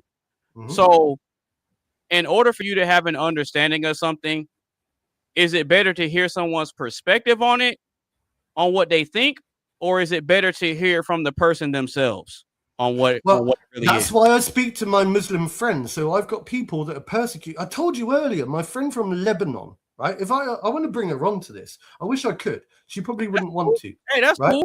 But she's from Lebanon, right? And I said to her the other day in a message, I said, do you know what? I get preached to so many people from the Western Hemisphere because they think they know what's going on in the Middle East. Yeah. Okay. So I speak to her and I said to her, I don't want to keep doing this. I want to hear it directly from you and from all of my other friends that have actually lived there, that have gone through it. I've got friends that tell me directly from Iran, right? Iran, the kind of persecution that they're going through. I've got people directly from Lebanon that are telling me the persecution they're going through. And I keep asking them directly, and they're the ones that say to me, excuse me, we don't want to see this happening to the Western Hemisphere. If you carry on allowing the Islamic Extreme Brotherhood, right, to continue to permeate through the Western Hemisphere, then you're going to end up just like us. And then you're going to come back just like Venezuela, like Venezuela. So they told me. So I believe them more than I believe you. You just asked me, do I take it from the horse's mouth? Yes, I do. And I believe it more from them than you. Because they suffered, mate. They suffered. And they've lost family members. And Mark, so I actually feel for them. Mark, you're saying that, and I used to think the same thing, right? No, but wait, hold on. Wait. But again, if you follow the money, it all leads back to one source. So you asked me, you're confused as to why I'm saying what I'm saying and why I think the way I think now, and I'm showing you where it came from. So I'm gonna play the rest of this, and then I'll get your thoughts on it. Okay.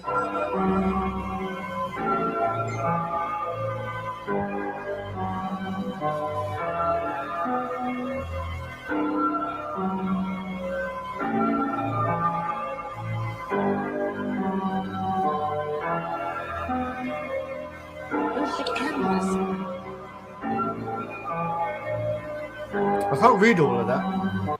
You said what? I can't read all of that. You want me to rewind some of it or what? No, my phone, my screen was just small. But what are they saying? Look. This is just look. So, so what you've done is you brought up a load of quotes from the religious texts within the Judeo-Christian or the Jewish. What is it they call it? It's not the Quran. It's the Talmud. The Talmud. Yeah, right. But the thing is, I could equally do the same thing, where I can pull up the surah. I can pull up a load of like passages from the Quran. Right? Okay. It's easy for me to do the same thing. So I could easily pull up a load of quotes from the Quran that basically tell you how much they want to kill you. Literally. So they consider you to be an infidel. Okay? You are an infidel, bro. Literally, according to the Quran. According to the Quran. I'm not saying it. Not really. Not really. You're 100%. You know, I'm not. Prove to me why you're not an infidel according to the Quran. Well, because I'm not a practitioner of Islam. So you're an infidel. How? Because you don't practice Islam. Well, am I supposed to? Well, yes, according to the Quran. Right, according to the Quran, if you don't practice Islam, you're an infidel. If you're a Christian, you're an infidel. If you're a Jew, you're an infidel. If you're an atheist, you're an infidel. Anybody who doesn't worship the Quran and practice Islam is an infidel. And do you know what an infidel is? An infidel is something that is basically against Islam and needs to be, they will behead you. They will behead you. Gays are right. They will behead gays. They will behead Jews. They will behead Christians. They will behead atheists. Seriously, I've studied it. It's in the Quran, right? Okay. You're an infidel if you don't support Islam. Okay. Why does it sound like Alice in Wonderland? Oh, right. There. Because you haven't studied. You haven't. Right. You need to study. You need to study the Quran and for all its goodness and all of its negativity as well. Will I have a copy of it? Well, there we go then. But you probably can't read it because it's written in Arabic. No, I have one that's printed in English. Okay, so I can find some passages in there that you'll be like, wow. Okay. And you know what's but watch this. And you know what's interesting about the Quran? because Christianity and the Bible gets a lot of criticism because there's a lot of detractors that think that nothing in the Bible is real, right? But the interesting thing about it is that in every other religious text, Jesus Christ is mentioned. Sure. And Jesus Jesus Christ is also mentioned in the Quran. Yes, but do you know something, right? Yeah. The Quran states this. Trust me, I've studied this. They state this. Okay. Jews and Christians are what they call, there's a word for it. I can't remember the Islamic word, but it's a specific meaning. It means people of the book. Yeah. They don't consider themselves to be people of the book, even though they study the Quran, which I don't fully understand, right? So Jews and Christians are their main enemies, right? And what they do is they see them as the first ones to go. And also, hang on, what was it? What were we saying? What did you say a minute ago? There was something really important I had to say here. Really important. Person of the book. No. What did you say a minute ago? Please, just remind me what you said a minute ago. You said something about what? I don't know. My mind went blank halfway through. So, people of the book would be just an infidel. But you said something important that I needed to. I've forgotten. My mind's crashed. I remember earlier saying that I'm a Christian, but most Christians are not religious. Right, and so even them would. I'm not a Bible thumper. Right, so you would be an infidel. According to what? According to the Quran. Okay.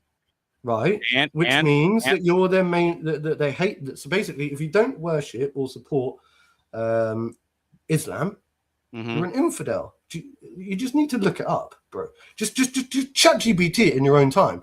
What constitutes being an infidel according to the Islamic belief system? Am I an infidel? What does it mean to be an infidel? Do they want to kill infidels? Of course they want to kill it. That's the extreme Islamism, right? They want to kill anyone. So they'll, bro. You can. But watch this though. They kill their own religious practitioners. So what point are you trying to make? I'm trying to make the point of the religious text because you picked out some religious text out of the Jewish Torah.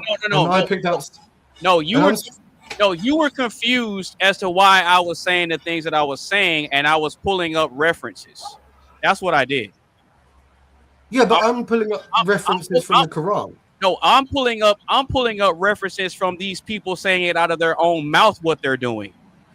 Right, but I watched the video the other. Right. I watched the video the other day of a bunch of Islamic extremists saying we want to kill and behead everyone who's a kafir or a kuffar. We want to kill the kuffar. So I literally, that's why I got into this. I was like, what the fuck are they saying? Who do they want to kill? Why do they want to kill them? Right. So I heard it straight from their mouth. They said it. They had their burqas on, and they were going. Kill, right. Obviously, they wouldn't get away with saying that if they lived in America. Yeah, right. They'd be arrested. Watch this though, Mark. Watch this though, Mark. See, one of the reasons why I said that you have a lot to learn about this is because over in the United States, there's a lot of them in positions of power here. Right, and I think you're basically going to be providing the rope in which your neck will be hung. Socialism 101. You know, do you realize that the leftists and the socialists and the Islamists, right, they work together for a common goal? Do you realize that leftists and extreme Islamists, both want to see the destruction of the Western Hemisphere? Both of them together. Do you realize that leftist gay people and Islamic extremists, they don't like each other? Right, because the Islamists would throw the gay people off the top of a building tomorrow.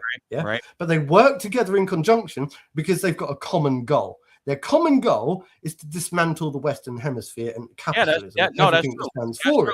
No, that's true. So leftism and extreme Islamism work in conjunction with each other to dismantle the West. And you're right. You're right. But do you know how they're going about carrying it out? Because I know. Oh, you're going to say through the Jews? No. Go on, tell me. Because I seen a video of a guy of a Muslim extremist guy getting interviewed, and the guy asked him, "Why is it that when you vote, you always vote Democrat or you always vote, why you always vote on the left. And he broke down exactly what you just said. What I just said. That's all I'm getting at. Hold on. The problem is, so have you heard of the sleeper cell? The sleeper cell is the concept right? Right. So they're in dormant. They're in dormancy.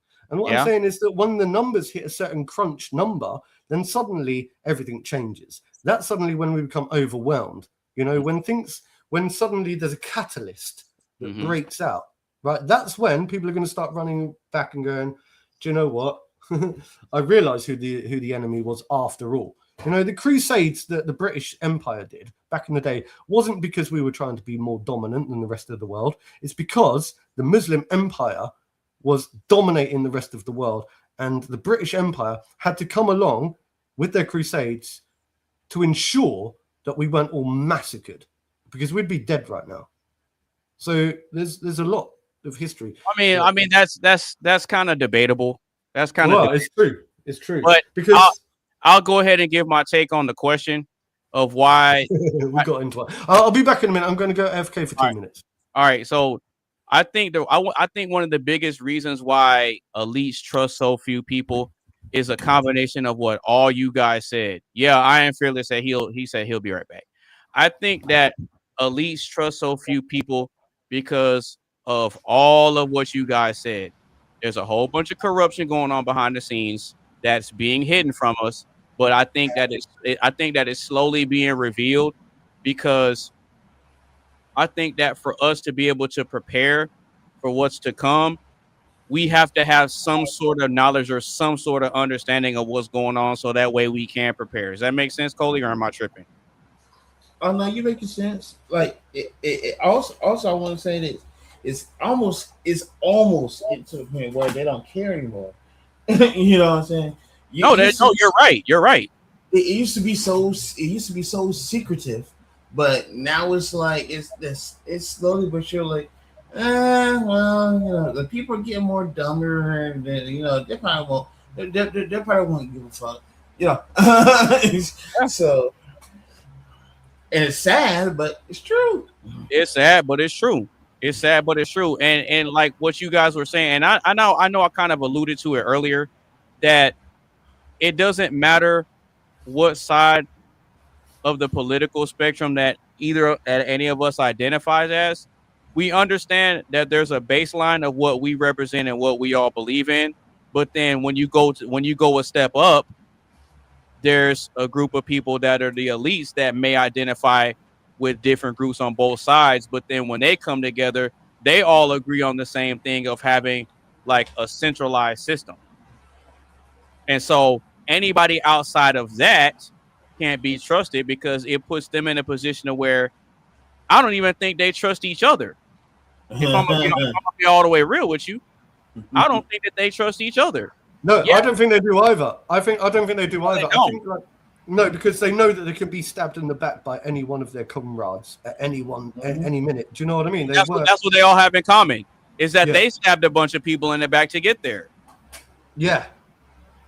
Snakes. Exactly. They're snakes. Yeah. Exactly. And see, what I honestly believe is that they're not counting on a big majority of the population coming to that understanding and becoming more aware of what's going on behind the curtain. Does that make sense? I don't think they care at this stage. I think they've got themselves into such a position of power where they control every aspect of humanity that even if there was a major revolution and 99% of people stood up, I don't think they care at this stage. I think they've got their bunkers set up. They know that they'll be safe. Right. In actual fact, I believe in a depopulation agenda anyway. Absolutely. Absolutely. Mm-hmm. And the whole pandemic, the cough, that was a test run. I believe so. Yeah, I mean, I think that all of us are kind of on the same page with when it comes to talking about a lot of this stuff. It's just I know certain things, so I'm coming at it from a different angle than maybe you're coming at it from. And you know, we butted heads on it, but at the same time, we both have the same baseline understanding of, okay, we know that there's something going on. Right. We know there's we just got different angle. Right, there's no problem in having a different angle, right, on something. Right, there's no problem with that. Yeah, as long as we're coming from a place of understanding. Because look, mate, I don't ever claim to have all the answers, yeah, and I don't ever claim to be right. Perhaps I'm wrong, but at the same time, perhaps you're wrong. But we can butt heads. Right. These things. All we're doing is having the conversation. We're just exchanging ideas and bringing forth different forms of information to cross-examine and analyze it. That's all. That's really it. That's why I can never have a beef with Coley, because he may identify as a liberal or a Democrat or an independent or whatever. Like I can't have a beef with Coley because of whatever side of the political spectrum that he aligns with. Right? The way things are going, I don't even know what the fuck I am anymore. I don't think it's. I don't think. Right. I used to identify as a lefty. Yeah, all my life growing up, I've always been a lefty. Like I've always been about liberalism. Yeah, but I've just learned that because the system is the way it is, I don't trust anything anymore. So I've become an independent thinker. Just an independent thinker. Right. Like, I'm politically homeless now, in a way. Right, and there's nothing wrong with that. I think the problem is that too many people take a side, and they stick with that side no matter what. Even if they do all bad stuff, you're like, I've taken that side, like football hooliganism. It's like, look, at the end of the day, right? You're gonna have goofies. You're gonna have political goofies on both sides. Like you're gonna have people that support Trump and think he doesn't do anything wrong, or like they think he's perfect. Yeah, exactly. Because I've personally seen it, right? Yeah, I've seen it online. I haven't really run into that in person because I'm in Texas. It's like people in, or at least in San Antonio, people are a lot more open about their political leanings, but there's not a bunch of riots and fighting over here because of it, right? Because I'm in a red state, so people are okay and they respect each other's, whatever they support. Like you see people riding around with Trump flags, American flags. You see people riding around with Biden stickers on their car, or like whatever they support, they have it on their car, they have it at their house, or have it in their yard or whatever. And for the most part, no one goes up to people's house vandalizing their stuff because of what they support. Like no one's doing that here. Now in some of these other places, I mean, it's crazy. But at least here in Texas where I am, it's super laid back. A lot of people are welcoming. I mean, you're gonna have your goofies, but in a general sense, it's not super chaotic like in some of these other places. You see what I'm saying? And then at the same time, there's political goofies on the left too that go off the hinges. They're deranged. They want to scream and yell all the time. And I don't know. Coley has seen it. And like both of us have seen goofies and crazies on both sides. You have people where they kind of get in like this cult-like mind, and that's not good. It's not good. It's not good on either side. That's the thing that I don't like the most, right? So like I said earlier, I've got people from both ends of the political spectrum. Like it's funny because like I get on with Coley. I respect Coley, and I think he's got a lot of good stuff to bring to the table. He's got his own mind, and he has so much nuance, and I think like it's really cool. And at the same time, but you're both at different ends of the political spectrum. But I like you both equally. And so how can I turn around and be like, that because you're on the right wing, I'm going to take this side, or because you're on the left wing, I'm going to take that side. It doesn't make any sense. And I wish the world was more like this. Right, but you know why it works so well, though? You know why it works so well? You tell me. It's because I can approach Coley with an open mind to possibly being wrong, and he does the same thing. Right. Yeah, and that's the point. That's why it works so well. Bro, you're quite firm in your stance a lot of the time. I don't think you like to accept being wrong, bro. Do you? Well, I mean,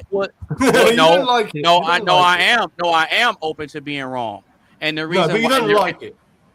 Well, if it's going to benefit me and it serves me, It's just a learning experience. Yeah, okay, fine. It's a learning experience. Because listen, I'm not losing anything if I'm wrong. No, I'm just gaining. I'm gaining new about, information, and I'm gaining a new perspective. That's all. It's just the only reason I said that is because you quoted to me once that you like the idea of winning. So winning means a lot. Winning means a lot, and so I think if winning means a lot, it can sometimes get in the way of being open to accepting that you're wrong in certain areas. I don't let my ego lead me. That's the difference. Perfect. I'm not led with ego. That's it. Because this is the thing. I go through life knowing and understanding that I'm not the smartest person in the world, and I'm not the dumbest person either. I say that all the time. Yeah. And not only that, you're consistent. You're very consistent. Not only that, but you and Coley have more life experience than me because you guys are older than I am, right? Not only that, but see, I come from a military background. I didn't serve myself, but I know Coley has, so we have that commonality and understanding too. So from him having served in the U.S. Navy, he's gonna come in with a different perspective from inside on that side that I'll never be able to know. Right. You see what I'm saying? So I can't come ahead and be like, oh no, that's wrong. Dude was out there on the front lines himself. Right. Yeah, exactly. So we have to accept other people's life experience.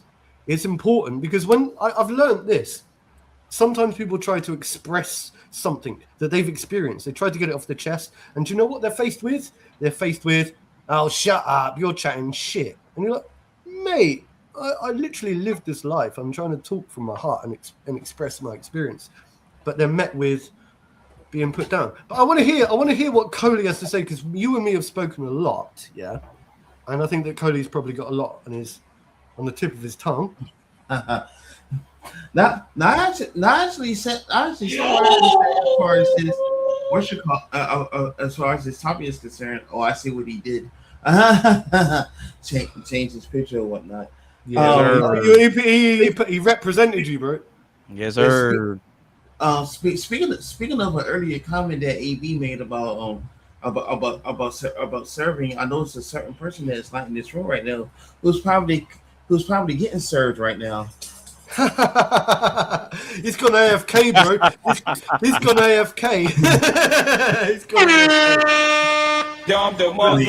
I'm just saying. He's doing the honey pouch or whatever you call it. He doing the honey pouch.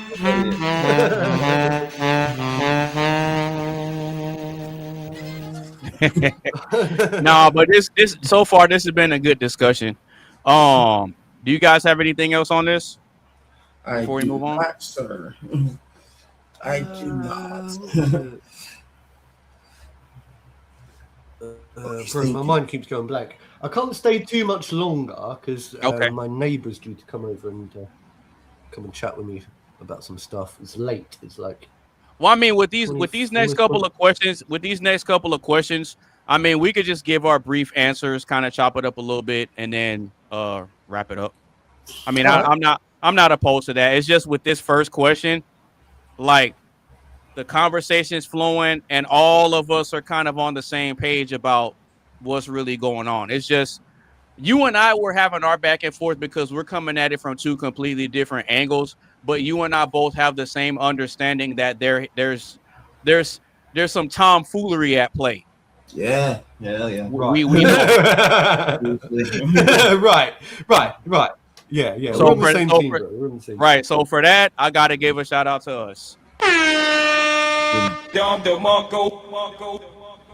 All right. So if you're just now tuning in to the live stream, or if you've been rocking out with us the whole time, make sure you get the stream a like.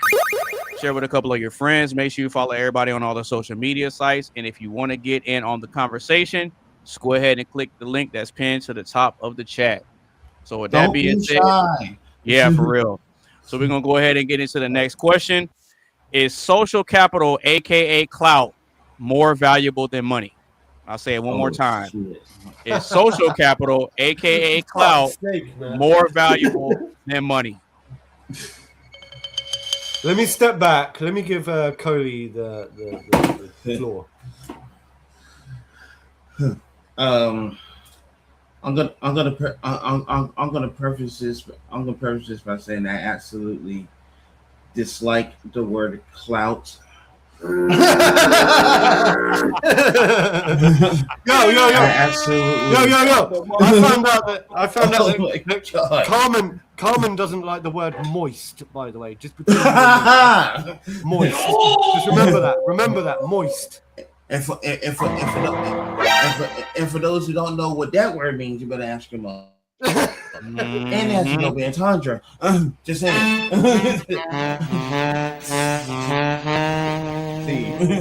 But unfortunately, I have to.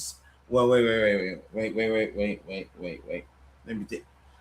Because I've been taught this lesson by my mother, and also been taught this lesson by AB quite a few times on and off the show. Be careful about what you say before you say it.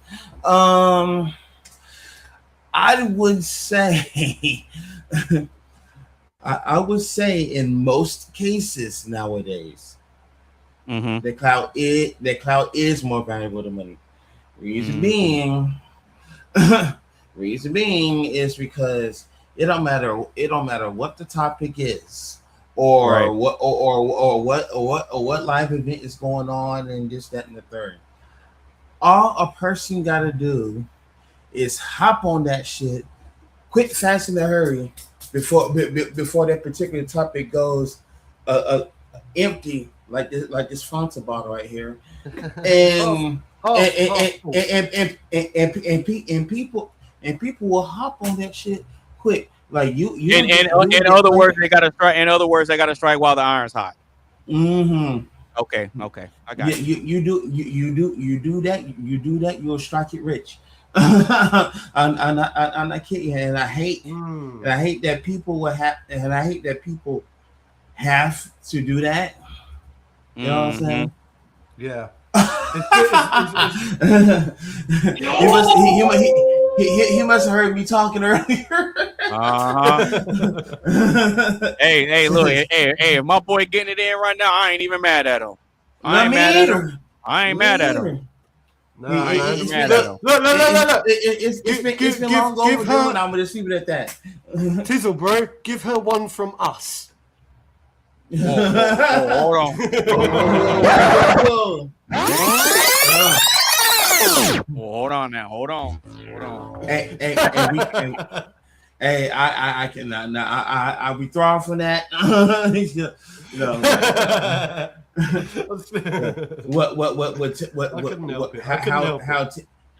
Tilda goes boom boom in the bedroom is his business. Give her one from me then. Send her one from me. But I absolutely hate that people have to go on the clout route. I'm at that rhyme to get money. To get money instead of doing it the honest way. You know what I'm saying? Like it's crazy. Like I could sit here and do an episode of my original Two Tales and tell people about nostalgic type shit, and that normally would hit or whatever versus tonight at 7 on Entertainment Tonight, this happened, blah blah blah blah. You know what I'm saying? Like for example, the whole the whole Chuck Norris thing that's going, and people talking about that like crazy. You know what I'm saying? Like why you have to talk about that? Why you have to talk about that to get popularity? No, don't use his name because it's popular. Use his name because you actually a fan of. Right? Yeah. You know what I'm saying? Yeah, I get that. No, I definitely feel you. No, I definitely feel you on that. I mean, you got anything else on that? Go ahead and finish. But yeah. As much as I hate that word, clout, I swear to God, I do.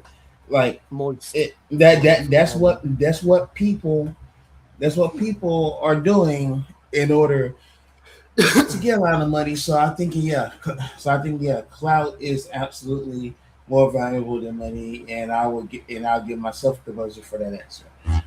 Oh.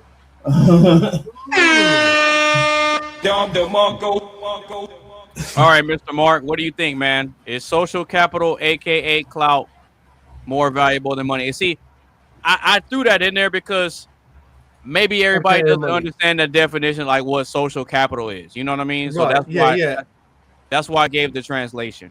Well, I need you to try to describe it more, because when you say clout, right? So when I think of clout, I think popularity, status, popularity and status. Okay, fine. Because I was thinking or in if I want to say it the British way, status. Right. I love you, bro. Status. I love you, bro. I love you, Yeah, bro. status. We'll make an Englishman out of you one day, man. We'll make an Englishman out of you one day, man. One day. Shout out to the man them. Shout out to the man them. That's your impression. So, no, I got love for y'all. I got love for y'all over there in the UK, man. I got love for y'all. I know you do. Yes, sir. Yes, sir. I know you do. It's good. It's all banter, isn't it? It's all banter. Oh, absolutely. In it, bro. Yeah, in it.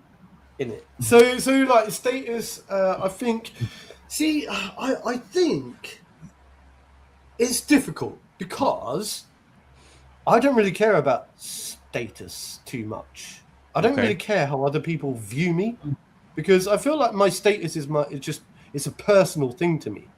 It's like money makes the world go round, and yes, the love for money is the root of all evil. I don't know, man. I don't know about that, because I think I kind of debated that before, because I said I don't think money makes the world go around. I think hunger makes the world go round. Sure, I remember that. Yeah. I think hunger makes the world go round. Yeah. Okay, that's really cool. That's interesting. I remember that. Going back to that conversation, I remember because your hunger is what's going to drive you to try to get money in the first place. Right. That's fair. You know what I mean? Like money doesn't fuel your hunger. Your hunger is the fuel that you need to try to go get said money, and then as soon as you get it, you're going to use that to satisfy whatever hunger you have. Yeah, so I think the issue for me is that money doesn't. But I get what you're saying, though. Yeah, I get what you're saying. I think what I'm trying to say though also is that I don't think money brings happiness. I don't think it brings happiness. You know, like, so I know plenty of people with lots of money.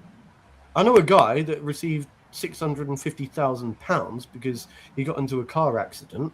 Right. Do you think he's happy? Do you think he's happy? Like that compensation money, do you think that takes away from the fact that he can no longer articulate himself properly? He's got like some sort of brain damage. It's like money doesn't bring happiness. And it's like, but money does bring money can bring clout. That's the problem. Money can bring clout. Do you get what I'm saying? So it can. I don't think so. Well, because I think that when somebody has a good like energy source behind them, which is money, right? I think it boosts their confidence in society. It makes them feel like it makes them feel more desirable. They know that they can go around with, and they know that they can probably get most women out there just by flashing their money. So it's like money and clout. Yeah, money and clout almost to me feels like they're interlinked with each other in a way, but like Okay. I would say it. Well, I'm trying not to interrupt and give my perspective, because I want to give you guys space to get your thoughts out first. I would say it would bring temporary clout, because I'm gonna go off a point that you just made. Like, okay, people flash. The stupid idiot flashing his money and showing he got a car with these 20s on his car and shit, and and 24 karat gold rims and this big ass mansion and shit like that. All because he won the Powerball, right? But then once all that goes away or whatever, then what? he's like the clout's gone. He's no longer an influencer and this, that, and the other, blah blah blah. Not to mention the IRS or whatever agency is over there in the UK probably got him. hey, real quick. I'm just gonna step away real quick so I can go use the restroom real quick. That's fine. I want to hear what Coley has to say, anyways. So yeah. But whatever money that like once all that's gone, once the IRS here in America or whatever agency you have over there in UK, once they get their share, and then people using you and all this other shit. Yeah. Guess what? You're no longer an influencer. You no longer chasing clout like that. I mean, no matter how hard you try to chase clout or whatever, you're no longer, popular anymore because all that money gone. So in that aspect, like if you were purchasing clout, then that's the wrong way to go. So basically, you're trying to say like there's clout and there's fake clout. It's like money-driven clout. Yeah, would that be fair? And I give you a prime example. Some people who are probably watching are doing that right now on YouTube. Like they'll sit here and go to these websites or whatever and be like, you spend say $50 and I'll get you this amount of viewers and this amount of subscribers and this amount of views and all this other stuff and blah blah blah blah, and little do they know they're AI generated instead of being actual viewers and shit like that. And that gets me thinking then, because in India. so that gets me thinking then about clout, because then I'm now thinking there's genuine clout, as in like you've literally got like the persona, you've got the energy, you've got what it takes, yeah. So there are some people out there, they say I know some people that made millions of pounds, and they say if I had to restart again tomorrow, I could make £1 million in a week, yeah, kind of thing. Because they've got real, drive and ambition and clout in society. Hunger. They don't hunger. Okay, hunger. We'll go with hunger. So they don't need the money to create their clout. But I think some people use money to make a fake type of clout. Is that kind of along the lines of what you're saying, though, Coley? Pretty much. Pretty much.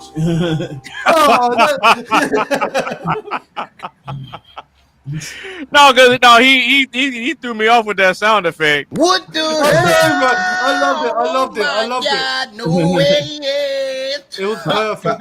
It was 5 points if you know what that. 5 points if you know what that is. I don't. It's from something. Oh my God! No! Don't tell. AB doesn't know this. Oh shit! I don't know it. It's a little segment that used to come on NBC called "The More You Know." That was what that was. You know. No, I know what he's talking about, because they would play that little thing with the shooting star with the rainbow. Yep. Yeah, I remember. Okay. Oh man, I finally got AB with one. Hey, how about that? Well, I never remembered the sound effect. I always remembered the little video clip. But hang on, Coley. You got me with that one though. Gotcha, bitch. You got me with that one. Coley, then. Do you think then that people fake clout? Yeah. Do you think that there's people that've got like real, genuine, like natural clout? Yeah. Like the persona in life, or do you think that some people like the natural born killer, the natural born entrepreneur, the natural born person? Like some people can never learn, no matter how much of their money they get. Yeah. Like you hear of people winning the national lottery, and they spend it all in 5 years, and they lose everything, and they got no clout. Oh yeah. I'm gonna give you a couple of examples. One for the national lottery, and one for wants to be a millionaire. All right, so So for the so for the National Lottery, they used to be a Saturday night game show. They used to call they used to come on call the National Lottery's Jet Set, and the idea of the show is basically be the last person standing to go against the returning champion or whatever, and like if you defeat the returning champion, you get to go to this exotic destination that no one ever thought about ever going and shit, like the like the Bahamas, the Maldives, all that shit. You know what I'm saying? And they will leave immediately live. You know what I'm saying? Because it was a live show. Like, but once you, and you can win this, and you can be the champion as many weeks as you want to, but the very nanosecond that you lose, oh no, I ain't talking about you no more. Yeah, you're irrelevant. You're irrelevant now. You're like, yeah. And I'm gonna give you an example from Who Wants to Be a Millionaire. Of course you heard about what is his name? The general major that cheated. The major that cheated.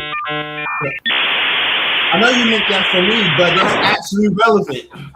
That's actually relevant because the major was on that same wavelength or whatever when it came to answering the first 5 questions. He had no help. Like he had the lifelines. We had to use damn near every single lifeline, whatever. The first 5 questions, they're easy. Oh, Who Wants to Be a Millionaire? Who Wants to Be a Millionaire? Yeah. Yeah. Right. Yeah. But then time ran out. But he had to come back the next day, and this time he came with help. But see, the thing is, producers figure that shit out. damn near at the 500,000 pound question. Because throughout the whole shit, you heard coughing. Yeah, I've seen that. Oh. What? Yeah, I've seen that. He was This some more bullshit. He was reading answers, and then as soon as you heard the correct answer, yeah, I've seen that. So he was up there cheating. No. Yeah, he won the jackpot. I think he won the jackpot, didn't he? He won the jackpot. Yeah. He won $1 million. However, the major and his wife was arguing in the green room after everything settled down, shit like that. Then a couple of days later, got a phone call from the studio saying, "Hey, we believe you cheating." Da da da da. Oh, okay. Like, no one ain't gonna say no. Oh, okay. Now you're gonna fight for that £1 million, right? Yeah, for real. Gotcha, bitch. I don't know what you're talking about. I didn't cheat for shit. Exactly. You be on some shit just like that. Oh, okay. Well, yeah. So and right now to this day, the parents will still deny that this happened or whatever, even though they got ample evidence. But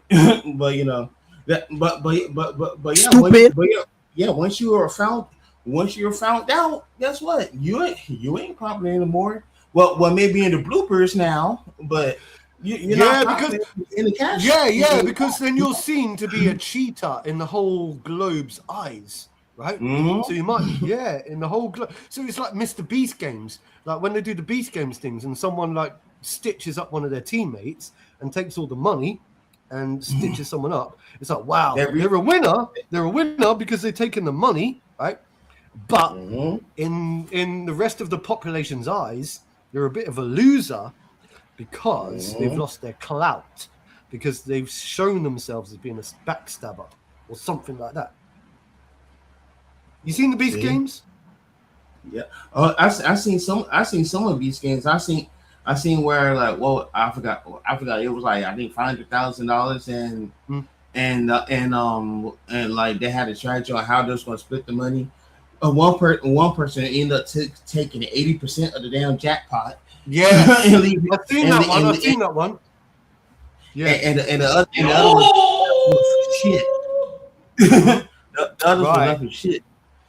Right. So the money, how trustworthy are your friends? See, he would argue. He would argue that money to him meant more to him and his wife and his family and everything else he was doing for his future than any kind of clout that he may have received. Yeah, he doesn't care.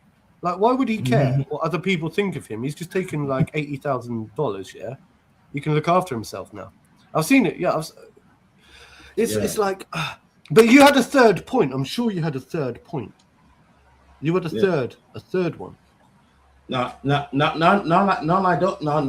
those were the main two. Like you got people that are trying to get clout, or trying to purchase clout for all the wrong reasons, versus a person who actually has clout because they're chasing a popular headline or whatever. For example, AB, the next popular headline that comes out right the fuck now, he will stop this broadcast and go right on that shit and will hop on it, for example, or whatever. Yeah, but I don't think AB chases clout. I don't think. I know he don't. But I'm just saying, like, for example, if he were to do that, like. Yeah.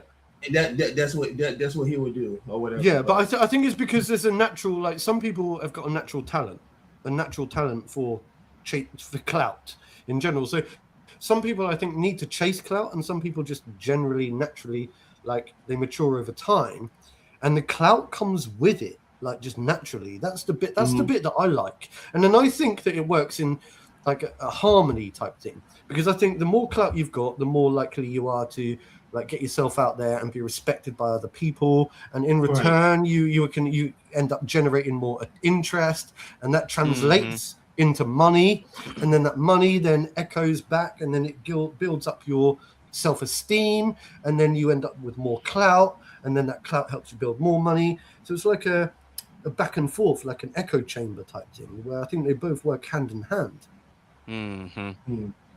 True. Okay. What you gotta say about this? Okay, so I'll go ahead and give my perspective on this, so that way we can go ahead and knock out the last question and close out the show. Okay, so I know y'all probably noticed I have this book right here, but there's a reason why. Yeah, I just seen it. Oh, is that the Quran? He's studying the Quran now. No. I'm only joking. I'm kidding, bro. No. I'm kidding. No, it's actually my Bible. Oh. Okay. Yeah, it's actually my Bible. So his Bible, not the Bible, by the way. Well, no. Check it out. It is mine. I'll show you. Yeah, it's not. Is it the Bible? The Bible. Oh, you got your name engraved. Okay. Yeah. Oh, one of my exes got this for me as a birthday gift a long time ago. Oh, that's cool, huh? Yeah. As a matter of fact. Is her name engraved? So no. No, hold on. No, I'll show you. She signed it and everything. Oh shit! I was just joking. Oh wait, there it is. Your word is a lamp for my feet, a light on my path. Okay, that's nice. Your word is. Oh, she signed it and everything. She loved you, bro. Is this the same? Is this the same person in question? No, it's the one before. Oh, okay. I just so happened to date two Cindys back to back. And brought the back out of one in my crib. Yo, Cindy, isn't she the name of the bird from Scary Movie? Cindy. But yeah. So Sydney. the Cindy before the one is the one that gifted me this. Okay. But okay. No, I still have it. I got the box and everything that it came in. Yeah, like she gave me a personalized Bible with my name engraved on it. She signed it and everything, and she sprayed it with perfume and all that. Oh wow! Did she rub her fanny on it? I mean, I don't know. You know, damn, what a big ass. You know, fanny means ass in America, doesn't it? Yeah, I know. Something different in the UK. Yeah, hers is quite large, and she's a white girl. But damn. Well, damn, son, where'd you find that? Yeah. Oh, yeah, you talking about this? Damn, son, where'd you find this? You made me spit my smoke out. No, but okay. So is social capital, aka clout, more valuable than money? I'm gonna say that clout is more valuable than money. Ah, okay. So we're all on the same page. But why? I think so. It's a bit weird. But Carmen's not here. That's why she hasn't convinced me to change my stance. Hilarious.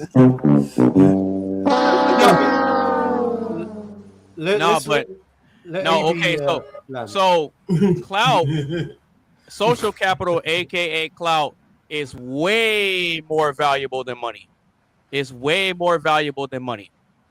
And the reason why I say this is my perspective on this is actually biblically rooted. And I have the exact scripture right here that proves it. And so I'll read it and then I'll show you. It's highlight. Have you highlighted it? Have you highlighted it? No, but I have it right here. Okay. So if you read Proverbs, for all my Christians out there, if you read Proverbs chapter 22, verse 1, it actually says in the Bible that a good name is more desirable than great riches. To be esteemed is better than silver or gold. Rich and poor have this in common: the Lord is the maker of them all. The prudent see danger and take refuge, but the simple keep going and pay the penalty. Okay? So when you go back to verse 1, and it says, a good name is more desirable than great riches. To be esteemed is better than silver or gold. What that translates to is having a good reputation. Sure. So this makes me think of, like sorry to interrupt, Mr. AB. No, go ahead.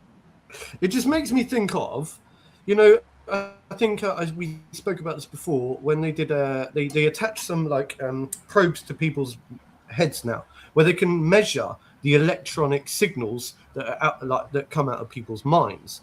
They found that those who desire less in the way of materialistic stuff, right, such as Buddhism, right, they tend to be the most happiest people on the planet. They tend to be the happiest because they have less materialistic tendencies. So, the ones that chase money and material, I think it comes down to materialism versus spirituality. Okay. Right? When you're, let's say, religious or got a spiritual view on certain things, you're going to look down on, or you're going to look lesser on money as being your primary source of happiness and what makes you as a person. Does that make sense? No, it makes sense, but I'll give you the deeper understanding of why the clout matters more than the money. Okay. So if you look at it in a historical context, and real quick, shout out to Triz. He's on the panel. Triz.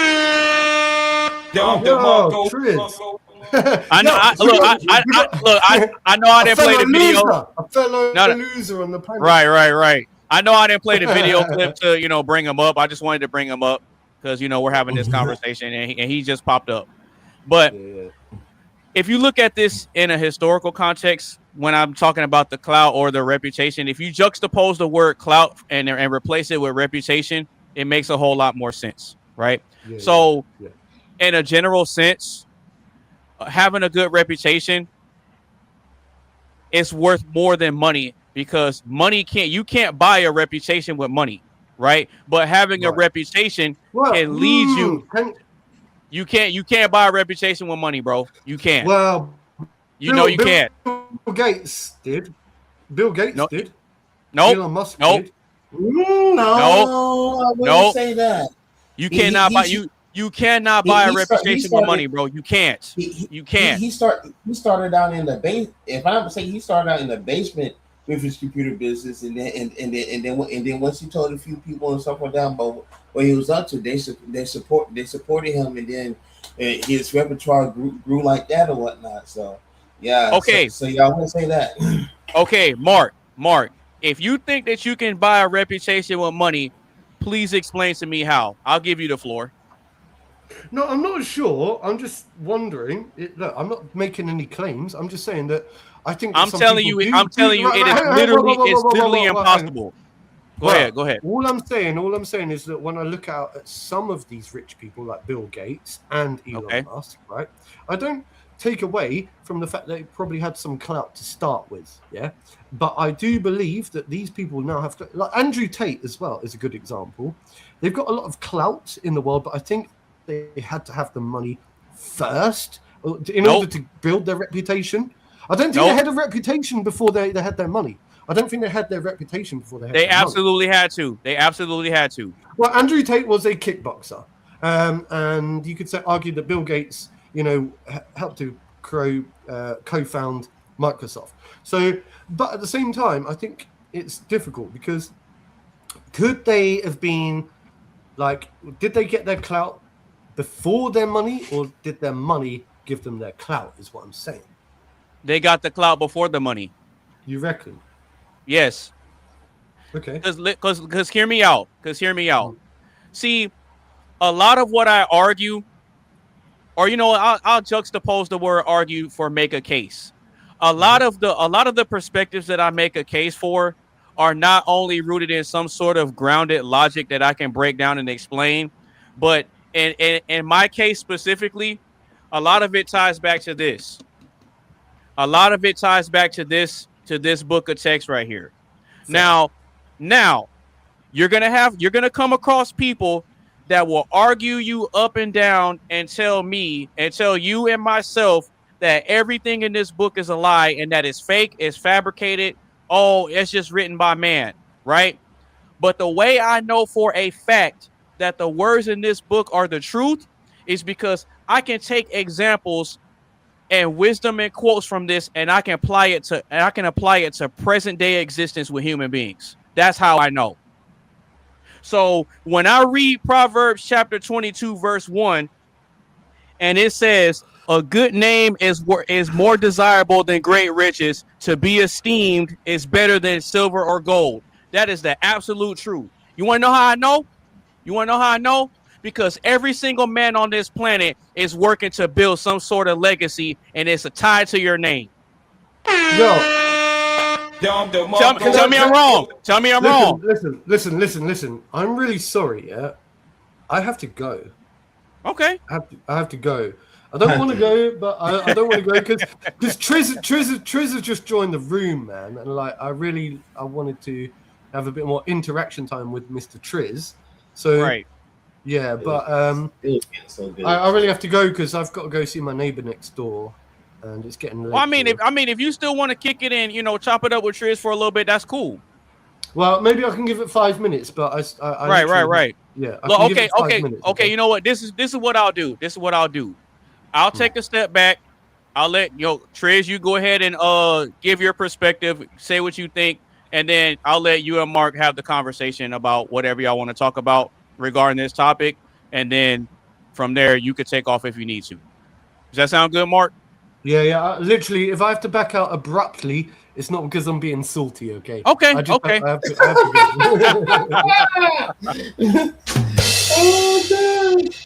No. You good. But yeah, I'll go ahead and let Triz speak for a little bit, and then I know you said you wanted to chop it up and kind of go back and forth with Triz for a little bit, so I'll take a step back and let y'all have it. I think both of you are right. And I'll explain why. Obviously your name for most men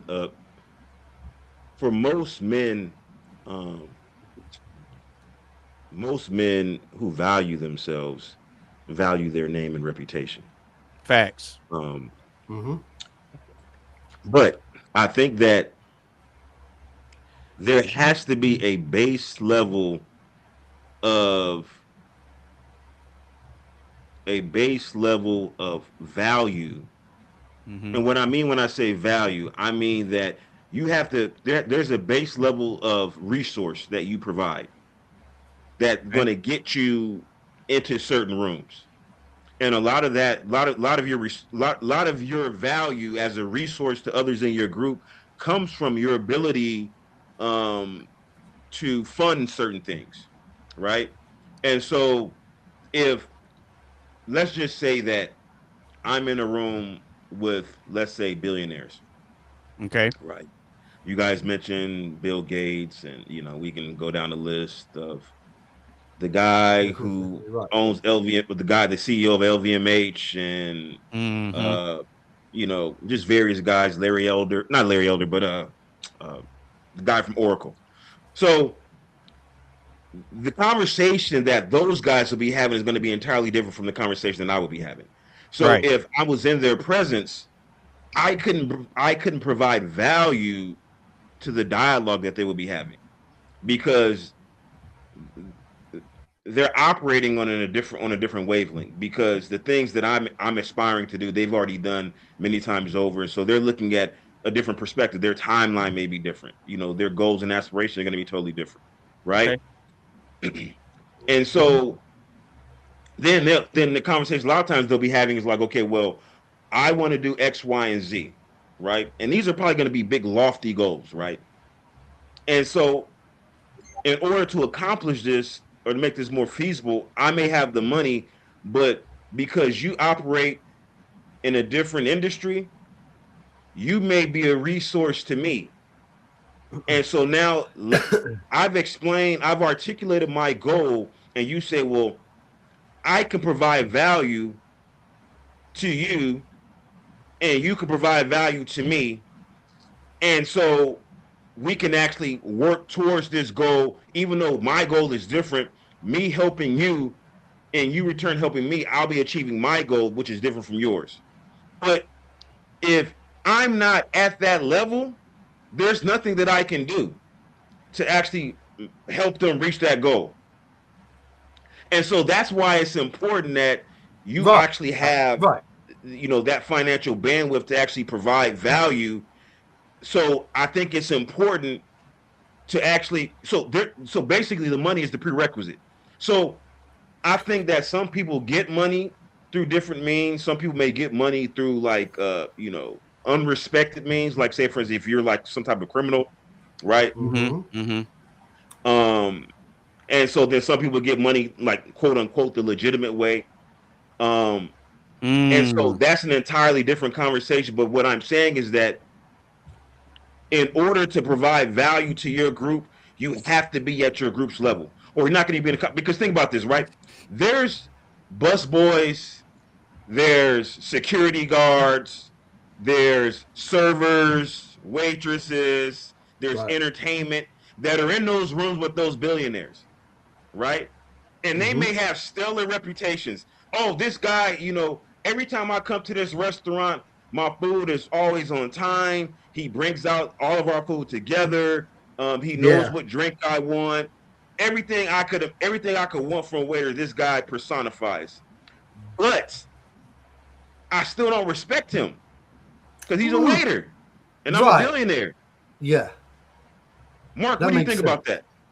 No, I think you've hit on a good point, a really good point. Hey, Coley, you're hey, Coley, you're paying attention to all this, right? Okay. I'm falling asleep, No, I'm just double checking because I'm gonna listen to this and then I'll speak to it. All right, y'all got it. Y'all got it. Basically, AB got smoke for me. No. Maybe he'll push back, but no, I think you're onto a point. I think you're onto a good point, yeah, because you are literally like, clout comes with the social circles that you hang around with. It definitely can do, like you're saying. Like, if you're a millionaire or a billionaire, you're going to look differently at the waiters and the servers in the world. You're going to have like an obnoxious and arrogant view. And a lot of them do, You know, they think like, you know, this person doesn't have the clout. They never know what that person's really like, really behind the scenes. You know, that person might have hundreds of thousands of friends and contacts and whatever they do. But I think some people's ego gets in the way. And I think that money drives ego. So when you've got a lot of money, it makes you obnoxious. And then you start looking down at other people and thinking that they're lesser than you as a person. So I think that makes sense. I still think hunger drives all that. No, sure. I haven't disagreed with that either. Look, don't. Right. We haven't disagreed with that either.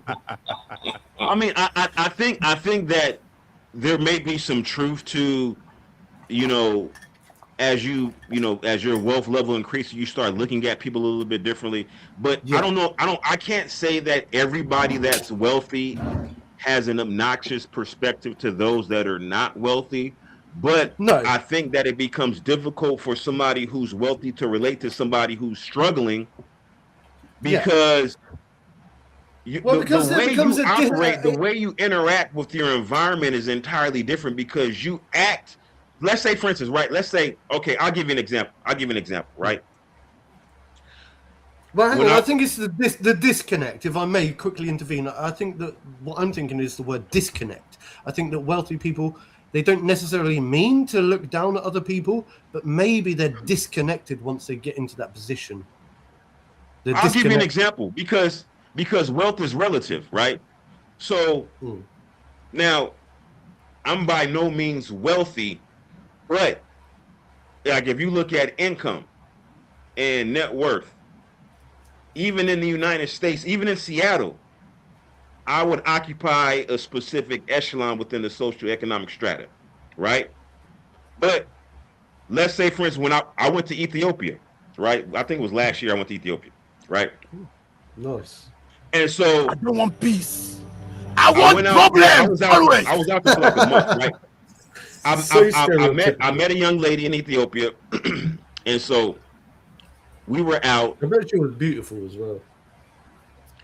We were out in Ethiopia, and I was staying at a hotel, right? And so she sees the hotel, like she's never seen a hotel like this, because I had like a suite that had like like a separate room, like a had a living room, then like a bedroom, and she never seen anything like that, right? High ceilings, she tripping with that, right? And she's like, why would you? Well, how much does this cost? Why would you spend this much money? Like she couldn't understand, right?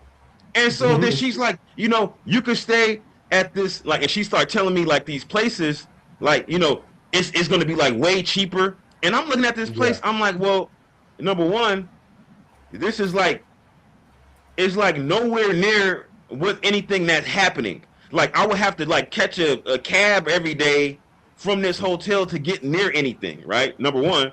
Number two, the hotel, or it's not even a hotel, it's like basically, I can't remember what it's called, but anyway, it's basically like a condominium building that they like rent out each like, unit, like on like almost like a hotel, whatever. And I'm like, this is not like an actual hotel, so there's no amenities in this building. Mm-hmm. So what she's trying to do is she's trying to cut back on costs, whereas you're trying to say, look, if we spend the extra bit of money, then we can increase our comfort, we can increase, location, we can make sure that everything runs a lot more smoothly. But I think a lot of people don't need their creature comforts, and perhaps she's saying, look, she's so used to living without stuff that she doesn't understand in her eyes why we need so much. Why do we need 4 pillows on our bed, like when they've got none, type of thing.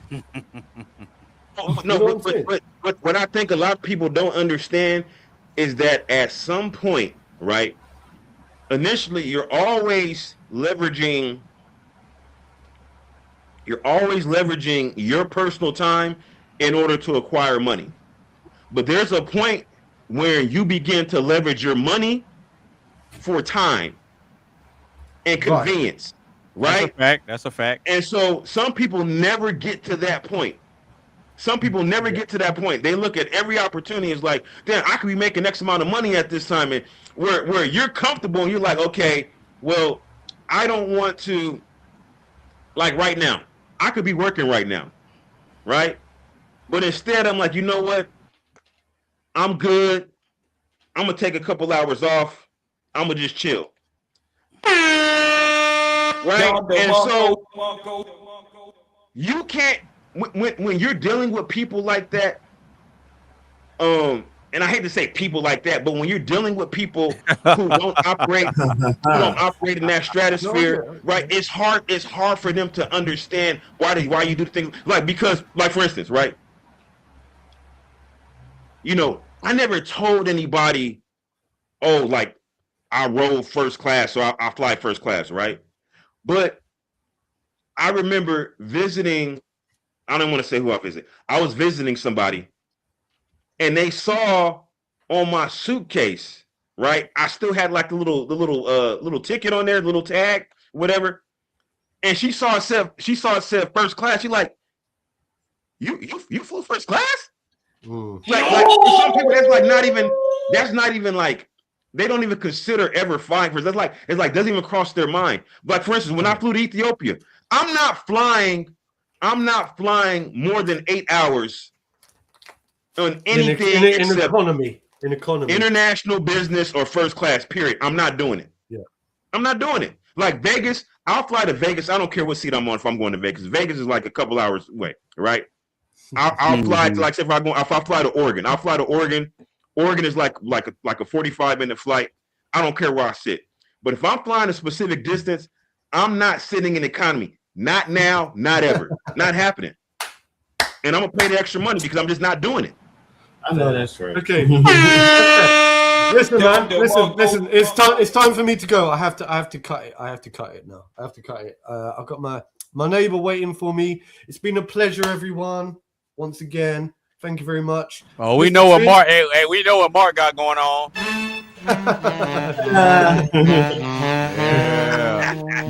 Yeah. Hey, Mark. Let me tell you. Let me tell you something. Listen. Make sure, number one, I'm gonna tell you the rules to the game. Cool. Once y'all chilling, circle back to the front door. Make sure that door is still locked. Because sometimes they'll go and unlock the door and somebody will sneak up in there while you lay it up and rob your ass. It's a setup. Number one. Number two, don't turn your back on your drink. Don't turn your back on your drink. Lock up all your valuables, your wallet, your credit cards. Put all that in the safe before she come over. Bro, she's not fucking... Yo, I ain't tangling with a freaking prostitute, bro. Listen. It's fine. I get. Listen, make sure the price is set in stone. Don't fall for it. Listen, you have to text you the price, so you have proof. So you can look. Have her text you the price. Yo, listen. Don't say money. Say roses. Say use some other term other than dollars. Right? You don't want to implicate yourself. Yeah. Hey, I'm just gonna say, I appreciate the advice, man. I appreciate the advice. Don't worry, Right. been there, done that, got the T-shirt. Yeah, it's fine. I've learned from the. It's fine. I'm moving on to bigger and better things in the world. I mean, I don't need to pay for shit these days. Stop the cap. I don't need to pay for shit these days. They need to be paying me more. You know what I'm saying? Anyway, Stop the on cap. that note. Thank you, everyone. Have a good night. Yeah. All right, you take it easy. You take it easy, brother. I got you. This isn't good for your back. I brought this on myself.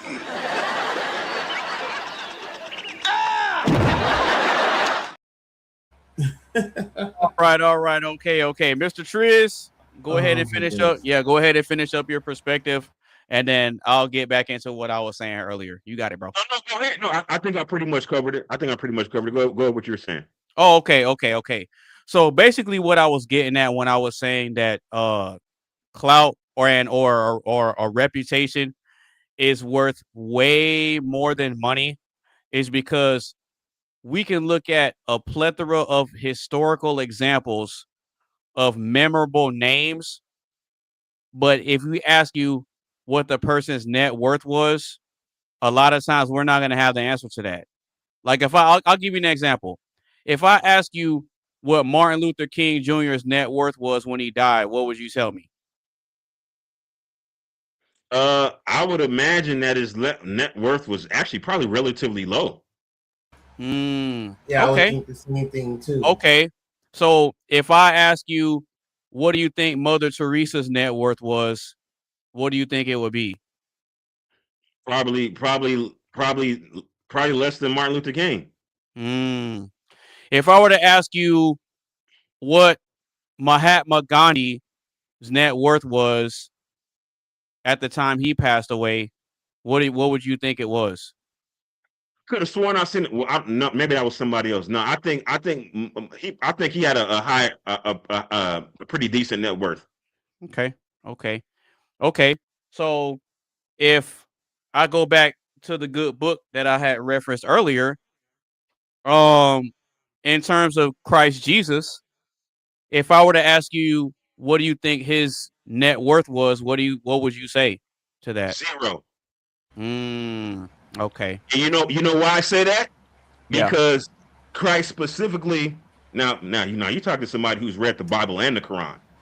Okay. So in the Bible, there's a story where a young wealthy man asks Christ, what must he do to be saved? Yep, and he told him to leave all behind and follow me. Give everything to the poor. Yep, and follow me. Yep. But then we ask ourselves, why would he say that? But then he said, it's easier for a camel to go through the eye of a needle than a rich man to get into heaven. Right. So I think that their wealth doesn't come from material things. Like if you look at, say, for instance, the Mother Teresa's and the Jesus Christ and various other religious figures like that, like real religious figures, people who are actually devout, not people who pretend to be Christians and pretend to be Muslims and all that type of stuff. Right. People who really believe, what they preach and and the doctrine that they subscribe to. Their wealth doesn't come from material things.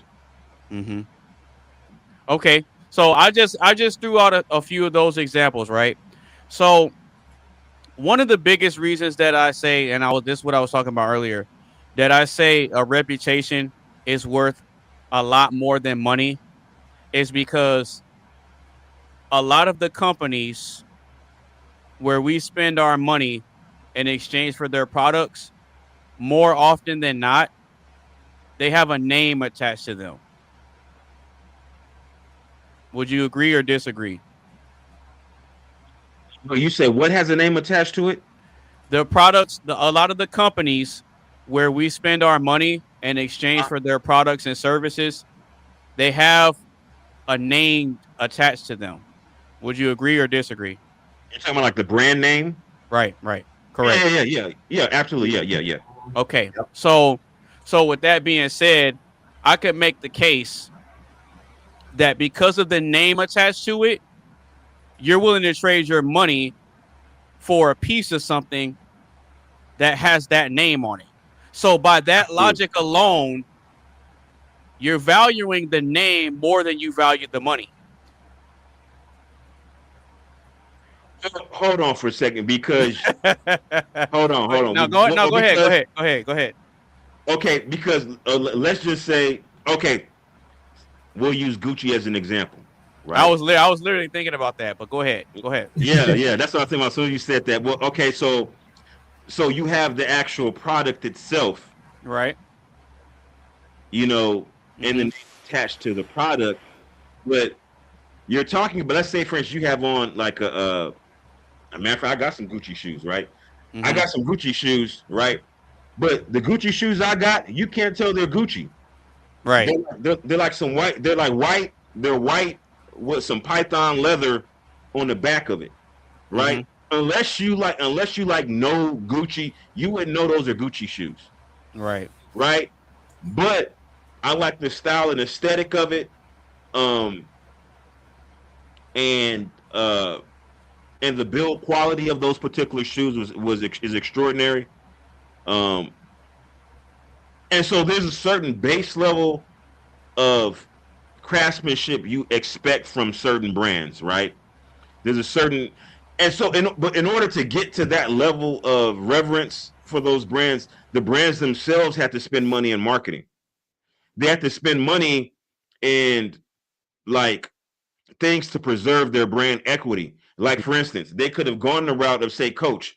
Coach probably makes more money, is probably more profitable than Gucci because they sell higher volumes. But Coach has lower, because I got Coached up. The quality of Coach is distinctly different from the quality of Gucci, right? In most cases. Absolutely. Coach does make some certain things that are very high quality, but when you're talking about let's take it even a step further, Berluti. If I say Berluti, y'all probably wouldn't even, most people have never even heard of Berluti, right? It sounds Italian. It's basically it's an Italian brand, but it's based in France. Right? Which is kind of odd, right? The quality of Berluti, that's the same thing with Bugatti.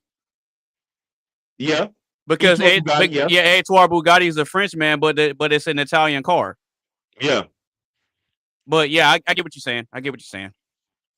So my point is, like, say for instance, like Berluti is a super high quality, and it's not known to everybody. The name itself is known to people who are in certain circles, but to other people, Berluti has no relevance. The name has no relevance whatsoever. But because Berluti, they use specific, like for instance, the shoes. He has like, well, I can't say he's dead now, but like, the like when you make Italian shoes, they have like these molds that they make. Like if you ever seen an Italian shoe made, they have like these molds, right? Mm-hmm. Every brand has their own specific mold. Berluti has very, very, very refined molds that no other brand makes. Yeah, they do that to avoid being easily faked. And then and I've never seen a Berluti fake, number one, because that type of thing is rooted in tradition. I get what you're saying. And then you gotta source the leather. Like for instance, like some of these brands, right? I know I want to say Hermes and Berluti, but they have specific cows and specific farms where they source the leather from. These farms have specific practices. Like some of these cows that can only eat certain things, right?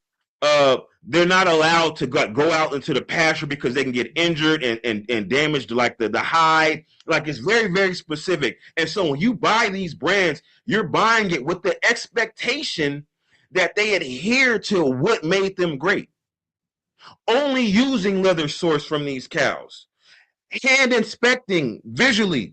They have like what, it's not going to be some like their lower level peon. It's going to be somebody in upper level management, somebody who's trusted, has been doing it for 30, 40 years, that's going to hand inspect each hide. He's going to hold it up, and he's going to take an hour and look like literally with a magnifying glass. They're going over the hide and checking the hide for imperfections.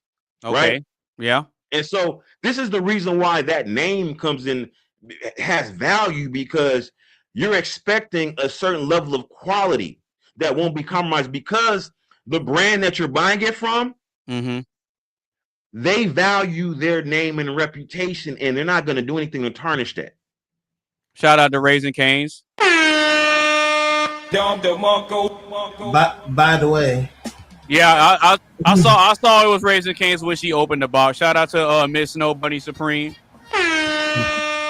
Yeah, but that's not why I'm playing the music for. But see, no, look, watch this. So, being that everything you said is 100% true, if you peel the layers back, why is it that these companies are only using specific types of practices? Why are they specializing in very specific and unique types of craftsmanship? And why are they investing in specific types of materials to then create the products? You said it in your answer. You said that they're going to do everything they can to protect the name and not get it tarnished. So that kind of ties into what I said. And the Bible backs it up. I mean, but see, that's the thing, because the name matters more than the money. Well, I mean, but the prerequisite, obviously, you have to get to a certain point to where your name is more valuable than money. Because think about this, right? You have girls that go to Dubai, Qatar, and Nigeria. See, everybody always thinks about Dubai. It's not just Dubai. It's Qatar. It's Oman. They go to Nigeria, and it's those more developed Muslim countries, right? And so so they're going to these areas, right? And they're compromising their name because to them the money is more important. It's not till you get to a certain point, because you see it sometimes with like ex corn stars or whatever, right? They'll get to a point to where they want the internet wiped of all of their content. And if the internet is wiped of their content, right, and they shut down their OnlyFans and they shut down their own personal websites, they're no longer recouping residuals from the work they've done in the past. So now they've compromised their economic outlook for the sake of their good name. But watch this though. But you have to get to that point. Right, but here's the thing though. Here's the thing. The reason that all that ties into play is because the reputation outweighs how much money they made. Because you have these chicks, these Instagram hoes that'll go to Dubai and be real life porta potties. Oh yeah, girl, I made 50K. But here's the thing. They're bragging about the 50K, but everybody's looking past that 50K and they're focused on what you did for it. They don't care about how much money you got. They're looking at what you did for it, and that creates the reputation. That's why the reputation exists. No one cares about the money that you get out of it. They're looking at, okay, yeah, you going over there to let these guys dookie on you. It's the reputation. I'm telling you. No matter how we try to remix it, it's always gonna come back to the reputation is more valuable than the money, because you can have a good reputation and you can have a bad reputation, and nobody's gonna care about how much money you have. When you use the porn star example, guess what? They understand that their reputation matters, which is why they want to get their image cleaned up, because they don't want their kids to grow up and find out about it. None of that money matters. None of it matters. Okay. Let me ask you this. Go ahead. Are there more people in poverty or abject poverty, or are there more people who are in a period of economic stability? Economic stability versus economic instability. What's the ratio? Worldwide, globally, not just the United States. Oh, you're saying worldwide? Globally. Economic stability versus economic instability. What's the ratio? I would say it's severely one-sided for economic instability. Okay. I can't give you like a number-to-number ratio, but I know that it's extremely one-sided on the economic instability side. There's a small percentage that have economic stability. I'll say it like that.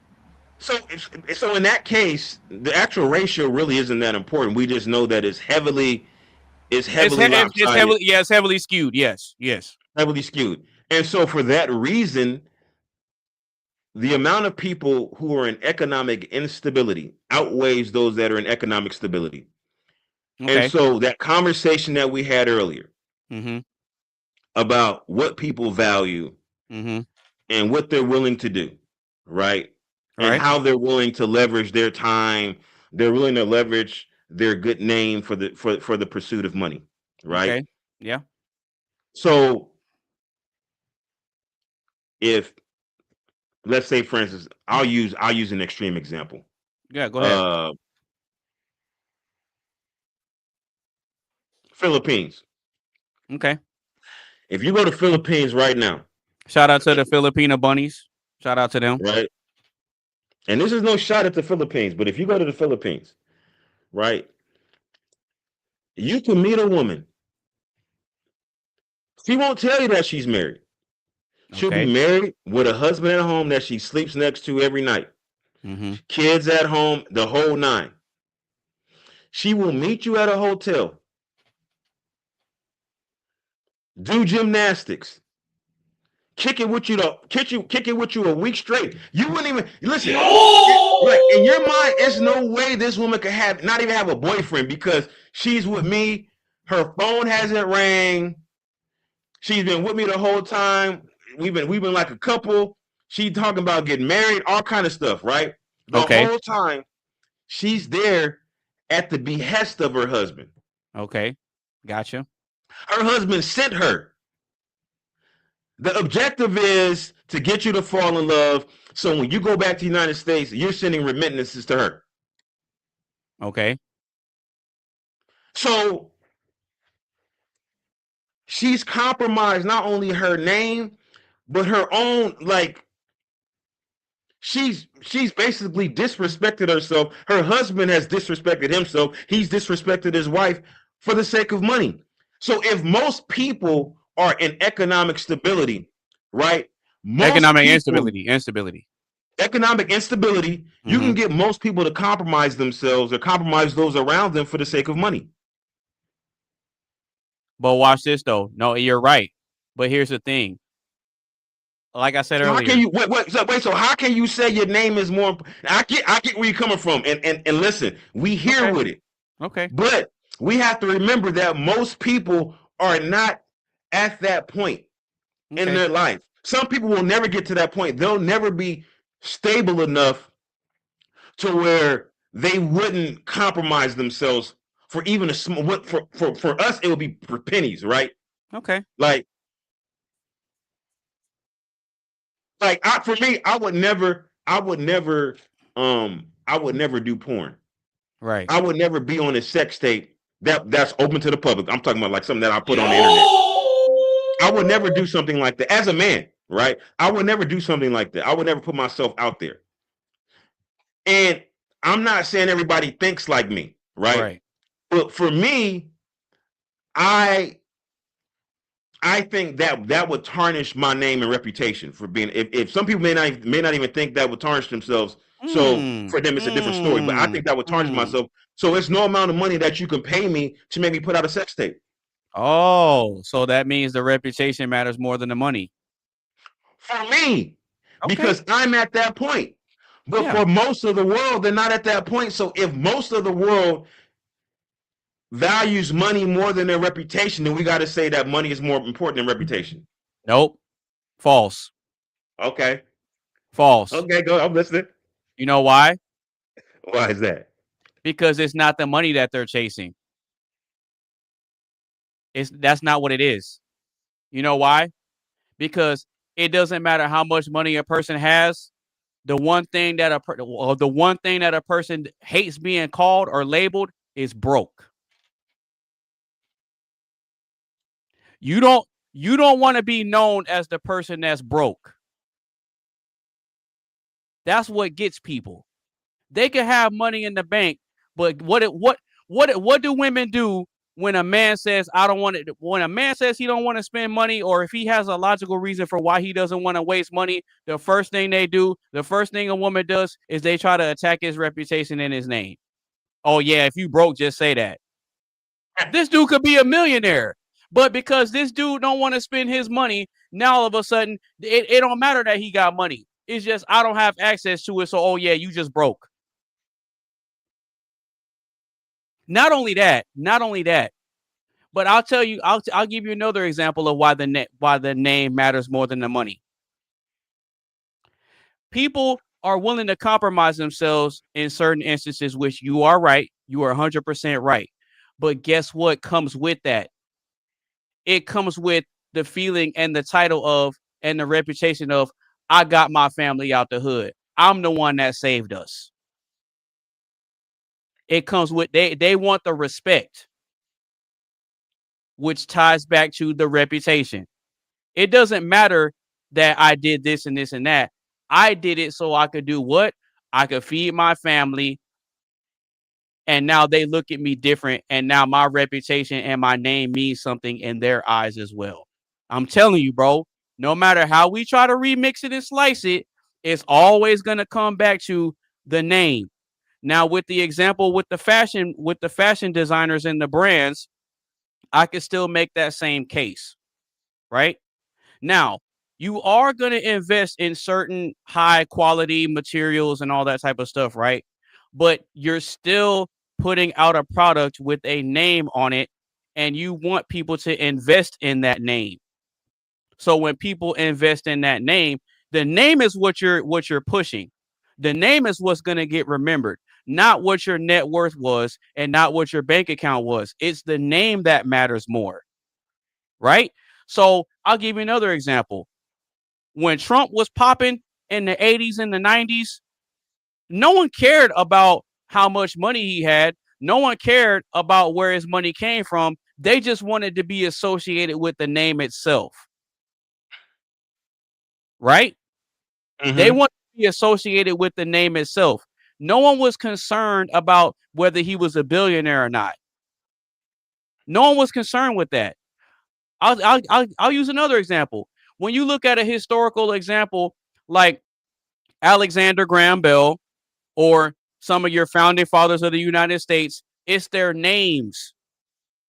Look whose face and whose name is on the $100 bill. It's Benjamin Franklin. If I ask you what Benjamin Franklin's net worth was, will you be able to tell me? Will anybody be able to tell me? Probably not. We don't know the net worth of these people, but we know their names because of the reputation they had, because of what they did, not by how much money they had. So I'm telling you, the reputation means more than we think it does. I have this iPhone because of the reputation that the company has. So since I value the reputation of what the company produces, I don't mind trading my hard-earned money for it. I'm on a Mac computer right now because I understand that Apple has a very solid reputation. It's the reputation that people are buying into. That's why these Samsung people, they hate on it and they say, oh, well, you know, y'all are just spending all this money. They don't understand that it's the reputation that people are giving the money to. Because people can make the argument that Android sells more phones, but Apple has the reputation of being some of the most secure devices that can't get hacked. Yep. See what I'm saying? The reputation matters, bro. You can hack an Android phone easily, but when was the last time you heard about somebody hacking an iPhone or hacking one of these Apple computers? Is it possible? Yeah, it is. Apple has a reputation for having very secure practices. Now, have there been instances where a person's iCloud got hacked into? Yeah, that's happened. But on a mass scale, I have not heard of anyone having their iPhone hacked. I haven't seen it. I haven't seen it or heard it. Is it possible? Yeah, it's possible. Yeah, but I haven't heard of an example of it happening. Hold on. Let me ask you this. Because if that was the case, Apple's reputation would get shot. Yeah, there's some videos on Joe breaking on freaking Android right now. Well, I mean, you also got to look at this, right? I'm telling you, man, that the reputation is more valuable than the money, bro. The clout. Hold on, because see, this is the reason why this is apples to oranges. Because if you look at what is the accessibility of an Apple product versus an Android product, right? If, for instance, Ethiopia, right? The way they do commerce there is kind of different from the United States. You have like a lot of like small kind of like they're like non-permitted, like somebody just basically sets up like a shed and they'll be selling stuff out of a shed like on the side of a road. Like it's kind of like weird how this is, right? Okay. So for most places, right, in let's say Ethiopia, let's say the capital, Addis Ababa, right? You can't just go anywhere and just buy an iPhone. You got to go to certain stores and buy an iPhone. iPhone's not gonna be everywhere, but you can damn sure buy. You can buy an Android product almost anywhere. So what I'm saying is that, right? If you go to Ethiopia, you look at the population in Ethiopia, right? What percentage of the population has an Android product versus what percentage has an Apple product, right? Listen, it's going to be skewed in favor of the Android product. Right, like when I had an Apple phone, whatever, right? I was in the back of back of a cab, right? Okay. And so I had my iPhone in one hand, I had my DJI Osmo in the other hand, and I was shooting a video driving down, and then the cab driver was like, he said something to the girl in the language, and she was like, the cab driver wants you to let your window up because somebody gonna try to jump in here and try to take your iPhone. Oh. Because that's how inaccessible they are for most of the population, right? And so what I'm saying is that the reason why I'm saying this is because when you say the security of an iPhone, it doesn't, for people to take the amount of time to create an exploit, right? Let's say they're making an exploit, for whatever programming language, C++, Java, Python, whatever the case may be, right? They're making an exploit based on a particular operating system, right? Wouldn't it make sense to say, okay, if I make this exploit, I'm going to be able to access, let's say, we'll just use phones, for example, right? Okay. Let's just say there's 100, let's just say there's 50 billion phones circulating in the world. 50 billion, right? Because some people, I got multiple phones, right? Right. Phones, right? Okay. So you got 50 billion phones circulating in the world, right? I can create an exploit that can either access 4.2 billion phones, or I can access the other 46 billion phones, right? And it's going to make more sense to make an exploit for the 46 billion phones that are Android based, whatever the case may be. Yeah. So that's the reason why you have the security concerns with Android, because it just like for instance, the reason I used to use Mac products, right? I switched to Windows products because Windows I got a Windows computer right there that I do my music and stuff on. I work with both. Well, see, I'm on my laptop right now, but I got my other computer right there. My other computer, I got a 9950 X3D processor with a 5080 graphics card in that computer that's over there, right? I could have easily got a iMac based computer for that price, but there's just so many more products available for Windows based PCs. That's true. That's true. Right. That's another thing with Linux, right? So Linux arguably is a better OS than Windows. Okay. But because people have gravitated towards Windows because it's been around for so much longer, right? And they've leveraged marketing to make Windows more appealing.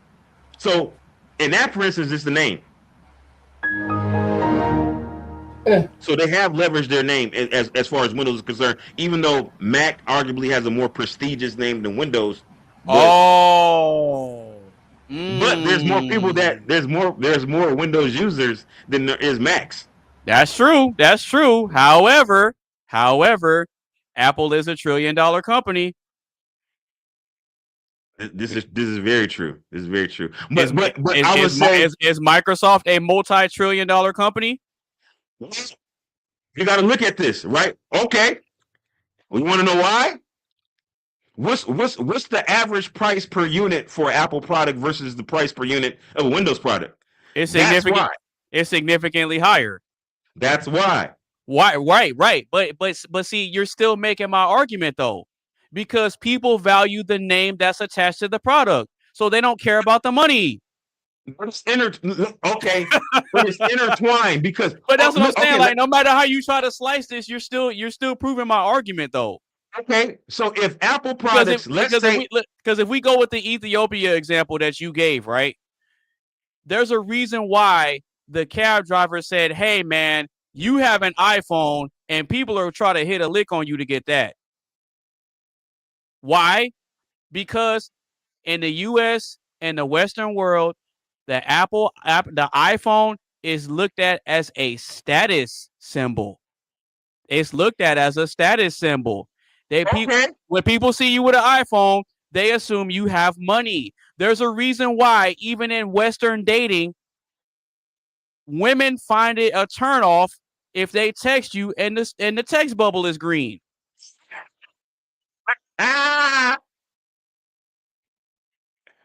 So if that clout that's attached to Apple doesn't make my argument, I don't know what else will. Okay, so let me ask you this. Okay, you got a point. You got a point. Okay, but check this out. Let me ask you this. I'm just saying. Let me ask you this though. This hypothetical. All right, go ahead. So I got 2 iPhones. I've got like 4 iPhones, right? So damn. That's making my argument even stronger. But listen, let me ask you this. Now go ahead. So actually, I'm probably gonna get. I ain't gonna lie. I'm getting the iPhone Fold when it comes out. Okay. I'm getting that when it comes out because I really want an iPhone and an iPad and one because I got an iPad downstairs. It's like a pain in the ass to carry on a big iPad, so I want like one device. I got you. So let's just say that, for instance, the iPhone is gonna probably, they say it's gonna be like damn near $3,000, right? Okay. All right. Let's say that they somehow decide, you know what? We're going to go with some Chinese products. We're going to make all our iPhone products super affordable, right? And so now they were able to make the iPhone Fold, and they're able to bring it out for, let's say, $800, right? And then they were able to say, you know what? We can make this iPhone same quality, same aesthetic, but we're going to make it $400. Right? Okay. In 5 years of Apple selling their products for $400 for the iPhone, $800 for the iPhone Fold. Even though it's the same quality, same aesthetic, you think people are going to value it anymore? Number one, it's going to be so accessible. Everybody's going to have one. Now it's not going to matter anymore. That's tied to the amount of money that the product costs. Oh, I'm lying. Am I lying? Tell me I'm lying. Incorrect. Incorrect. No, watch this. You're incorrect about that. Because watch this. Apple already thought of that, which is why they implement that strategy into the models that they produce.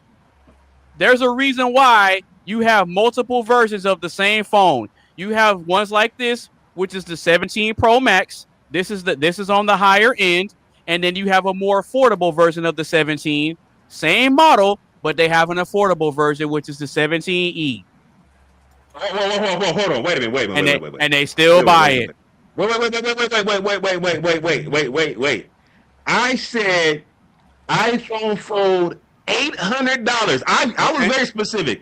Okay. $800 iPhone Fold, flagship iPhone, because I think once they bring out the iPhone Fold, I think they're supposed to be getting rid of the term iPhone Pro. Is that's going to be like the iPhone? It's not going to be like a Pro version, whatever. But anyways, okay. I think the nomenclature is going to change, but like maybe the model is going to be the same. But if the flagship phone is $400 and the flagship iPhone Fold is $800. Those specific numbers, those specific price points. Okay. Not just a more affordable version. I'm talking about a version that comes in at a price point that significantly undercuts the competitors. And I'm talking about competitors because I think Motorola still makes phones too. Motorola, their phones are kind of considered low end now. Motorola, I think BlackBerry's coming back out with some phones. And whatever HTC, I don't know, whatever Sony Ericsson, whatever other companies are making phones, right? You come out with a $400 iPhone, that's It's not a stripped down version. It's their iPhone. They just find a way through labor and material sourcings to produce a phone, the same phone at a much cheaper price. Mm-hmm. Then my question is, what happens to the name? I think it'll retain a certain amount of value, but at the same time, it will start to dip. I mean, because everybody's okay. Let me use a better example. It'll start to dip. Let's say Gucci, right? Okay. So I want to say I looked up something, and I think like a pair of Gucci shoes cost about $60 to make. Okay. Right. Nike shoes cost about $5-10 to make. Right. Mm-hmm. You got a Gucci shoe that costs about $60, a much higher profit margin. Right. Mm-hmm. Okay. And it's better yet, Rolex. I'll use Rolex as a better example, right? Okay. Go ahead. Because Rolex has been proven. It's been proven that Rolex specifically constricts supply. They have capacity to produce more watches. They have the capacity to alter their production volumes by a specific model. Let's say, for instance, you have like a Rolex. You have like a Rolex Air King. You got Explorer One. You got Datejust. You have Oyster Perpetual. These are considered the quote unquote low end Rolexes, right? Entry level Rolexes, right? Kind of like the Porsche Boxster, right? Yeah. Then you have watches like, say, for instance, you might have let's say a GMT Master 2, right? This is not considered a super high-end Rolex, but it's highly desirable, right? Highly desired. The GMT Masters are highly desired, especially specific colorways. If you get like a what they call a Pepsi with the meteorite dial, that's like a white gold version of a GMT Master. Okay. Or you get like maybe, for instance, you get like a white gold Yacht Master 2. Mm-hmm. Or no, not a Yacht Master 2, a Yacht Master 1, a rose gold Yacht Master 1. I mean, a white gold Yacht Master 1, or like a platinum Daytona. Some of these models are like very, very sought after, right? Now you have some models that are because of the precious metal component, they're at a higher price point, right? Okay. And so the demand for those is going to be constricted by the barrier to entry through money, right? Oh. But for a GMT Master 2, right? Mm-hmm. You can get a GMT Master 2. Let's say you're able to go to the Rolex dealership and get one, right? You're talking about a $15,000, maybe $16,000 watch. These are generally considered affordable Rolexes if you're able to buy at retail from a dealership, right? Mm-hmm. But the volumes just aren't there. If you go to a Rolex dealership and ask for a GMT Master 2 Pepsi in stainless steel, they're going to say, "Get the fuck out of my store." They'll literally get mad at you for even asking that question.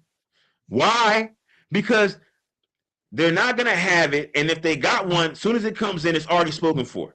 Oh, really? Right? Okay. Oh, really? And so you getting those watches, people try to get on wait lists. Some people been on wait lists 6-7 years trying to get a watch like that. Then they make you got to buy like undesired. You got to buy like a ladies Datejust, watches that you don't want to buy. Just to get on the list to get the watch that you really want, right? Yeah, that's the same thing with Hermes with those Birkins. Yep. You can't just go in and get a Birkin. You have to buy, like, you have to go up the tier level to get to it. Exactly. Right. And it's the same thing with the Porsche with the GT3 RS. You can't just go get it. You have to buy other Porsches first. Yeah. You got to go up the ladder. So from that perspective, right, my thing is this.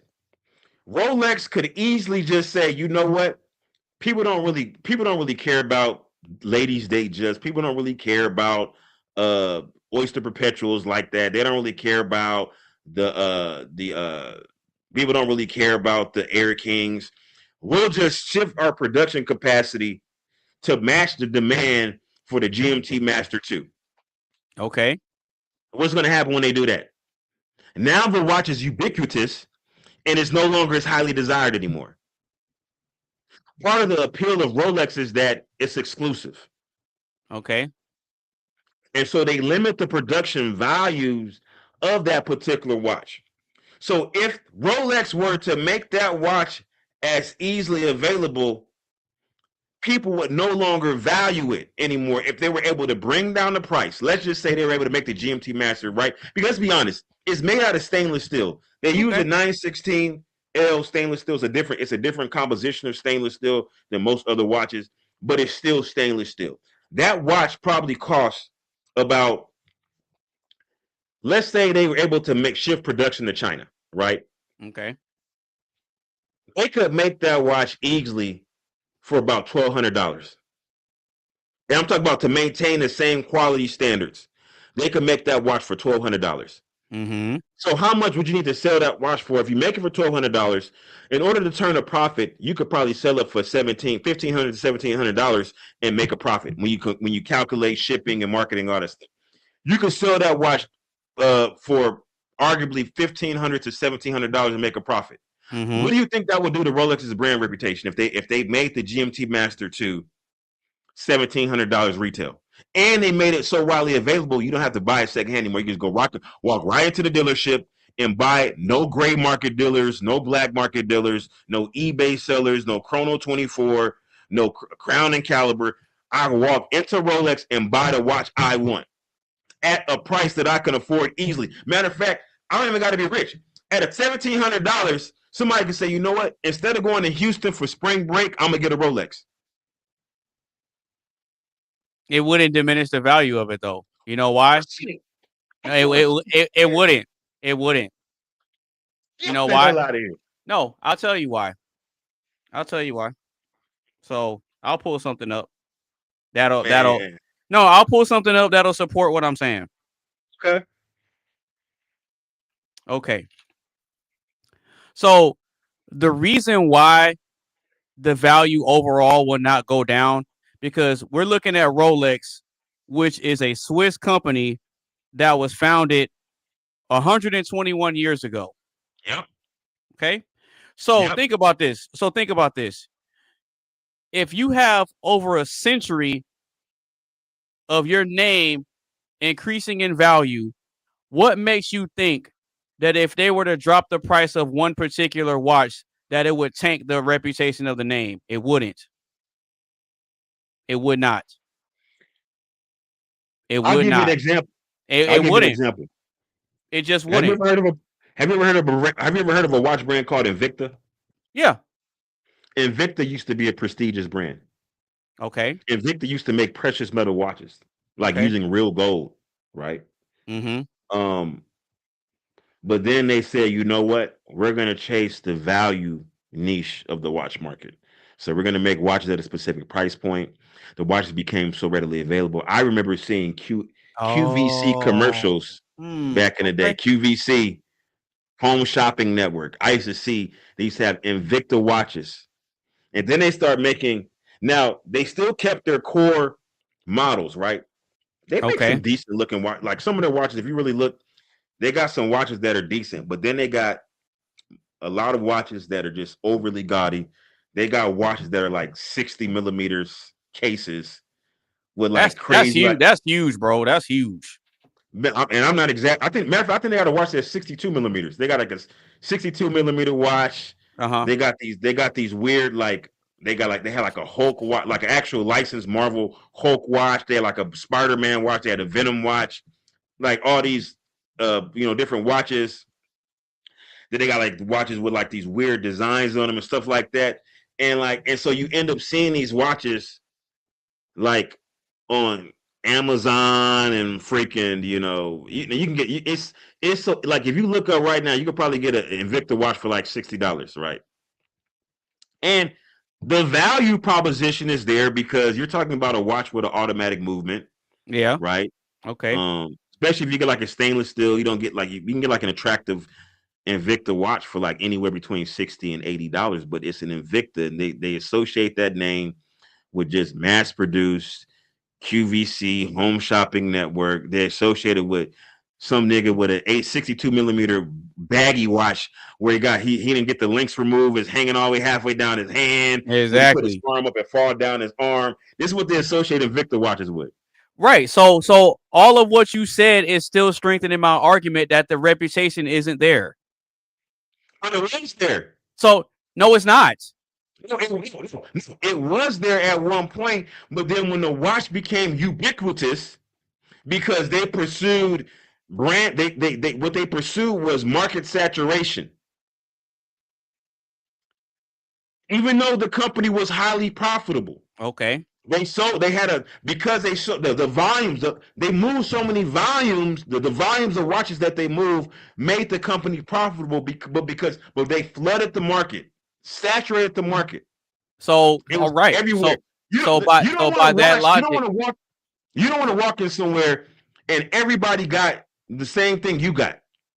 That's true. But why? No, you're right. No, you're right. But this is still proving my argument, because they switched up their strategy and they said, you know what? We think the money is more important than the name.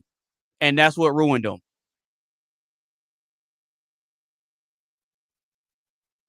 They thought that the money was more valuable than the name, and they shot themselves in the foot.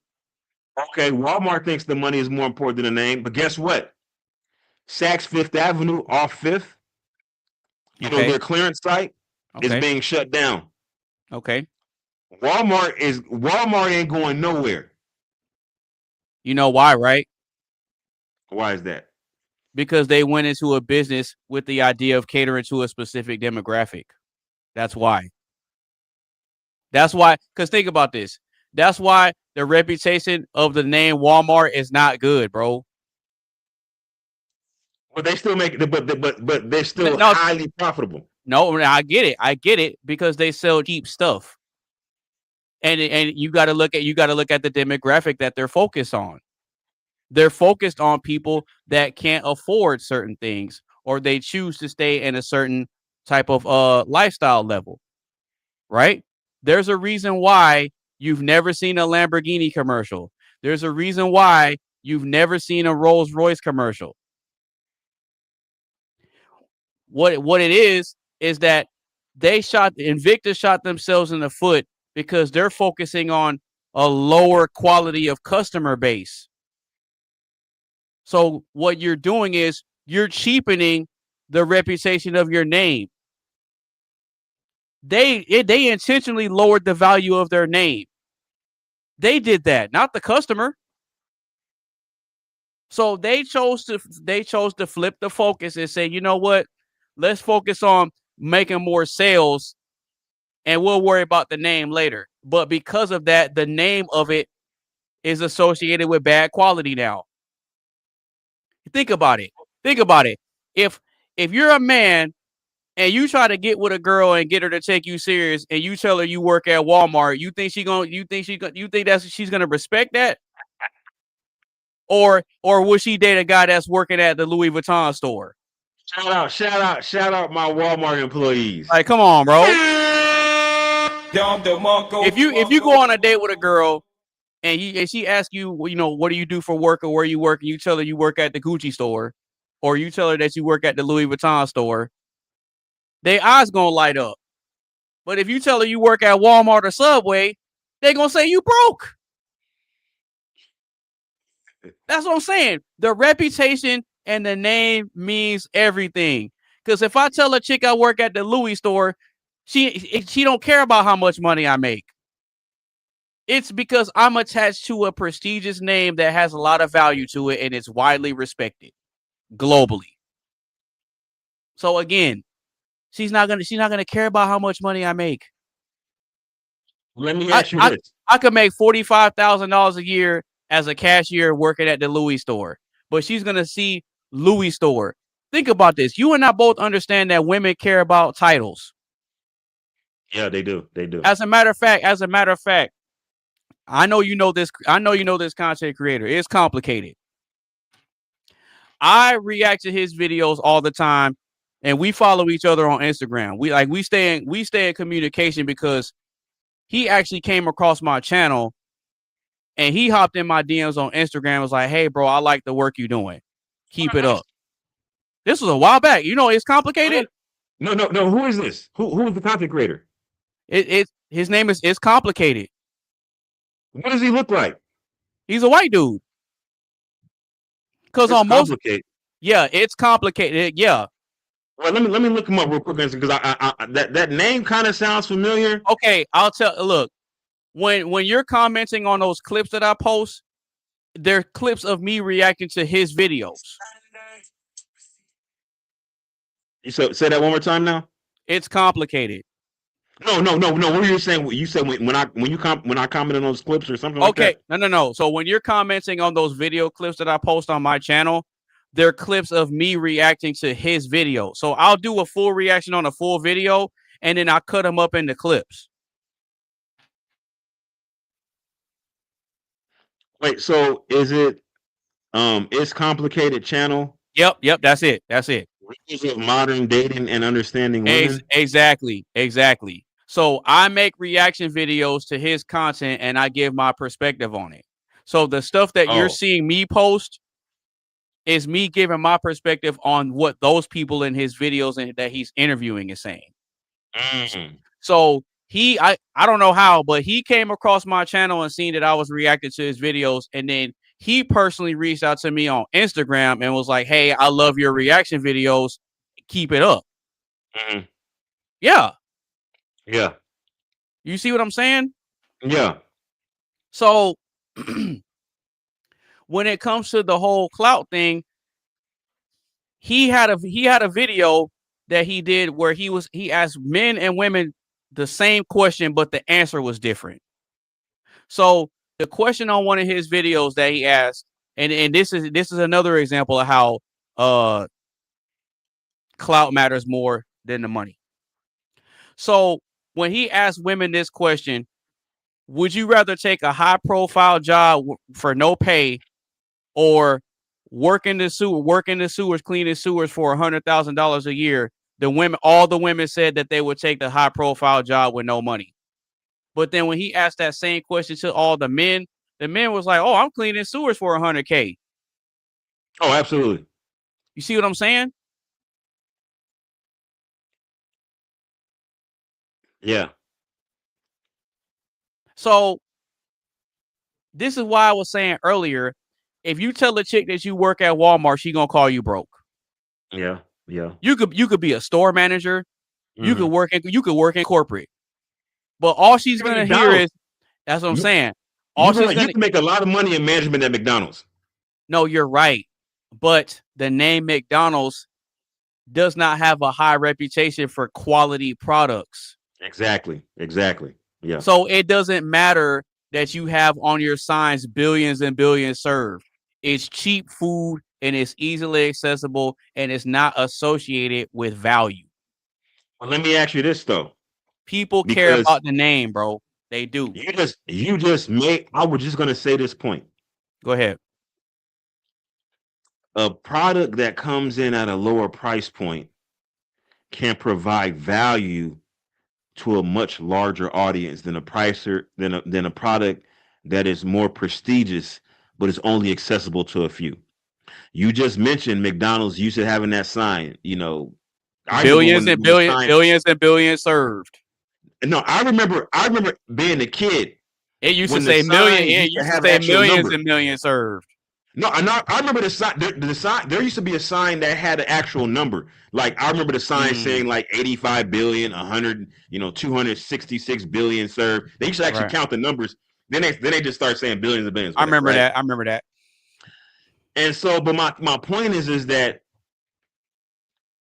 being at a lower price point, you're more of a value to a larger audience. You serve. McDonald's has served orders of magnitude greater number of people than, let's just say, Del Frisco's. Okay. And Del Frisco's is an arguably much better dining experience than McDonald's. Fogo de Chao. Sam Steamboat, Houston's Restaurant. Right. I mean, I can go down the list of restaurants that are much high. Bisson, Maine, like these places, the quality of food is miles ahead of McDonald's. Not even a comparison. Right.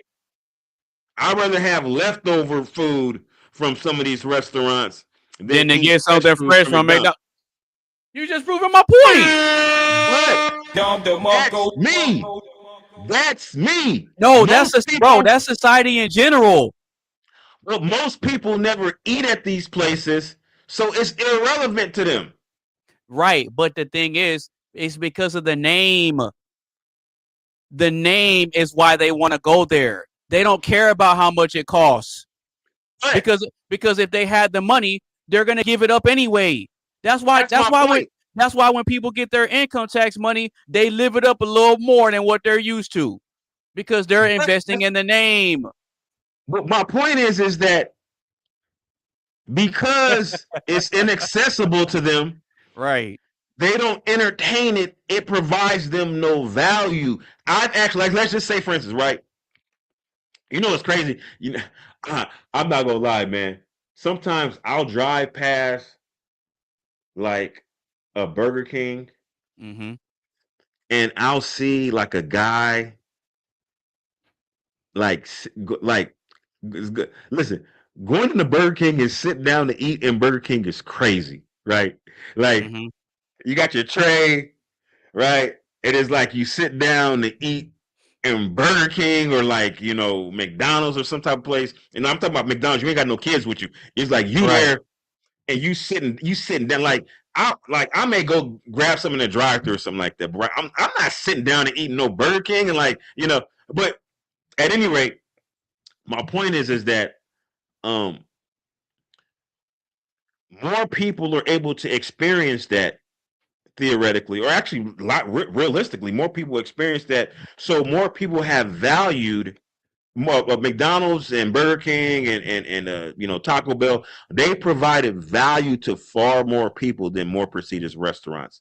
So because of that, not only value sustenance, some people have literally like we're not just talking about eating, we're talking about actually providing sustenance. Like, food is necessary, right? Right. That's true. true. You can pick and choose where you go to eat, but food is like necessary. It's not like conspicuous consumption. You got to be able to eat, right?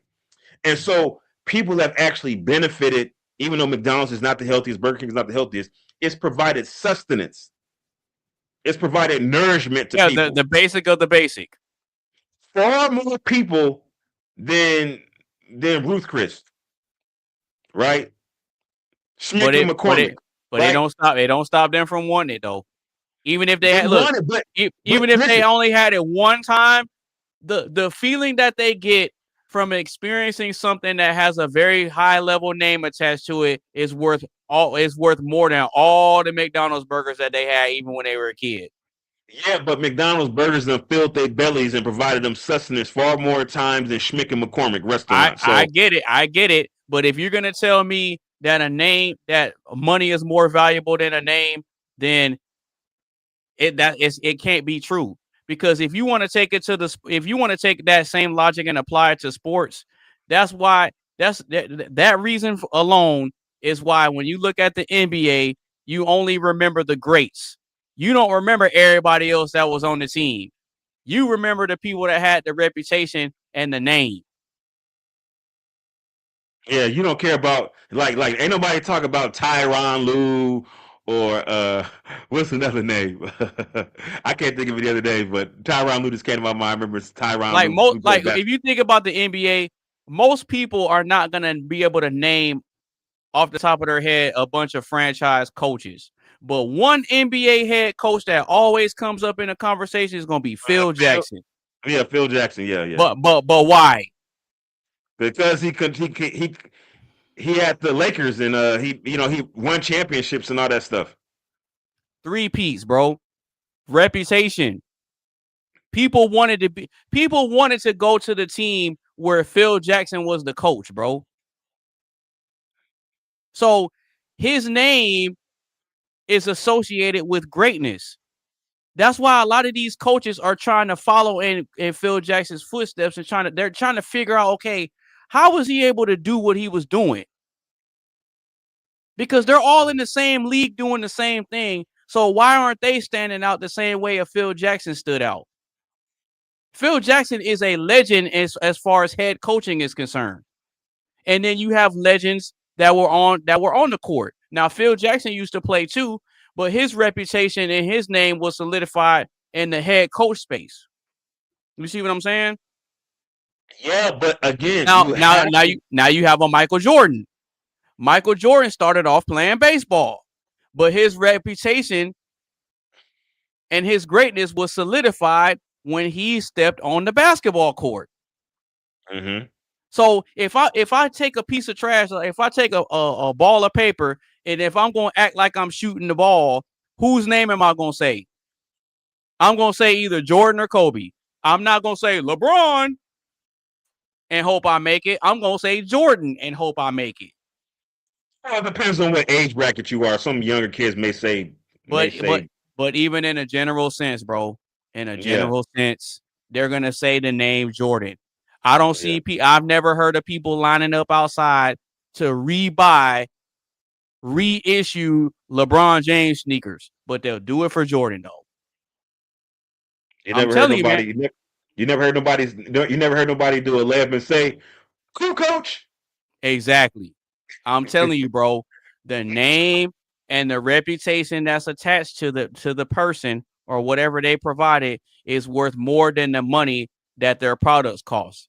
That's why these people are fighting. So yeah, that's what I'm saying. These people will save up. These people will spend thousands of dollars on a pair of Michael Jordan sneakers just to put them up somewhere. Yeah, that's true. That's what I'm saying. But you got all these other basketball players whose shoes you can buy, but you choose to buy Jordan and Kobe. Let me ask you this though. Black Mambas or whatever. Yeah, go ahead. You mentioned as much food people done ate at McDonald's, right? You always gonna remember that time when you went to Fogo de Chao. You always gonna remember that time that one time when you went to Ruth Chris, because you're always gonna talk about it. But let me ask you this. Because when people hear, they're like, "Oh man, you went to Ruth Chris? Oh man, I always wanted to go there." They don't care about how much the food is. They're paying for the name. Yeah, go ahead. If the name was more important than the money, then people would just say, "You know what? Fuck it. I'm going to take all my money and go to freaking whatever, name your favorite restaurant, high-end restaurant. I'm gonna go to the Salt Bay restaurant. I forgot what the name of that restaurant is. I was thinking about him too. People was lining up to go to his restaurant because the clout is what put him out there. So when they seen this, that's all it took. He went viral. So I'm gonna save my money. Matter of fact, I'm gonna just take my money. Fuck it. I'm gonna just go take my money out my bank. I'm gonna just empty my bank account and go to Salt Bay restaurant. And because I got the money, but I gotta be responsible. Under normal circumstances, I gotta be responsible with it, because if I spend all my money now, I'm gonna be out in the streets. But see, I have to be at that level to where it's more important.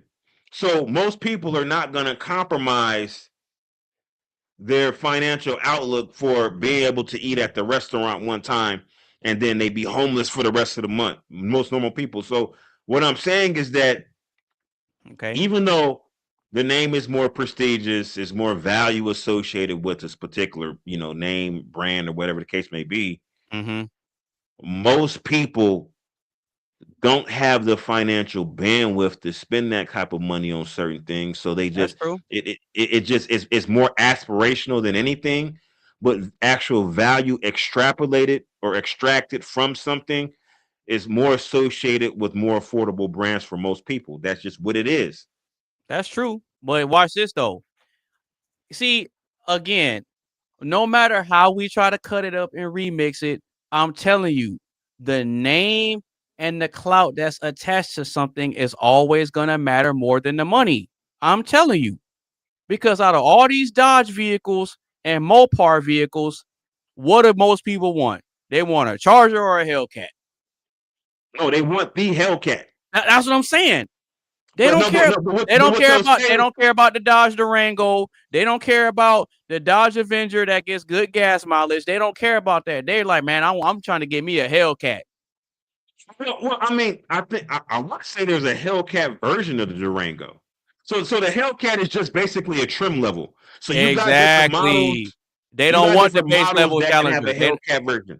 They don't want the base level Challenger. They want the one that everybody goes look at it and see, oh, yep, he got a Hellcat.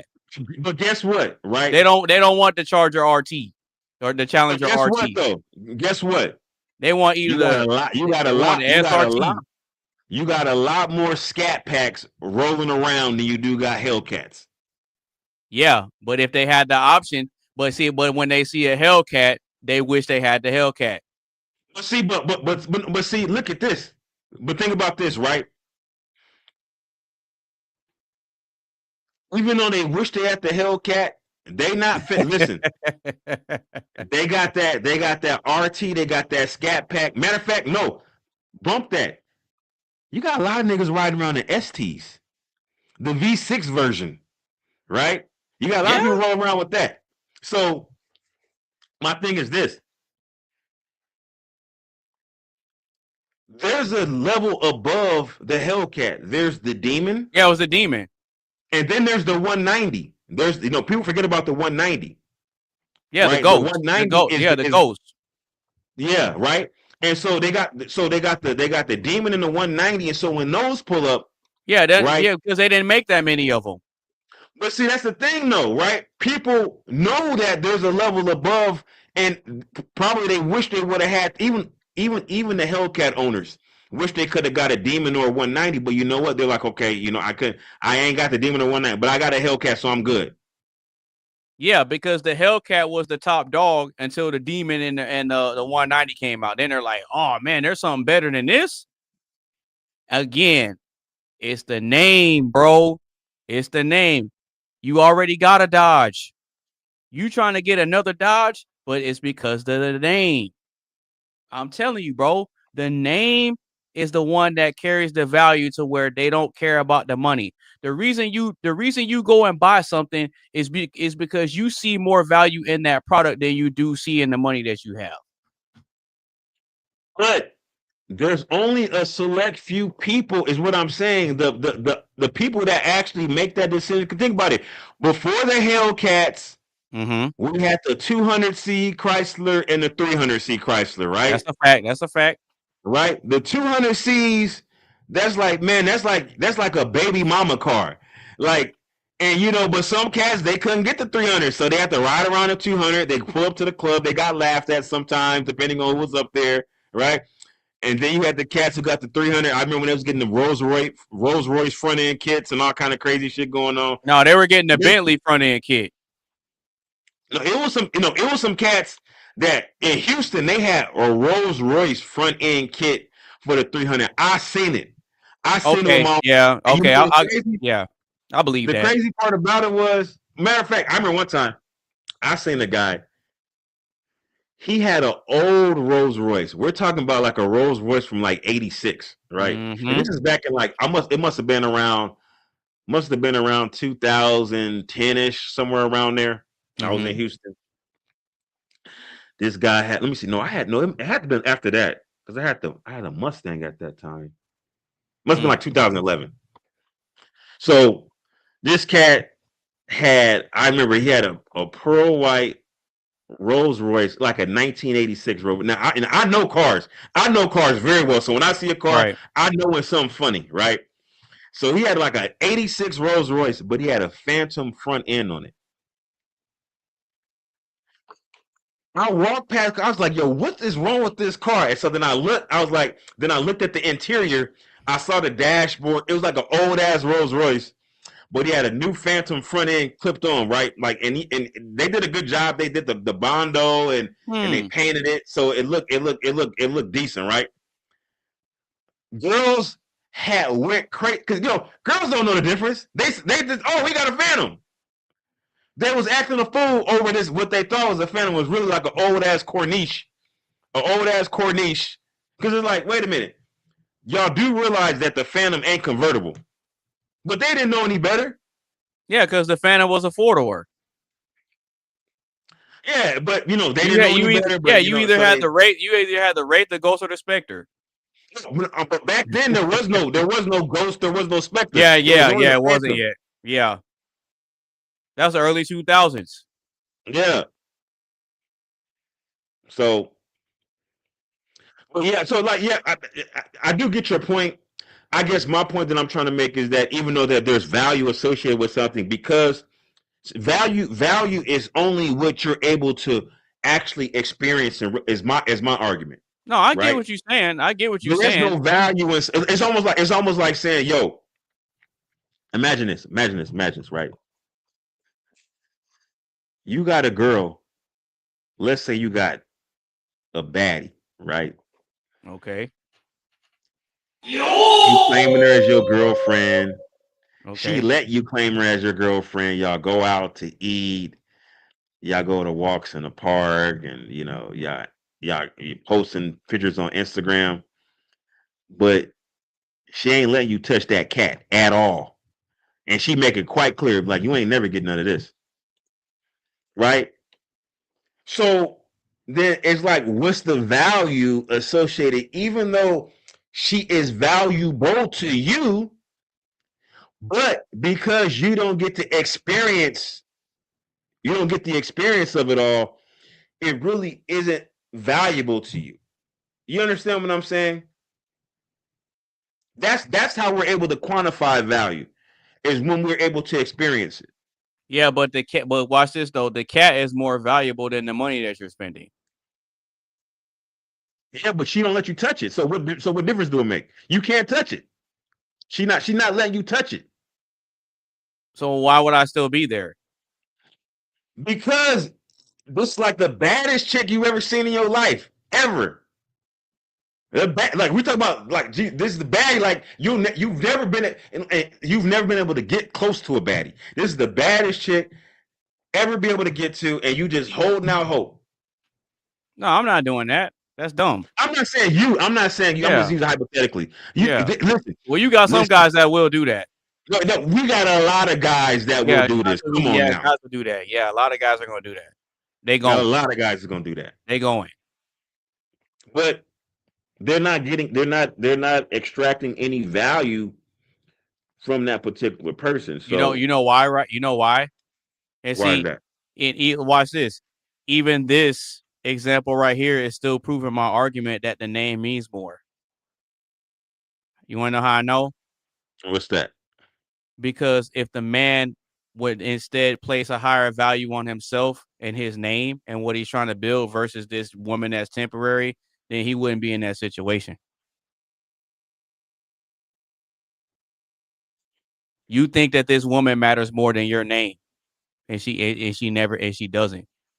That's why when women want to get married, they want to take the last name of a person that's up here. I'm just saying, the name matters more.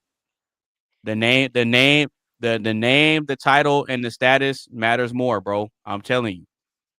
Why do you think people want to sit down and talk to Warren Buffett all day, every day, if they could? Yeah, but his name is associated with him having money, making good investments and having money. No. His name is associated with good decision making, which led to money. Right. So they want to learn from here. They're not trying to get money out of him. They're trying to get the information. Okay. They're not going to him to try to get money from him. Let's say that they value what he has up here. They only value it because he was able to evidence it by having, the financial, proof. But again, when his name started getting around They're like, who is Warren Buffett? They're not saying, well, how much money does he have? When your name gets around, people aren't worried about what you got. They want to know, okay, well, who is this guy that they keep talking about? And then you go look him up. His name kept popping up on Forbes lists. That's why. And wow, right. Because he had a reputation amongst his peers. The Forbes list was based on how much what his estimated net worth was. And I remember seeing his name consistently popping up on the list, wealthiest people in America. Even like as a kid, I used to see his name on these books. Because I used to get when I was a kid, me and my cousin, we would go to the store, right? And like when my cousin, like my brother, we're always together, whatever, right? And so like we'll go to the store, like my mom would be shopping. Me and him would go to the magazine section of the like this is back when he used to have a magazine section. So we go to the magazine section of the grocery store, and we would be looking at the DuPont. You ever heard of DuPont Registry? Yeah. So me and my cousin would just sit and look at the DuPont Registry while my mom or whatever or his mom was shopping. We'll look at the DuPont Registry, looking at cars all freaking day long. Couldn't afford none of those cars in there, but at least that was the thing that we would go there. We would look, and so when we look in these magazines, we would see stuff like you would start hearing names like Warren Buffett and there was another name that was circulating back then. I don't know I can't remember what the name was. It's somebody that you don't really hear about anymore. But there was another guy. I can't remember what that guy's name was. There's another guy back then. His name used to be kind of around. But I don't hear him anymore. People slip in and out of the list. Right. And they go down to, because right now, like the chasm is so big. You got Elon Musk. Some days he'll be $700 billion some days. Because the fluctuations is there. Yeah. He'll fluctuate between $400 and $700 billion. So now you got people with that level of wealth. It's going to push a lot of people off the list. That's a fact. Because I think the number 4 spot is like 200 or like 100. Like the top, I want to say like the top 6 is all over $100 billion. But watch this though. No, you're right. But this is still leaning into my argument in the case I made. The value of Elon Musk's name is significantly higher than the value of the other people's names. That's why they got booted off the list. Yeah, the number is nice to look at, but you're looking at the name that's attached to the number. The name, I'm telling you, bro, the name matters, bro. I'm telling you, the name matters. You want to know how? I'll give you a perfect example to prove my point. We drive by those lottery signs every single day, and they have numbers on it. And you look at the number, you say, "Wow, okay." But then when you see that number ain't there no more, the first thing you think of is, okay, I wonder who hit the lottery, who went where and when. Man, I wonder what numbers they played. Everybody starts speculating about the name. Man, who hit the lottery? Especially when the number gets up close to the billions. And next thing you know, that number got reset back to 20 million. You're looking like, oh man, somebody hit. Next thing you know, their name is going to get casted out because in some instances, they just want to remain anonymous. But sometimes they announce the winner and everybody's looking at the person's name. It ain't about the number because everybody saw the number. It just doesn't have a name attached to it yet. So when somebody wins the lottery, right. But the number is what makes that name important, though. Not really. Man, if somebody won $200, you don't give a damn about nobody winning no $200. Yeah, but it matters though. What you want to say why it matters? It matters because when there's a lottery winner, the store that the ticket got bought from, they make it known that they sold a winning ticket. So that's clout. I'm telling you, it's the clout.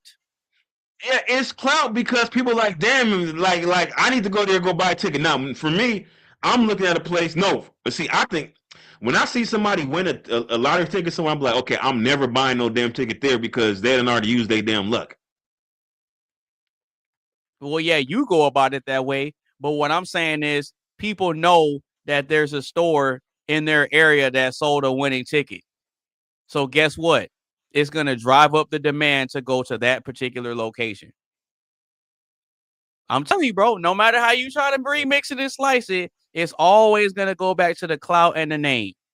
Yeah, the clout and the name is a result of money. No, it's not. That leads to you getting the money. Listen, if a store was like, yo, they put it, they're like, listen, somebody, hey, yo, check this out. This store,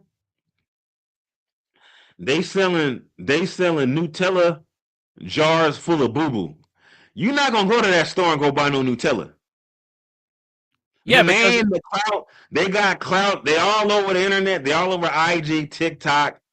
They all over Snapchat. Yeah, but your reputation can get ruined and then you lose everything. I'm telling you, it ain't about the money. It's about the name. Why do you think product reviews are so powerful?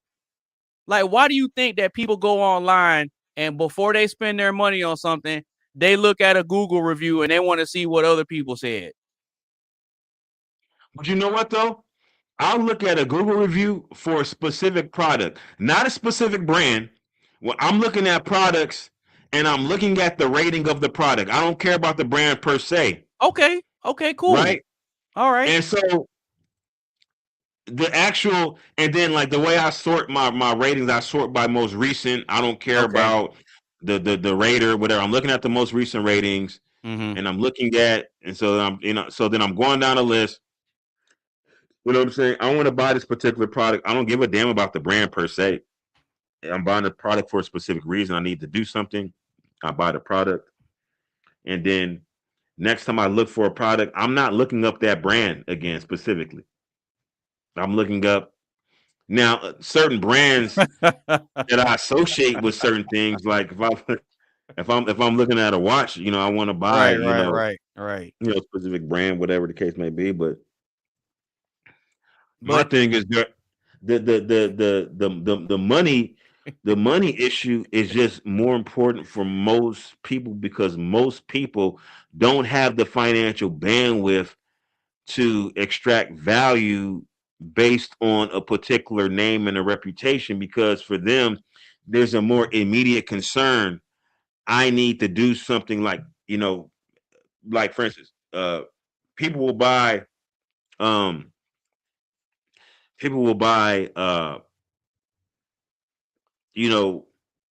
things from a store, and they specifically know this store sells cheap quality stuff. Like, for instance, you mentioned Walmart.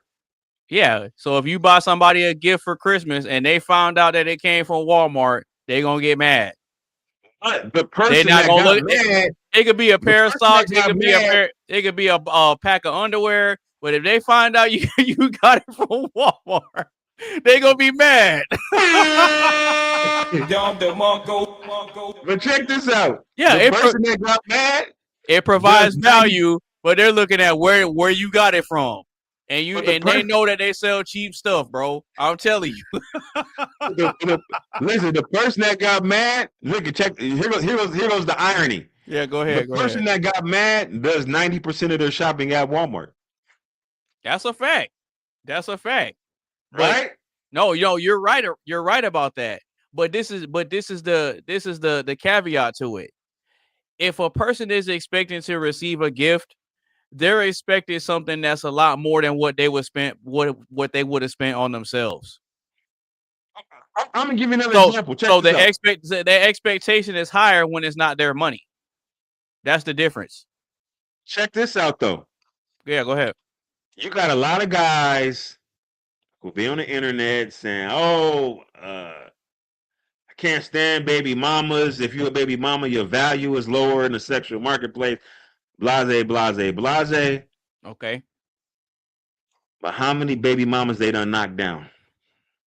They're not wifing them up though. Huh? I said they're not wifing them up. I'm but telling at the you. end of the day, they're but listen, they're not married at all. Listen, if I'm not married at all, the metric can't be marriage because most of the value I'm extracting is from intimate encounters at that point. I'm not extracting value from marriage because I'm not married. I'm extracting value from intimate encounters, right? Right. And if most of my intimate encounters comes from a demographic of women I claim to have lower value, that's irrelevant because I'm getting more value out of that lower value caliber of woman. Right. That's what I entertain more. But this is the difference though. See, listen, bro, I'm telling you, no matter how many times you try to remix and slice this up, it's always going to go back to the name because a lot of these chicks, even though they're getting knocked down, they still want to get wifed up and they want to get claimed by somebody at some point. So that last name, they don't want to keep their last name forever, bro. They don't. They want to eventually get rid of that last name and get and trade it and get a last name that got some value attached to it. I'm telling you, bro, the name matters more. I'm telling you. Because think about this. Let's use the baby mama example, right? Mm-hmm. If you got some baby mamas out here that look good, right? Yeah. Take care of themselves, they got good jobs, they take care of themselves. Those baby mamas, they don't want to get they're not gonna give a time of day to the dude that's working third shift at the warehouse. You know what they're gonna do? They're gonna set aside some money and try to go to the next Chris Brown concert, and they're gonna try to get cracked by him. They don't care. They don't care that he got a girl at home. They don't care about none of that. They want to be able to say, I got to hang out with Chris Brown and I got my back broken by C Breezy. That's why they go and do these meet and greets and they take a picture and the first thing they do is start flexing on the internet. And a lot of times they got a boyfriend and the boyfriend be in the background looking like a simp. Because this guy's name carries more weight and value than your name. So you know what? I'ma spend my portion of the rent money. I need to get this picture. I'm trying to get this picture with C Breezy. Why? Because I might not get this opportunity again. So you just fall back, Jamal. We gonna talk about it on the car ride home. And they stand there like simps because they know that their name doesn't have the same amount of weight, so they can't make the same demands. I'm telling you, bro, this is a dude that don't even need the money. And these chicks are lining up to make it rain on him because of his name. They don't care that him and Rihanna got into it. It's Chris Brown. I can make the same argument. I can make the same case and say, yeah, all the other Jackson kids, they had some talent, but nobody cared about them. They only showed up for Michael. They don't care that the other Jackson kids was older and they could probably dance better, but they like Michael more. I'm trying to tell you, bro. It's the name. It's the name. Okay. The name matters more than the money, bro. The name matters more than the money, bro. Now, you mentioned the Chris Brown example with the women who go to his concerts and they pay for the photo opportunity. I think it's like $1,000 to take a picture with Chris Brown. You even got $1,100 or something like that. Yeah. You got some funny style dudes that's taking pictures with Chris Brown, but that's another story, right? Yeah. I've seen some of them. But my point is that this ties into the example I used earlier, where people who occupy specific rungs within the economic strata, right? Mm-hmm. They're willing to pay extra for exclusivity. They're willing to pay extra for convenience. They're willing to pay extra for time savings.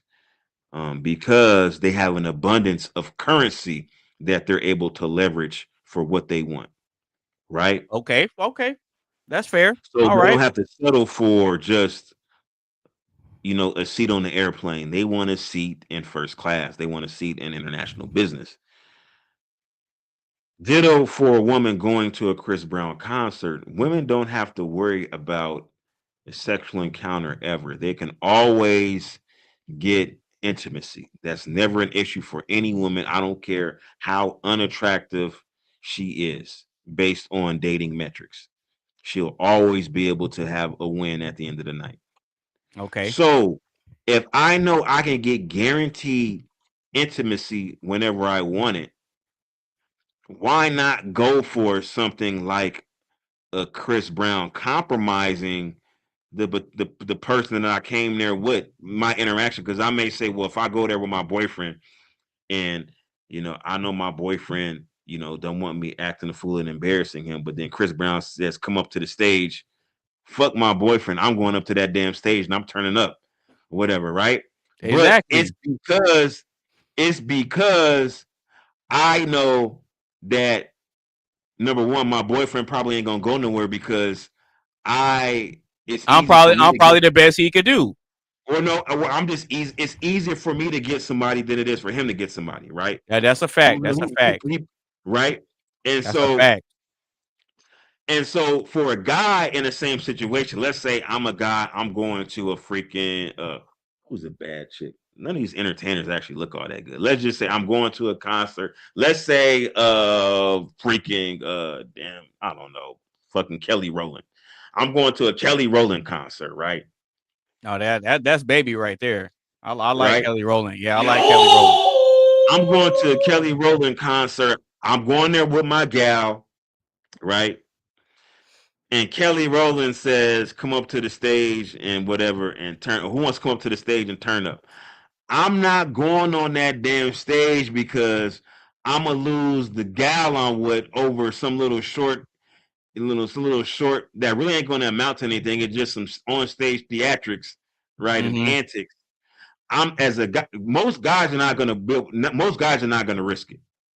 Women will risk it all day. But for guys, we understand that we don't just get it given to us. We have to go out and go get it. We got to work for it. Oh, okay. So women could just get it. So it's like, so what I'm saying is that that's their currency. Okay. So from that standpoint, within the dating and mating marketplace, most men are in poverty. That's a fact. Most women are wealthy in comparison. That's a fact. So what I'm saying is that where you are in the economic strata determines what you value more, money or the clout. But for most people, because they occupy the lower rungs of the economic strata, money is more important. So because there's more people to whom money is more important, money is more important. No, I rest my case. I'm telling you, that's not true. I'm telling you, it's not true. Wait, so you're saying more people value clout more than money? Absolutely. Oh shit. Absolutely. No, I'm telling you, bro. They're not in a position to value clout more than money. Listen. If you don't know when your next bill's gonna get paid, you don't know where your next meal's gonna come from. You don't know, you're trying to figure out how you're gonna make the little bit of money you make stretched for the entire 30 days that you have to wait for your next paycheck. Money is more important at that point. To get your basic clout means nothing if you can't leverage it for money. Okay, so let me ask you a question then. What sounds better? Me living in a studio apartment or me living in a loft? If I tell you I live in a studio apartment, or if I tell you that I live in a loft downtown, which one sounds better? To me, no. I'm in a different. No.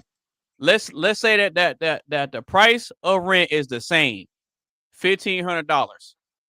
If I'm paying $1,500 for a studio apartment versus I'm paying $1,500 to live to stay in a loft downtown, which one sounds better? A loft, the nomenclature sounds better, even though they're probably the same exact thing. Thank you. Because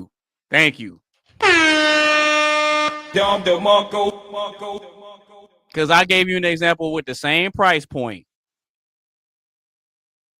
But most people are gonna like the idea of staying in a loft downtown. I'm trying to tell you, bro. I'm trying to tell you. It's because what it really boils down to is people like perceptions, and in a general sense, we like the way other people view us and what we got going on. You see what I'm saying? Yeah. That's really what it boils down to. It's almost like saying, and that ties into the reputation. I'm telling you. I went over it earlier, and the Bible backs up my argument. I mean, it's like going to a restaurant, right? And you look at the menu, right? And so the menu may say, sauteed bass, right?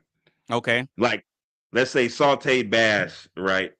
Versus another restaurant may say pan-seared Chilean sea bass. Exactly. Right? And you're like, oh, shit. And I'm like, oh my goodness. But it's the same exact thing, man. That's what I'm telling you, bro. That's what I'm telling you. That's what I'm telling you.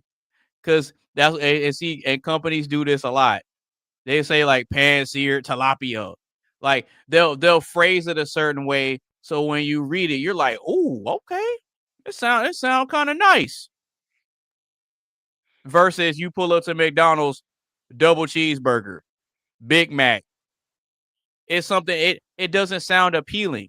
That's why when they had the pictures on the menu, that's why they gotta to make it big and show you what the sesame seeds look like. They gotta show you the details on the meat patty, because they have to compensate for the fact that they know that the quality of their food ain't that good. So they gotta make it look a certain way. I'm telling you, bro. That clout and that reputation matters, bro. It absolutely matters. And if you still think I'm lying, then explain to me why it doesn't matter how much money a man has. If he gets falsely accused of SA, his reputation is shot and nobody cares about how rich he is. I'm telling you, that reputation and that name matters. Mm-hmm. Everybody forgot about all those movies that Will Smith was in. We only focus on that moment when he was sitting down at that red table and his wife said, "Oh yeah, I hooked up with our son's friend." And we remember the face he made when he heard that, and we remember the memes. We remember when he went up there and slapped Chris Rock for clowning his wife. No one cared about, oh, Will Smith's a multimillionaire though. He's rich though. They look at, he threw his whole reputation away. And he hasn't really been able to bounce back since. Now, when he goes around doing these freestyles at these radio stations and doing these interviews, now he gets roasted. All he does is get roasted now. Mm-hmm. Whereas before, back in the 90s, when he was doing Bad Boys and he had it going on, very well respected, had a solid reputation in Hollywood. But because he didn't value his name, he went after a chick that never respected him, because she valued Tupac more. Because Tupac's name had more value to it and a reputation than Will Smith. I'm telling you, bro. I'm telling you, that name and that clout matters. That's why Jada Pinkett, to this day, she still wishes that it was Tupac and not Will. And Will has accomplished way more than Tupac. Obviously because Tupac passed away, but in the short time that Tupac was alive, he did get a whole lot done. But then he had the international reputation as the bad boy. He wild, you can't control him, and women like that. Women wanted to be attached to that name. Oh man, I got to hang out with Tupac. You don't hear women bragging about, oh man, I got to kick it with Will Smith. They don't. That's why when you watch the movie Bad Boys, a lot of people like Mike Lowrey. They didn't like Marcus Burnett. They like Mike Lowrey. Because He's the manifestation of the lifestyle that most men want to live. And they're like, man, he got the good job. He get to hang out with the hoes.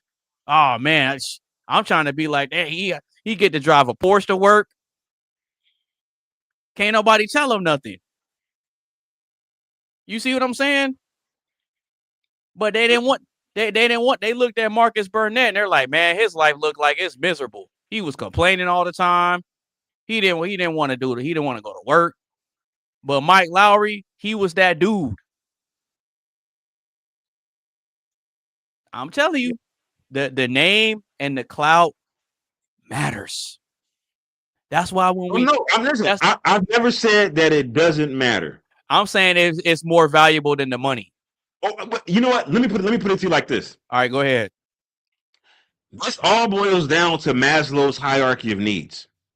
Okay. You familiar with that concept, right? Yeah. Right. So, matter of fact, I have to I'm gonna have to pull up like an actual, like a diagram. But like at the very base of Maslow's hierarchy of needs is like your basic safety, like food, clothing, and shelter. Right. You got safety issues. Like until those things are met, right? You can't really concern yourself. You can't really concern yourself with certain things until so at the very bottom you have your physiological needs, right? Mm-hmm. So you have breathing, food, water, shelter, clothing, right? Sleep. Okay. So let's just say self-esteem. Okay. I think self-esteem is the point to where your name is really important, like your reputation, right? Because the self-esteem, it says confidence, achievement, respect of others, the need to be a unique individual. That perfectly characterizes your name and reputation, right? Right. Yeah. Do you think you're going to be concerned about confidence, achievement, respect of others, and the need, especially respect of others, the need to be a unique individual, if you don't have enough food to eat, you're having trouble breathing, you haven't got any sleep? Those physiological needs have to be met first. And so my argument is that based on people's positioning within the economic strata, they occupy the basement of Maslow's hierarchy of needs. So for them, the name, the brand cachet associated with specific prestigious names, personal reputation, those things don't matter. And I say it's evidenced by the way they conduct themselves, right? You go to like I remember going to Mexico City, right? Mm-hmm. And there's like a bus. It was like a whole bunch of tourists. I was like outside the bus. The bus had like a whole bunch of tourists, like Europeans of some sort. I couldn't tell where they were from, but they're definitely European Anglo-Saxons, right? They're on this damn bus. Okay. The bus was like one of those high buses, it's high where like the bottom of the bus is where you put all your luggage, right? Oh, okay. So yeah, they're kind of high, right? And so, man, there was this little freaking Mexican dude, right? Or Hispanic. I don't know if he's like like one of these indigenous type Aztec guys, whatever. But in Mexico City, it was a guy. I want a darker, like kind of like indigenous type Mexicans, shorter than a motherfucker, right? Probably like 5'3". Okay. Man, this motherfucker, the guy had his camera out. He had like an actual camera, not a phone, but an actual camera. Okay. He was like, I guess you're trying to take pictures. Like then he was like holding it, like he was like looking for a picture to take. Man, this Mexican dude came and jumped like high off the ground. One swipe, grabbed that camera and took off. And the guy was on a bus. He couldn't get off in time. It was like he was stuck. So the guy ran off with his camera. The Mexican dude, he didn't give a damn about his reputation, his good name. He didn't give a damn how he's going to be perceived in front of that bus. And it was women on that bus too. Women going to be looking at him like he's a dirtbag. He didn't care about that. He looking at, if I sell this camera, I can make enough money for 2 months worth of whatever. So the money was more important to him. No, because the reputation of the item, the reputation that's associated with the item you took is worth more. Because as soon as you get that money, you ain't gonna keep it. You're gonna spend it as soon as you get it. Yeah, for him, the entity that he sold the camera to may value the name on the camera, whatever that name was. I don't know what kind of camera it was. Absolutely. I didn't, but the person that took the camera initially values the money associated because he couldn't tell what kind of camera. He just saw a camera. Okay. He said, "Look, I can take that. I can sell that. It looks like a high value electronic item. I'm taking that. I took it. I'm taking it to the store. How much money can I get for it? Okay, give me the money. I take that money, and I value that money more than my name, my good name, my reputation, how I'm perceived by the general public. I don't care about that. And most people operate in that capacity, and we take it for granted in America because by global standards, America is wealthy. Even people in America that we consider living in poverty, they have a lot more access than the run-of-the-mill average person in another country. This is a fact. No, that's true. But watch this though. Even with your example of the guy stealing the camera, you do know that if he does that enough times, you build up a reputation as a thief and a jackboy. So now you do this enough times to where now you have a name attached to you and a descriptor attached to you. That's a reputation. Right. If he never, let's say you're stealing stuff, right? You make enough money because you're not always successful in thieving, right? Yeah, you got to keep doing it until you get good at it.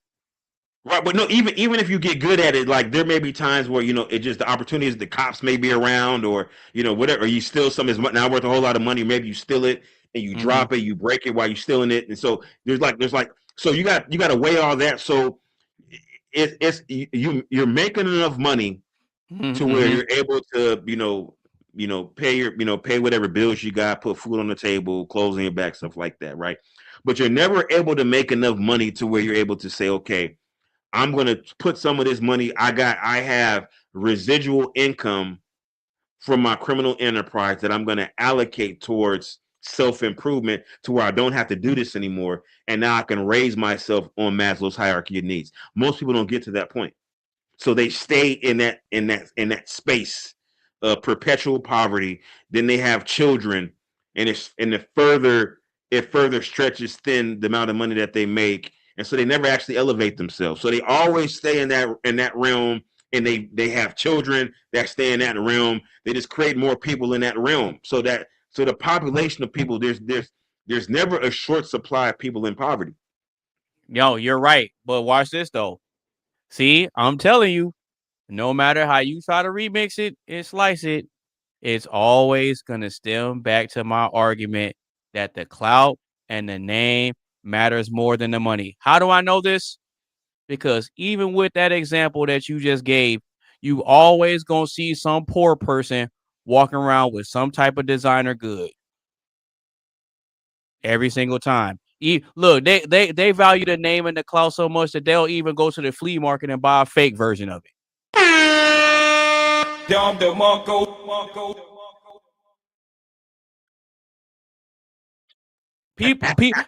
People will buy fake Gucci because it looks like it's the real thing.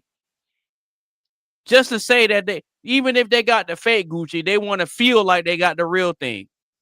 And they'll bypass those needs because they want to look like they got it. I'm telling you.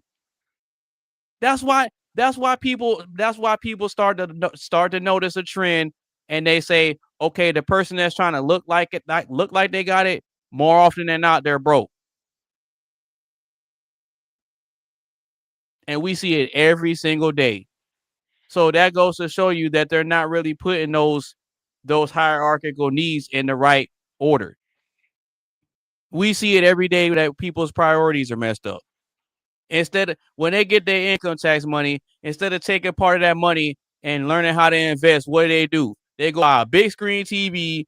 They'll go buy some Jordans. They go eat at a fancy restaurant because they like the idea of the value that comes with, oh, I got to eat at this restaurant. Oh, I got to I got to go pop bottles at this club. That's what I'm telling you. They take the money and they get rid of it. They don't keep it. They value how they're going to be perceived more than they value the money. I'm telling you, bro. I'm telling you. Why do you think why do you think there's so many of these hood dudes and YNs that'll take their money and go buy some True Religion stuff? How many people you see walking around with True Religion stuff on? I don't really see nobody with True Religions anymore. Not anymore, but yeah, I see it all the time down here, bro. I see it all the time. I'm in San Antonio, right? Yeah, I see so many people walking around with designer stuff on, trying to look like they got it. But hold on, wait a minute though. True Religion has really fell from grace, and it's super cheap. True Religion is super cheap now. It's like the actual prices, they dropped their prices so significantly. It's just widely accepted. That's why you see a lot more people with it on, because it's not what it used to be. It's cheap now, and cost. Right, and so it doesn't have the same reputation anymore. Now one brand that I will say that had a bad reputation, but then it shot up recently is Champion. Oh yeah. See what I'm saying? So it was a cheap brand, and you used to get clowned for wearing Champion stuff because it didn't have a reputation for being a good brand. It only shot up after some of these rappers started wearing it. You know, and Jadakiss was mentioning Champion. You know, he had a song. He made a bar about Champion hoodies, baseball bat Champion hoodies, the cone heads. I remember that bar in one of his. I'm just saying, bro. When a person that has clout makes a reference to something that doesn't necessarily have clout, you give it clout and you give it value instantly. Because these people will listen to something that they heard in a rap song and then they go and try to buy it. Yeah. Back in the 2000s, nobody was talking about Audemars Piguets and Patek Philippe's. No one was talking about that. Oh, well, hold on. Not on maybe Jay-Z. No, but we're talking about, but in a general sense, demographic within the hip hop community. But these brands have always been. I'm talking about the clout aspect of it. The clout, it was already there. But see, the thing about it was more of an exclusive thing to where if you were in certain circles, right, you had to be up here to know about it. You have to be up there to know about it, particularly like, for instance, like, you know, like right now, Vacheron, right? Okay. Everybody's kind of leaning towards Vacheron. Vacheron got motion right now. Vacheron Constantine watches, right? Okay. But Vacheron is part of what they consider the Holy Trinity. You have Audemars Piguet. Okay. Vacheron, and I believe Patek. Okay. It's part of what they consider the Holy Trinity. No, it's not. It's not Patek. I'm trying to see what's the Holy Trinity of watch. I know it's Vacheron and Audemars is part of the Holy Trinity of watch. Let me just look this up. Holy Trinity of watches of watchmaking is because I'm telling you, because a lot of this higher end stuff that people are talking about now. It is Patek. Audemars, Patek, and Vacheron. That's the Holy Trinity of watches. Right. So with a lot of this high-end stuff that I know about now, and a lot of these people are talking about now, Jay-Z was talking about that a long time ago, and nobody caught it. But those names have existed long before Jay-Z was. This is what I'm saying. No. Like, You're right. You're right. I'm talking about these names were highly respected names. No. But think about this, right? I get it. Right. Number one, you got to realize that within the quote-unquote African American FBA ADOS community, right? Mm-hmm. A lot of these manufacturers, number one, we had no proximity to them because we weren't allowed in certain sectors of the city. We weren't allowed in certain stores, right? So even if we had the money, we still didn't have access to it. Now you fast forward to it where, you know, you have, you know, people are making more money, people have more access financially, right? Now, Black people are starting to be able to have access to some of these watches and so that's part of the but the names were the names. The names have been there already. Like I can go down a list of watchmen. I could start naming names. Like for instance, like you could just say like a name like say for instance you could say Roger Dubuis. You could say Alanga Song. You can say Glashute. You can say then there's another one. Well, anyways, these are names that, again, people who are serious about horology, right? Okay. Not just, they don't care about the jury. It's like the horology, like the intricacy, the engineering that goes into the watchmaking and the movements and the finishing of the movements. But that's a super niche demographic. I get what you're saying, but that's an extremely niche demographic. But that's part of the reason why these watches have achieved like the Holy Trinity.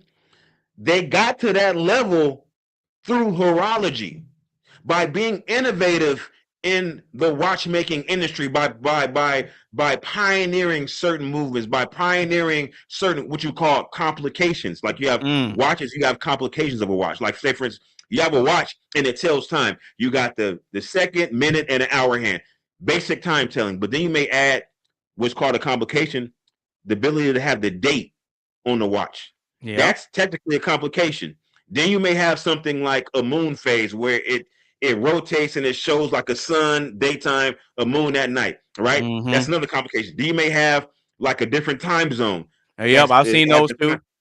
That's another complication. Then you may have something where it shows like a chronograph where you can count the seconds and the milliseconds. Yep, I've seen those too.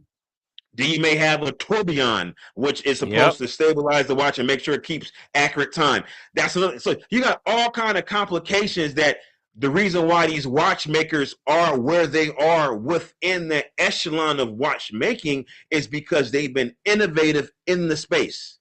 And that's the direct contribution to the reputation that they have. I'm trying to tell you. You're not gonna care about the name if the reputation ain't there first, bro. I'm telling you. Okay, but now check this out. I would estimate at least 70% of the population has never heard of Audemars Piguet. 70% of the population has never heard of Vacheron Constantin. They've never heard of Zenith. Everybody's heard of Rolex. That's different. Rolex is ubiquitous, right? Omega is ubiquitous, right? These are exceptions to the rule. But some of these other watches, people have never ever heard of these names, right? People have never, like even like Richard Mille. Richard Mille is getting a little bit more known notoriety. But from the price perspective, a lot of people don't know about Richard Mille because it's just economically inaccessible. But what's funny about that? But what's funny about that is that most people aren't even saying that right. It's pronounced Richard Mille. Yeah, I'm not doing all that. No. I'm just saying because I found out that that's how it's pronounced because I watched Kevin O'Leary. Because I was watching Kevin O'Leary and he went to go check one out, and then he was talking to the watch dealer, and the watch dealer was breaking it down and describing the different types of bands that you get on it because Kevin O'Leary he has a watch collection and he's real big into red bands, and so he was going over his watch collection and then he was having the guy explain it, and then that's when he said it. I'm like, oh, so you say it like that, but all these rappers, they don't be knowing how to pronounce stuff. I mean, even if you think about like, even if somebody like, I've heard the names of certain watches pronounced, like say for instance, Alanga Song, right? I'm not saying it right, but it's too complicated to say right, so I'm not even bother trying.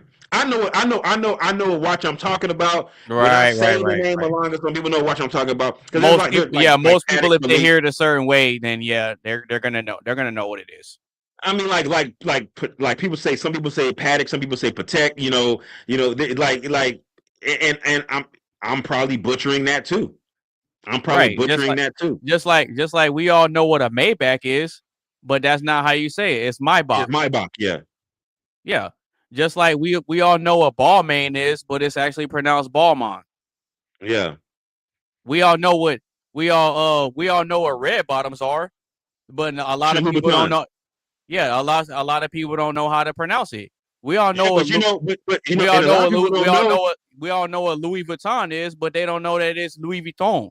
They don't know that they're not pronouncing it right. Well, people also don't know that Christian Louboutin, he's not the only one that made red bottoms. Like Alessandro Dell'Acqua made red bottoms. Like, and I think I think he doesn't really make it anymore because Christian Louboutin kind of it's almost like somebody takes like something and they become known for it. So now you don't want to do it anymore because it's gonna look like you copying, even though you was doing it at the same time. Just like if, for instance, if you look at a watch, like say for instance, if I were to show you a watch, matter of fact, I'm gonna show you a watch and like just by the shape, you're gonna be able to tell me what watch this is. Right? Now watch this.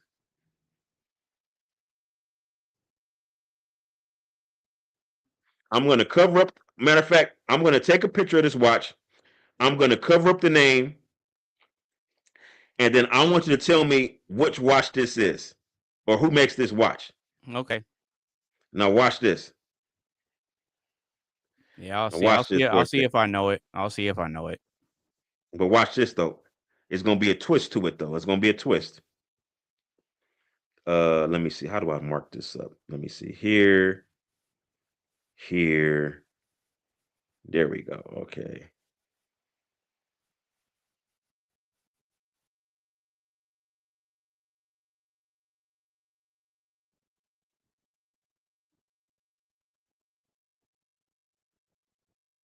So I have obscured certain details of this watch.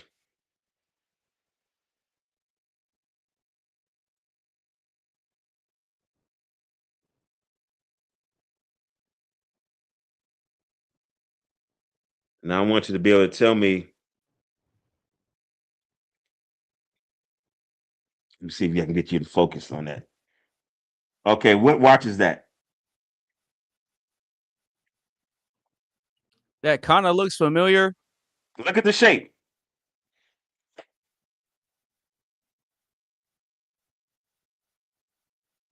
It kind of looks like a Rolex. No, think about the watches. Look at the shape.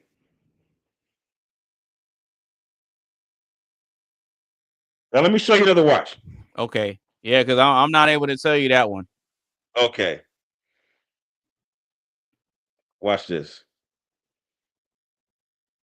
Yeah, I ain't super versed in the watches like that, bro.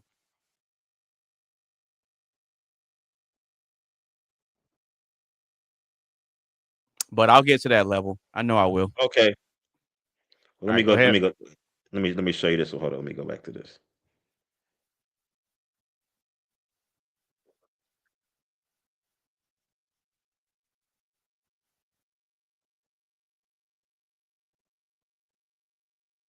Can you see the name on it? Oh, that's an AP. Okay, now let me go back. Oh, okay.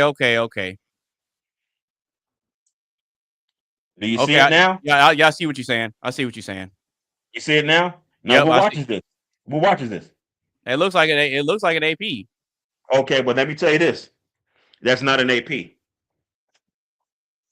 The watch that had the name scratched out is not an AP. Most people think that's an AP based on the shape of the watch. Right? Yeah, that's what I was looking at. Integrated bracelet. Yeah, that's what I was looking at.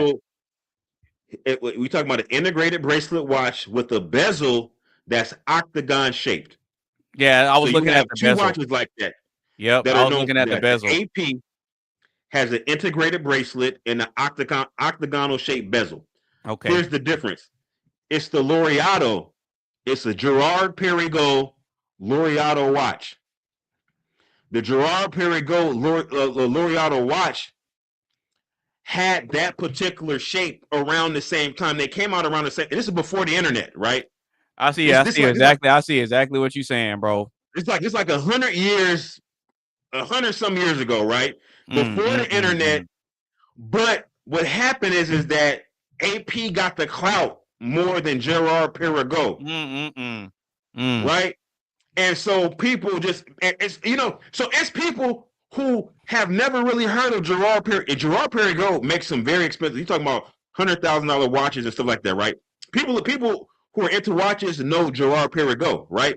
Okay. But people who are not into watches, who are just like basically like kind of got onto watches because of the clout, they'll see a Gerard Perregaux and be like, oh, he got a fake AP. That's what they think. You see what I'm saying? I see exactly what you're saying. And again, that's just proving that the clout matters more, bro. The clout matters more. You just said that the other watch is hundreds of thousands of dollars, but no one cares because they don't know the name. But you have to be in that space, right? Both socially and economically. Yeah. If you're absolutely right. Most people are not in this space. No, you're not. I'm saying you're absolutely right on that. But see, there's a difference between something being to a niche audience versus something being made mainstream, and that's the differentiation.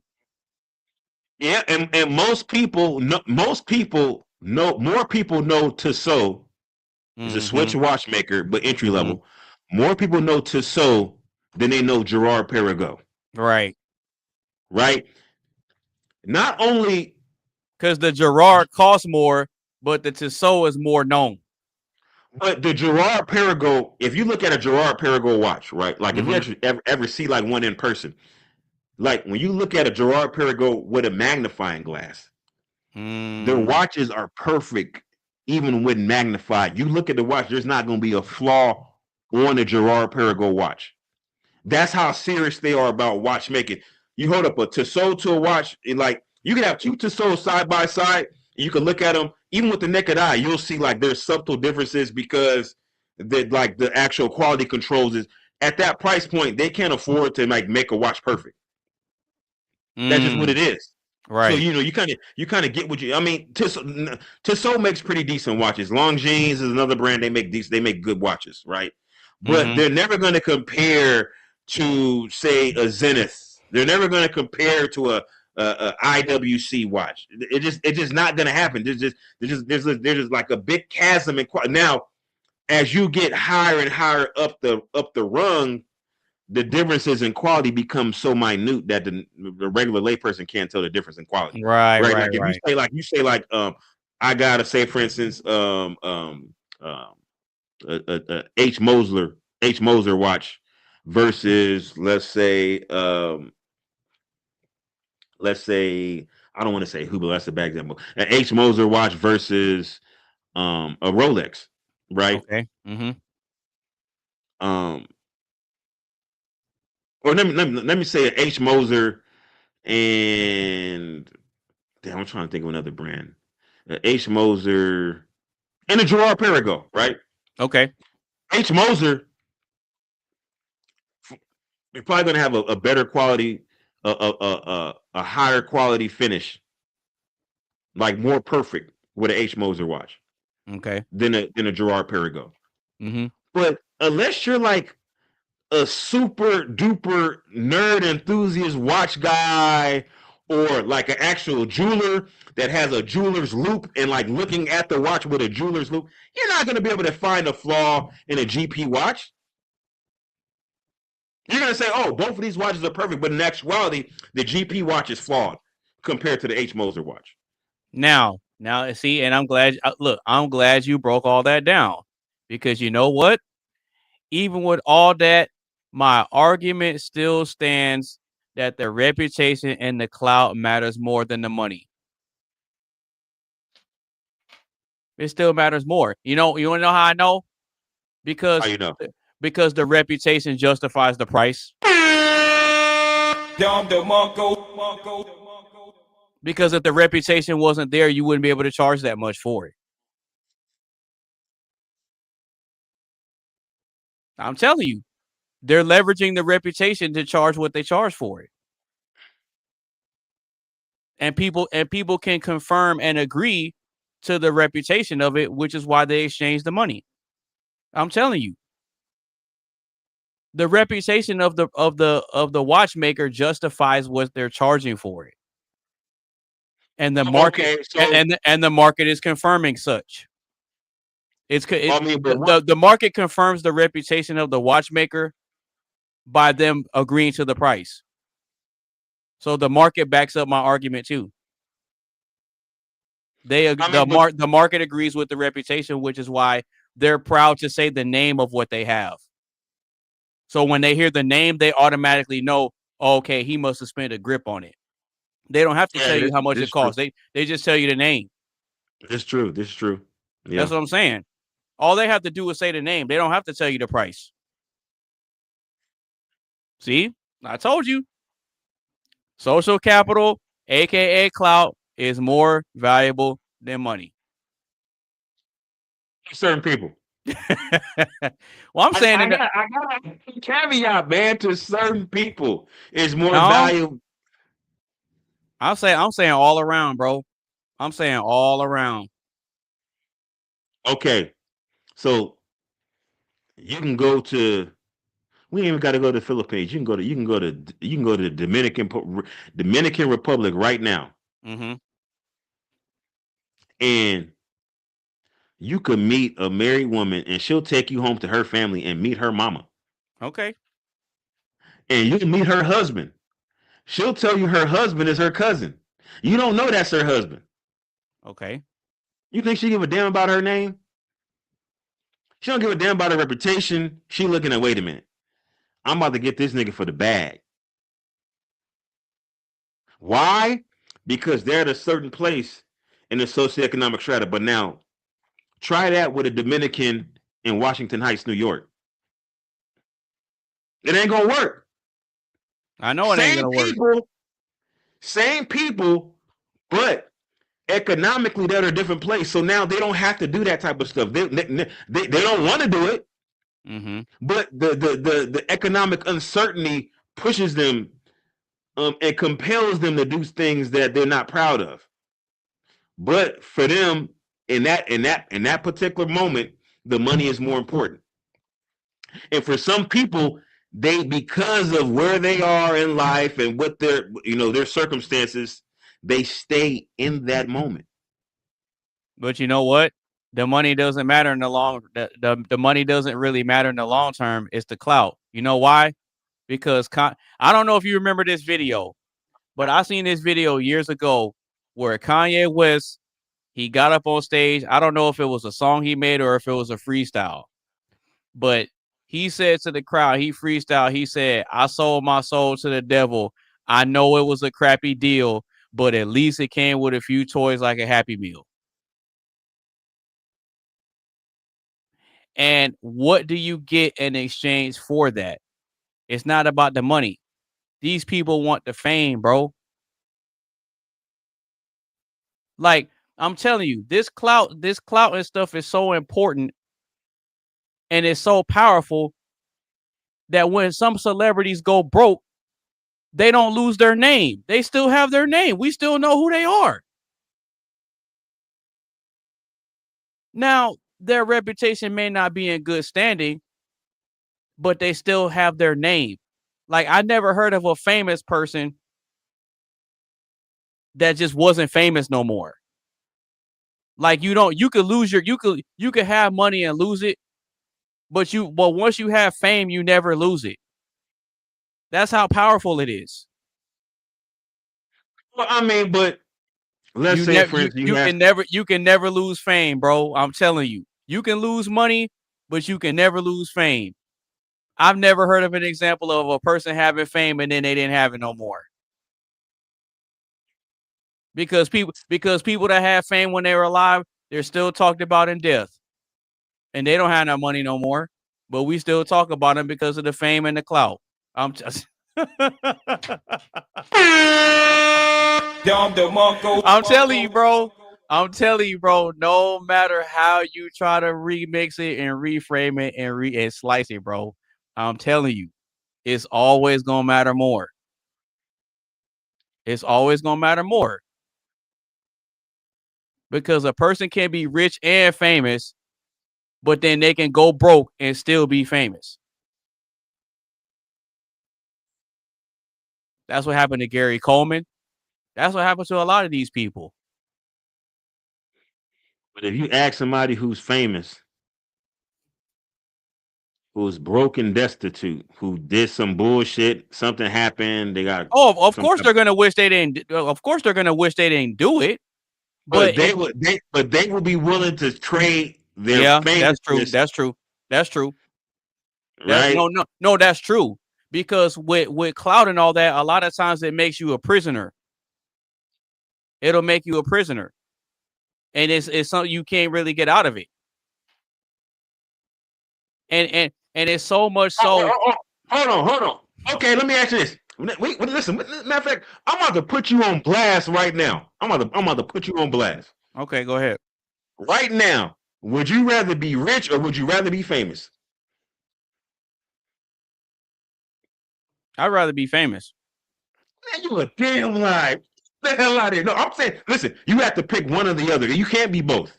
Ain't gonna be no famous and I'm gonna I'm gonna be rich. No, either rich. Oh, okay. I see what you're saying.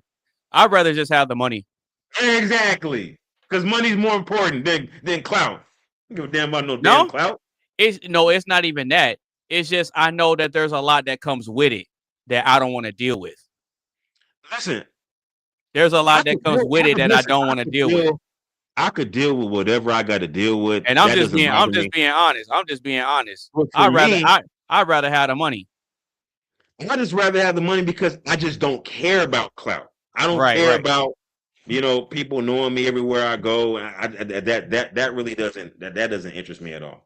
Right? No, you're right. You're right about that, and I agree with that. But see, this is the thing.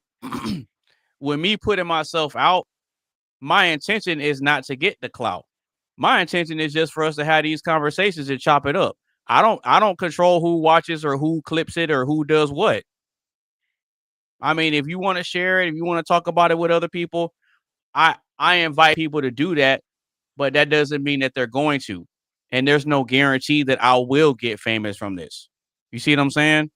Mm-hmm. So a lot of people, there's people that blow up that wasn't even trying to. But then you got people that are dead set on trying to get clout, and it never happens for them. So for people like us, we ain't focused on that. But somehow it'll just happen anyway. Now, what you do with it after that is on you. Yeah. Because you can get clout for good reasons and you can get clout for bad reasons. Now, a lot of times when people get clout for good reasons, it's up to you to maintain your standing in the eyes of society, right? But at the same time, there's people that can get clout for negative reasons, and then they can turn their life around, and now, people look at them different. But I'm telling you that clout is a lot more powerful than money. So much so that now you have people that say, "Nah, I don't want that. I'd rather just have the money," because at least with the money, you can stay low key and you can just move through life incognito. You can move off the grid if you want to. Mm-hmm. But with that clout, listen, bro, it's so powerful.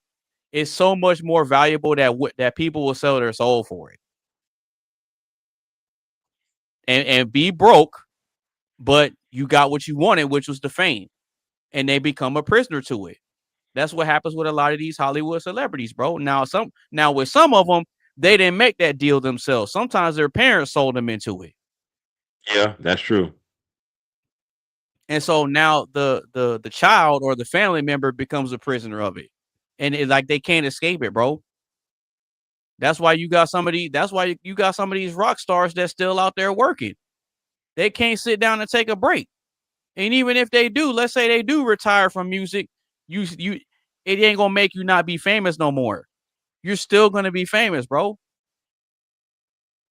A lot of them have developed, will have acquired certain tastes and developed certain, they have like an overhead now because, maybe they only drink, artesian well water, imported artesian well water, or, they have to have like like Madonna, Yeah, she got you got to drink Evian.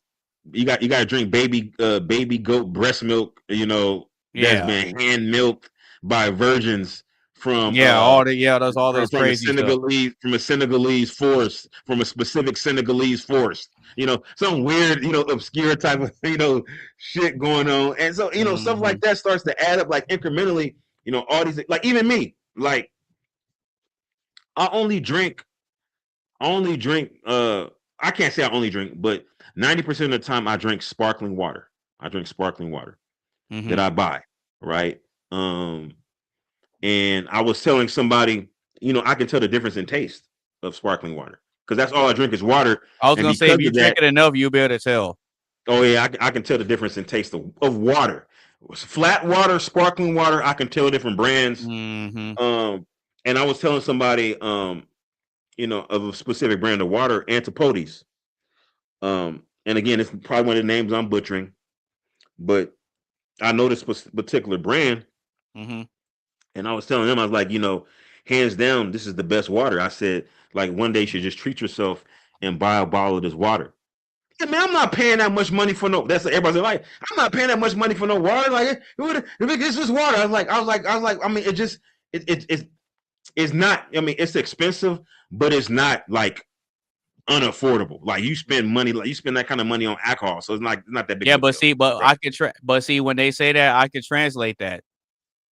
When they say, "Oh, that costs too much," I ain't buying that. What they're really saying is that the reputation of this product hasn't been confirmed and verified yet. So I'm not comfortable spending money on something where the reputation hasn't been verified yet. No. I'm telling them, I'm vouching for the. I got a reputation, so they know I'm not lying when I vouch for this bottle of water. I'm saying, look, you want water? This is the best water you can buy. But from their mind, they're like, I'm not paying that much money for water. They don't see the value, right? But if they have water, and I'm saying from experience to try, so like you can actually see what really good water and how there's levels to this. Like for me, I get it. Like, I remember the first time I had Wagyu steak many years ago. Okay, right? Okay. And I remember when somebody was telling me, there was like, this steak is, you got to try this type of steak, blah blah blah. And they was explaining it to me, and after, like when they first talked about it, because I heard somebody say this steak costs X amount of money, and I thought it was just like bullshit, like watch somebody. But if somebody explained to me, oh, this is the reason why the steaks cost this much. Because there's a lot that goes into it. They're marbled, and because because the cows are not allowed to do any strenuous activity, they're massaged, they're fed certain things. I'm talking about Kobe beef. The Kobe beef, right. And so like before, they only feed them a certain type of grass. They be massaging them, and they be doing all kinds of crazy stuff. And the same thing with acorn fed pigs, right? Like you have like a ham. I forgot what type of ham this is, but it's like a ham and pork chops and stuff like that, different cuts of pork, but they have a specific type of pig. Like same thing. These pigs aren't allowed to eat. These pigs their pens are kept clean. They're not allowed to do any strenuous work, and they're only fed acorns. Listen, let me tell you something. I've had it. The meat from these pigs, it tastes nothing like any other type of pork. It's totally different. You are what you eat. What? Because all they eat is acorns. They don't eat like the crap that most pigs eat. Really? So when you start having certain things, like you kind of understand the value associated with, okay, well, this particular thing is going to offer experience. It's going to cost more, but it's going to be a unique flavor profile. So the same thing with the water. People was like, oh, I'm not, and they couldn't understand. But I had one person who was like, let me write that down. I want to look. I'm gonna try that. One person saw the value, like, well, damn, like, is it that good? I'm like, yes, there's a big, it's a big difference. And so they're actually gonna try it. So next time I talk to them, they're gonna give me like a review of what they thought. Hey, I'm about to do that too. Yeah, I never heard of that. But see, for me, I value it because all I drink is water. Okay, that makes sense. So, like, for instance, like, I don't drink Dasani water. Like, I don't just, I'm not. Yeah, I don't. Like, I don't either. You can't give me I don't drink Neslife water. Mm-hmm. I don't be messing with it either. Like for like if I go on my refrigerator like right now, like I like my favorite is Perrier. I don't even like Pellegrino. I don't like Pellegrino because the flavors. I don't like the flavor profile Pellegrino. I like Perrier water. I drink Topo Chico. Okay. Antipodes. Do you drink the flavored Topo Chicos? I don't know. Everything I drink is unflavored. I don't drink flavored. Oh, water. Okay. No, because I'm in San Antonio and like here, bro, the sparkling water is huge here, bro. It's huge.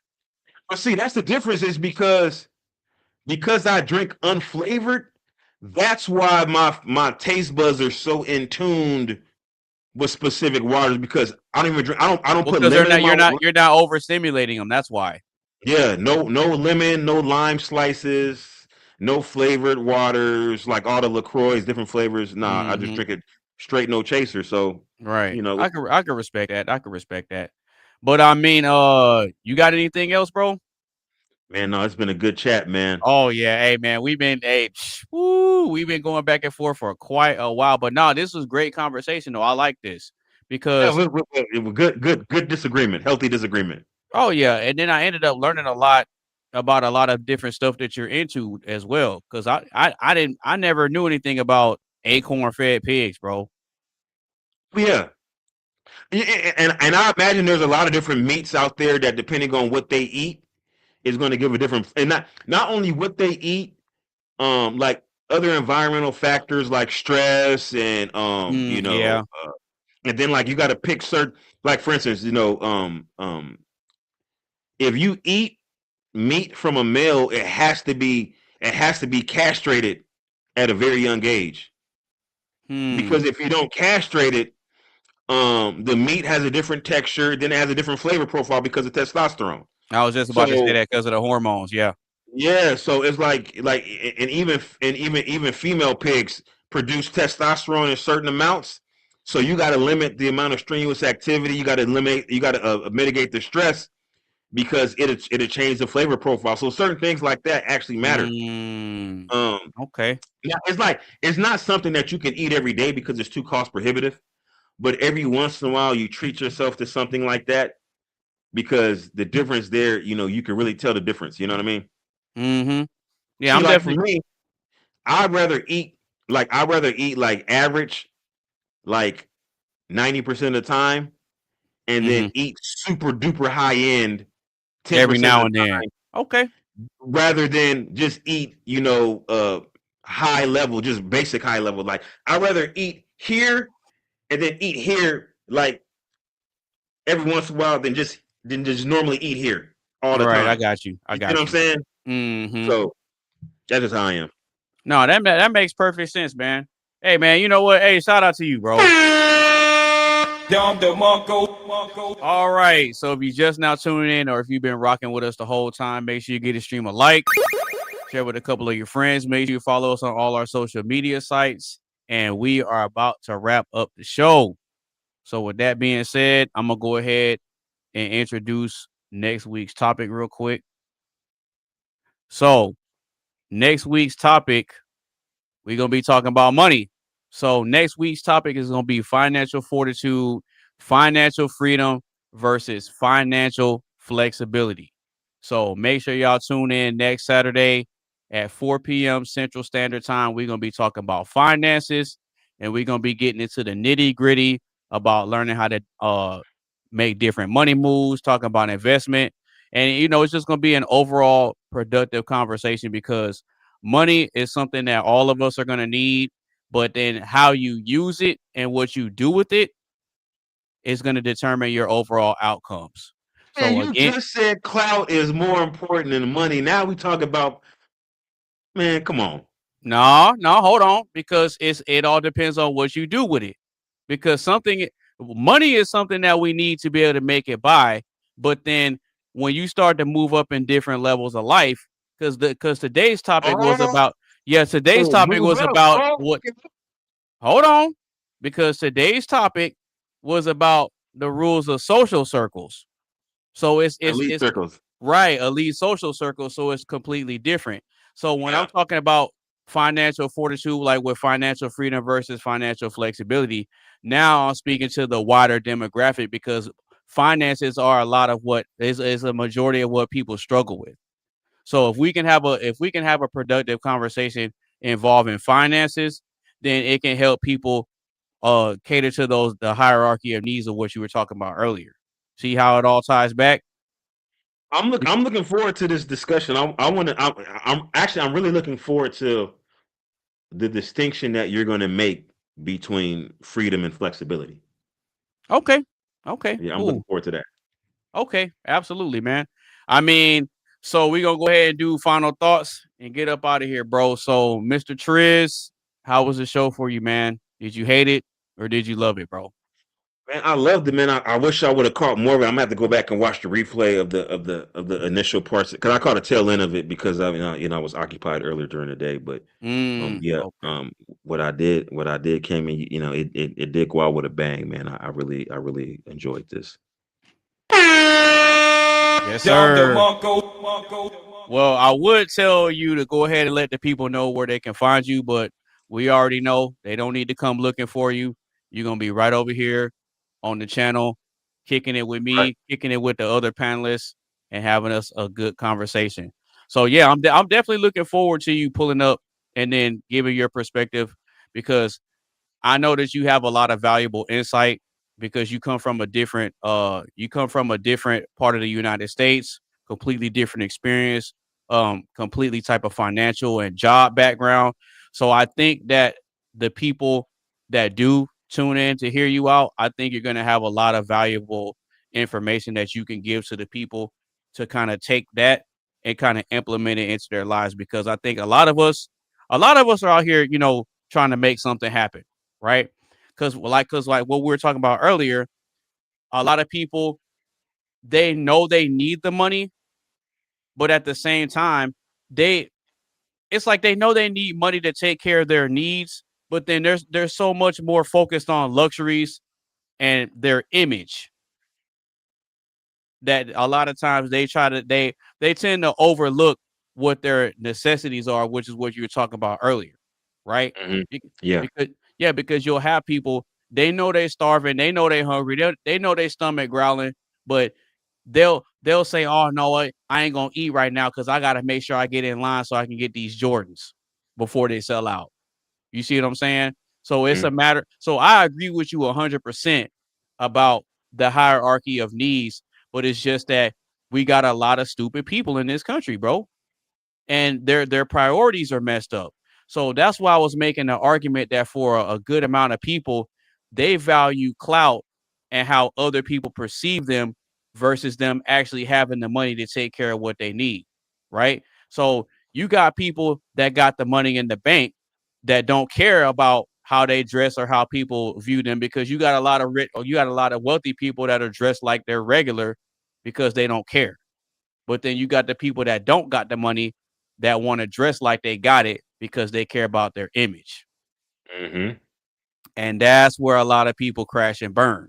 So people like you and we're focusing on making sure that we're doing different things to make sure that we can maximize on what we're bringing in and minimize the amount of expenses that we have, because I don't really care about how people view me. Like I go out with like this hoodie, I got my turban on, I go out with some joggers, I dress comfortable. And sometimes, I dress nice, but I'm not spending money on designer and all that. Like I don't really have anything designer, bro. I don't have nothing designer. I just got all I'm not gonna regular lie. stuff. I'm not gonna even lie. I wear Gucci. I wear Gucci and Valentino to the gym. I got like my gym shoes is Valentino. I wear Philippe model.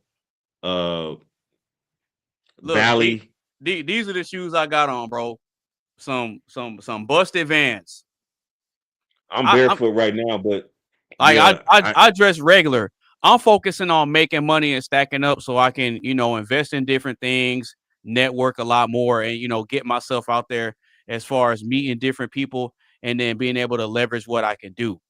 That's more so of what I'm focused on because I care about my reputation, but more importantly, I have to develop a lot more skills so that way when I am out here politicking and meeting with people, I can bring a lot to the table. And then my reputation can precede me so I don't have to come in saying, oh, I'm good at this and I'm good at that and da da da da da da da da. I'm telling you, man, having people that can vouch for you is a very powerful thing because in a lot of instances, your name can be floating around in rooms that you haven't even entered into yet that you may not even know about. That's a fact. That's a fact. And see, and stuff like that is another reason why I like having these panels because you don't know who could be watching that could have been down on their luck and they just so happen to be scrolling through and they see somebody's live and they're like, oh, okay, well let me go see what they talking about. Kind of like what you did. That's how you found this channel. You see what I'm saying? Yep. So again, we don't know who's watching and we don't know who's looking for value. And again, we don't know who we're inspiring and we don't know whose lives we're changing. And that's kind of what this is about. Yeah, we had a healthy disagreement. We were going back and forth for a while, but I think it makes for great content. It makes for great discussion. And what we just did is good mental exercise too. Yeah. So you got anything else, bro? I think that's it, man. You hit it. Yes, sir. All right, I got to give one more shout out to my buddy Triz. And we're about to close it out. We're going to be seeing you guys next week. All right. Peace.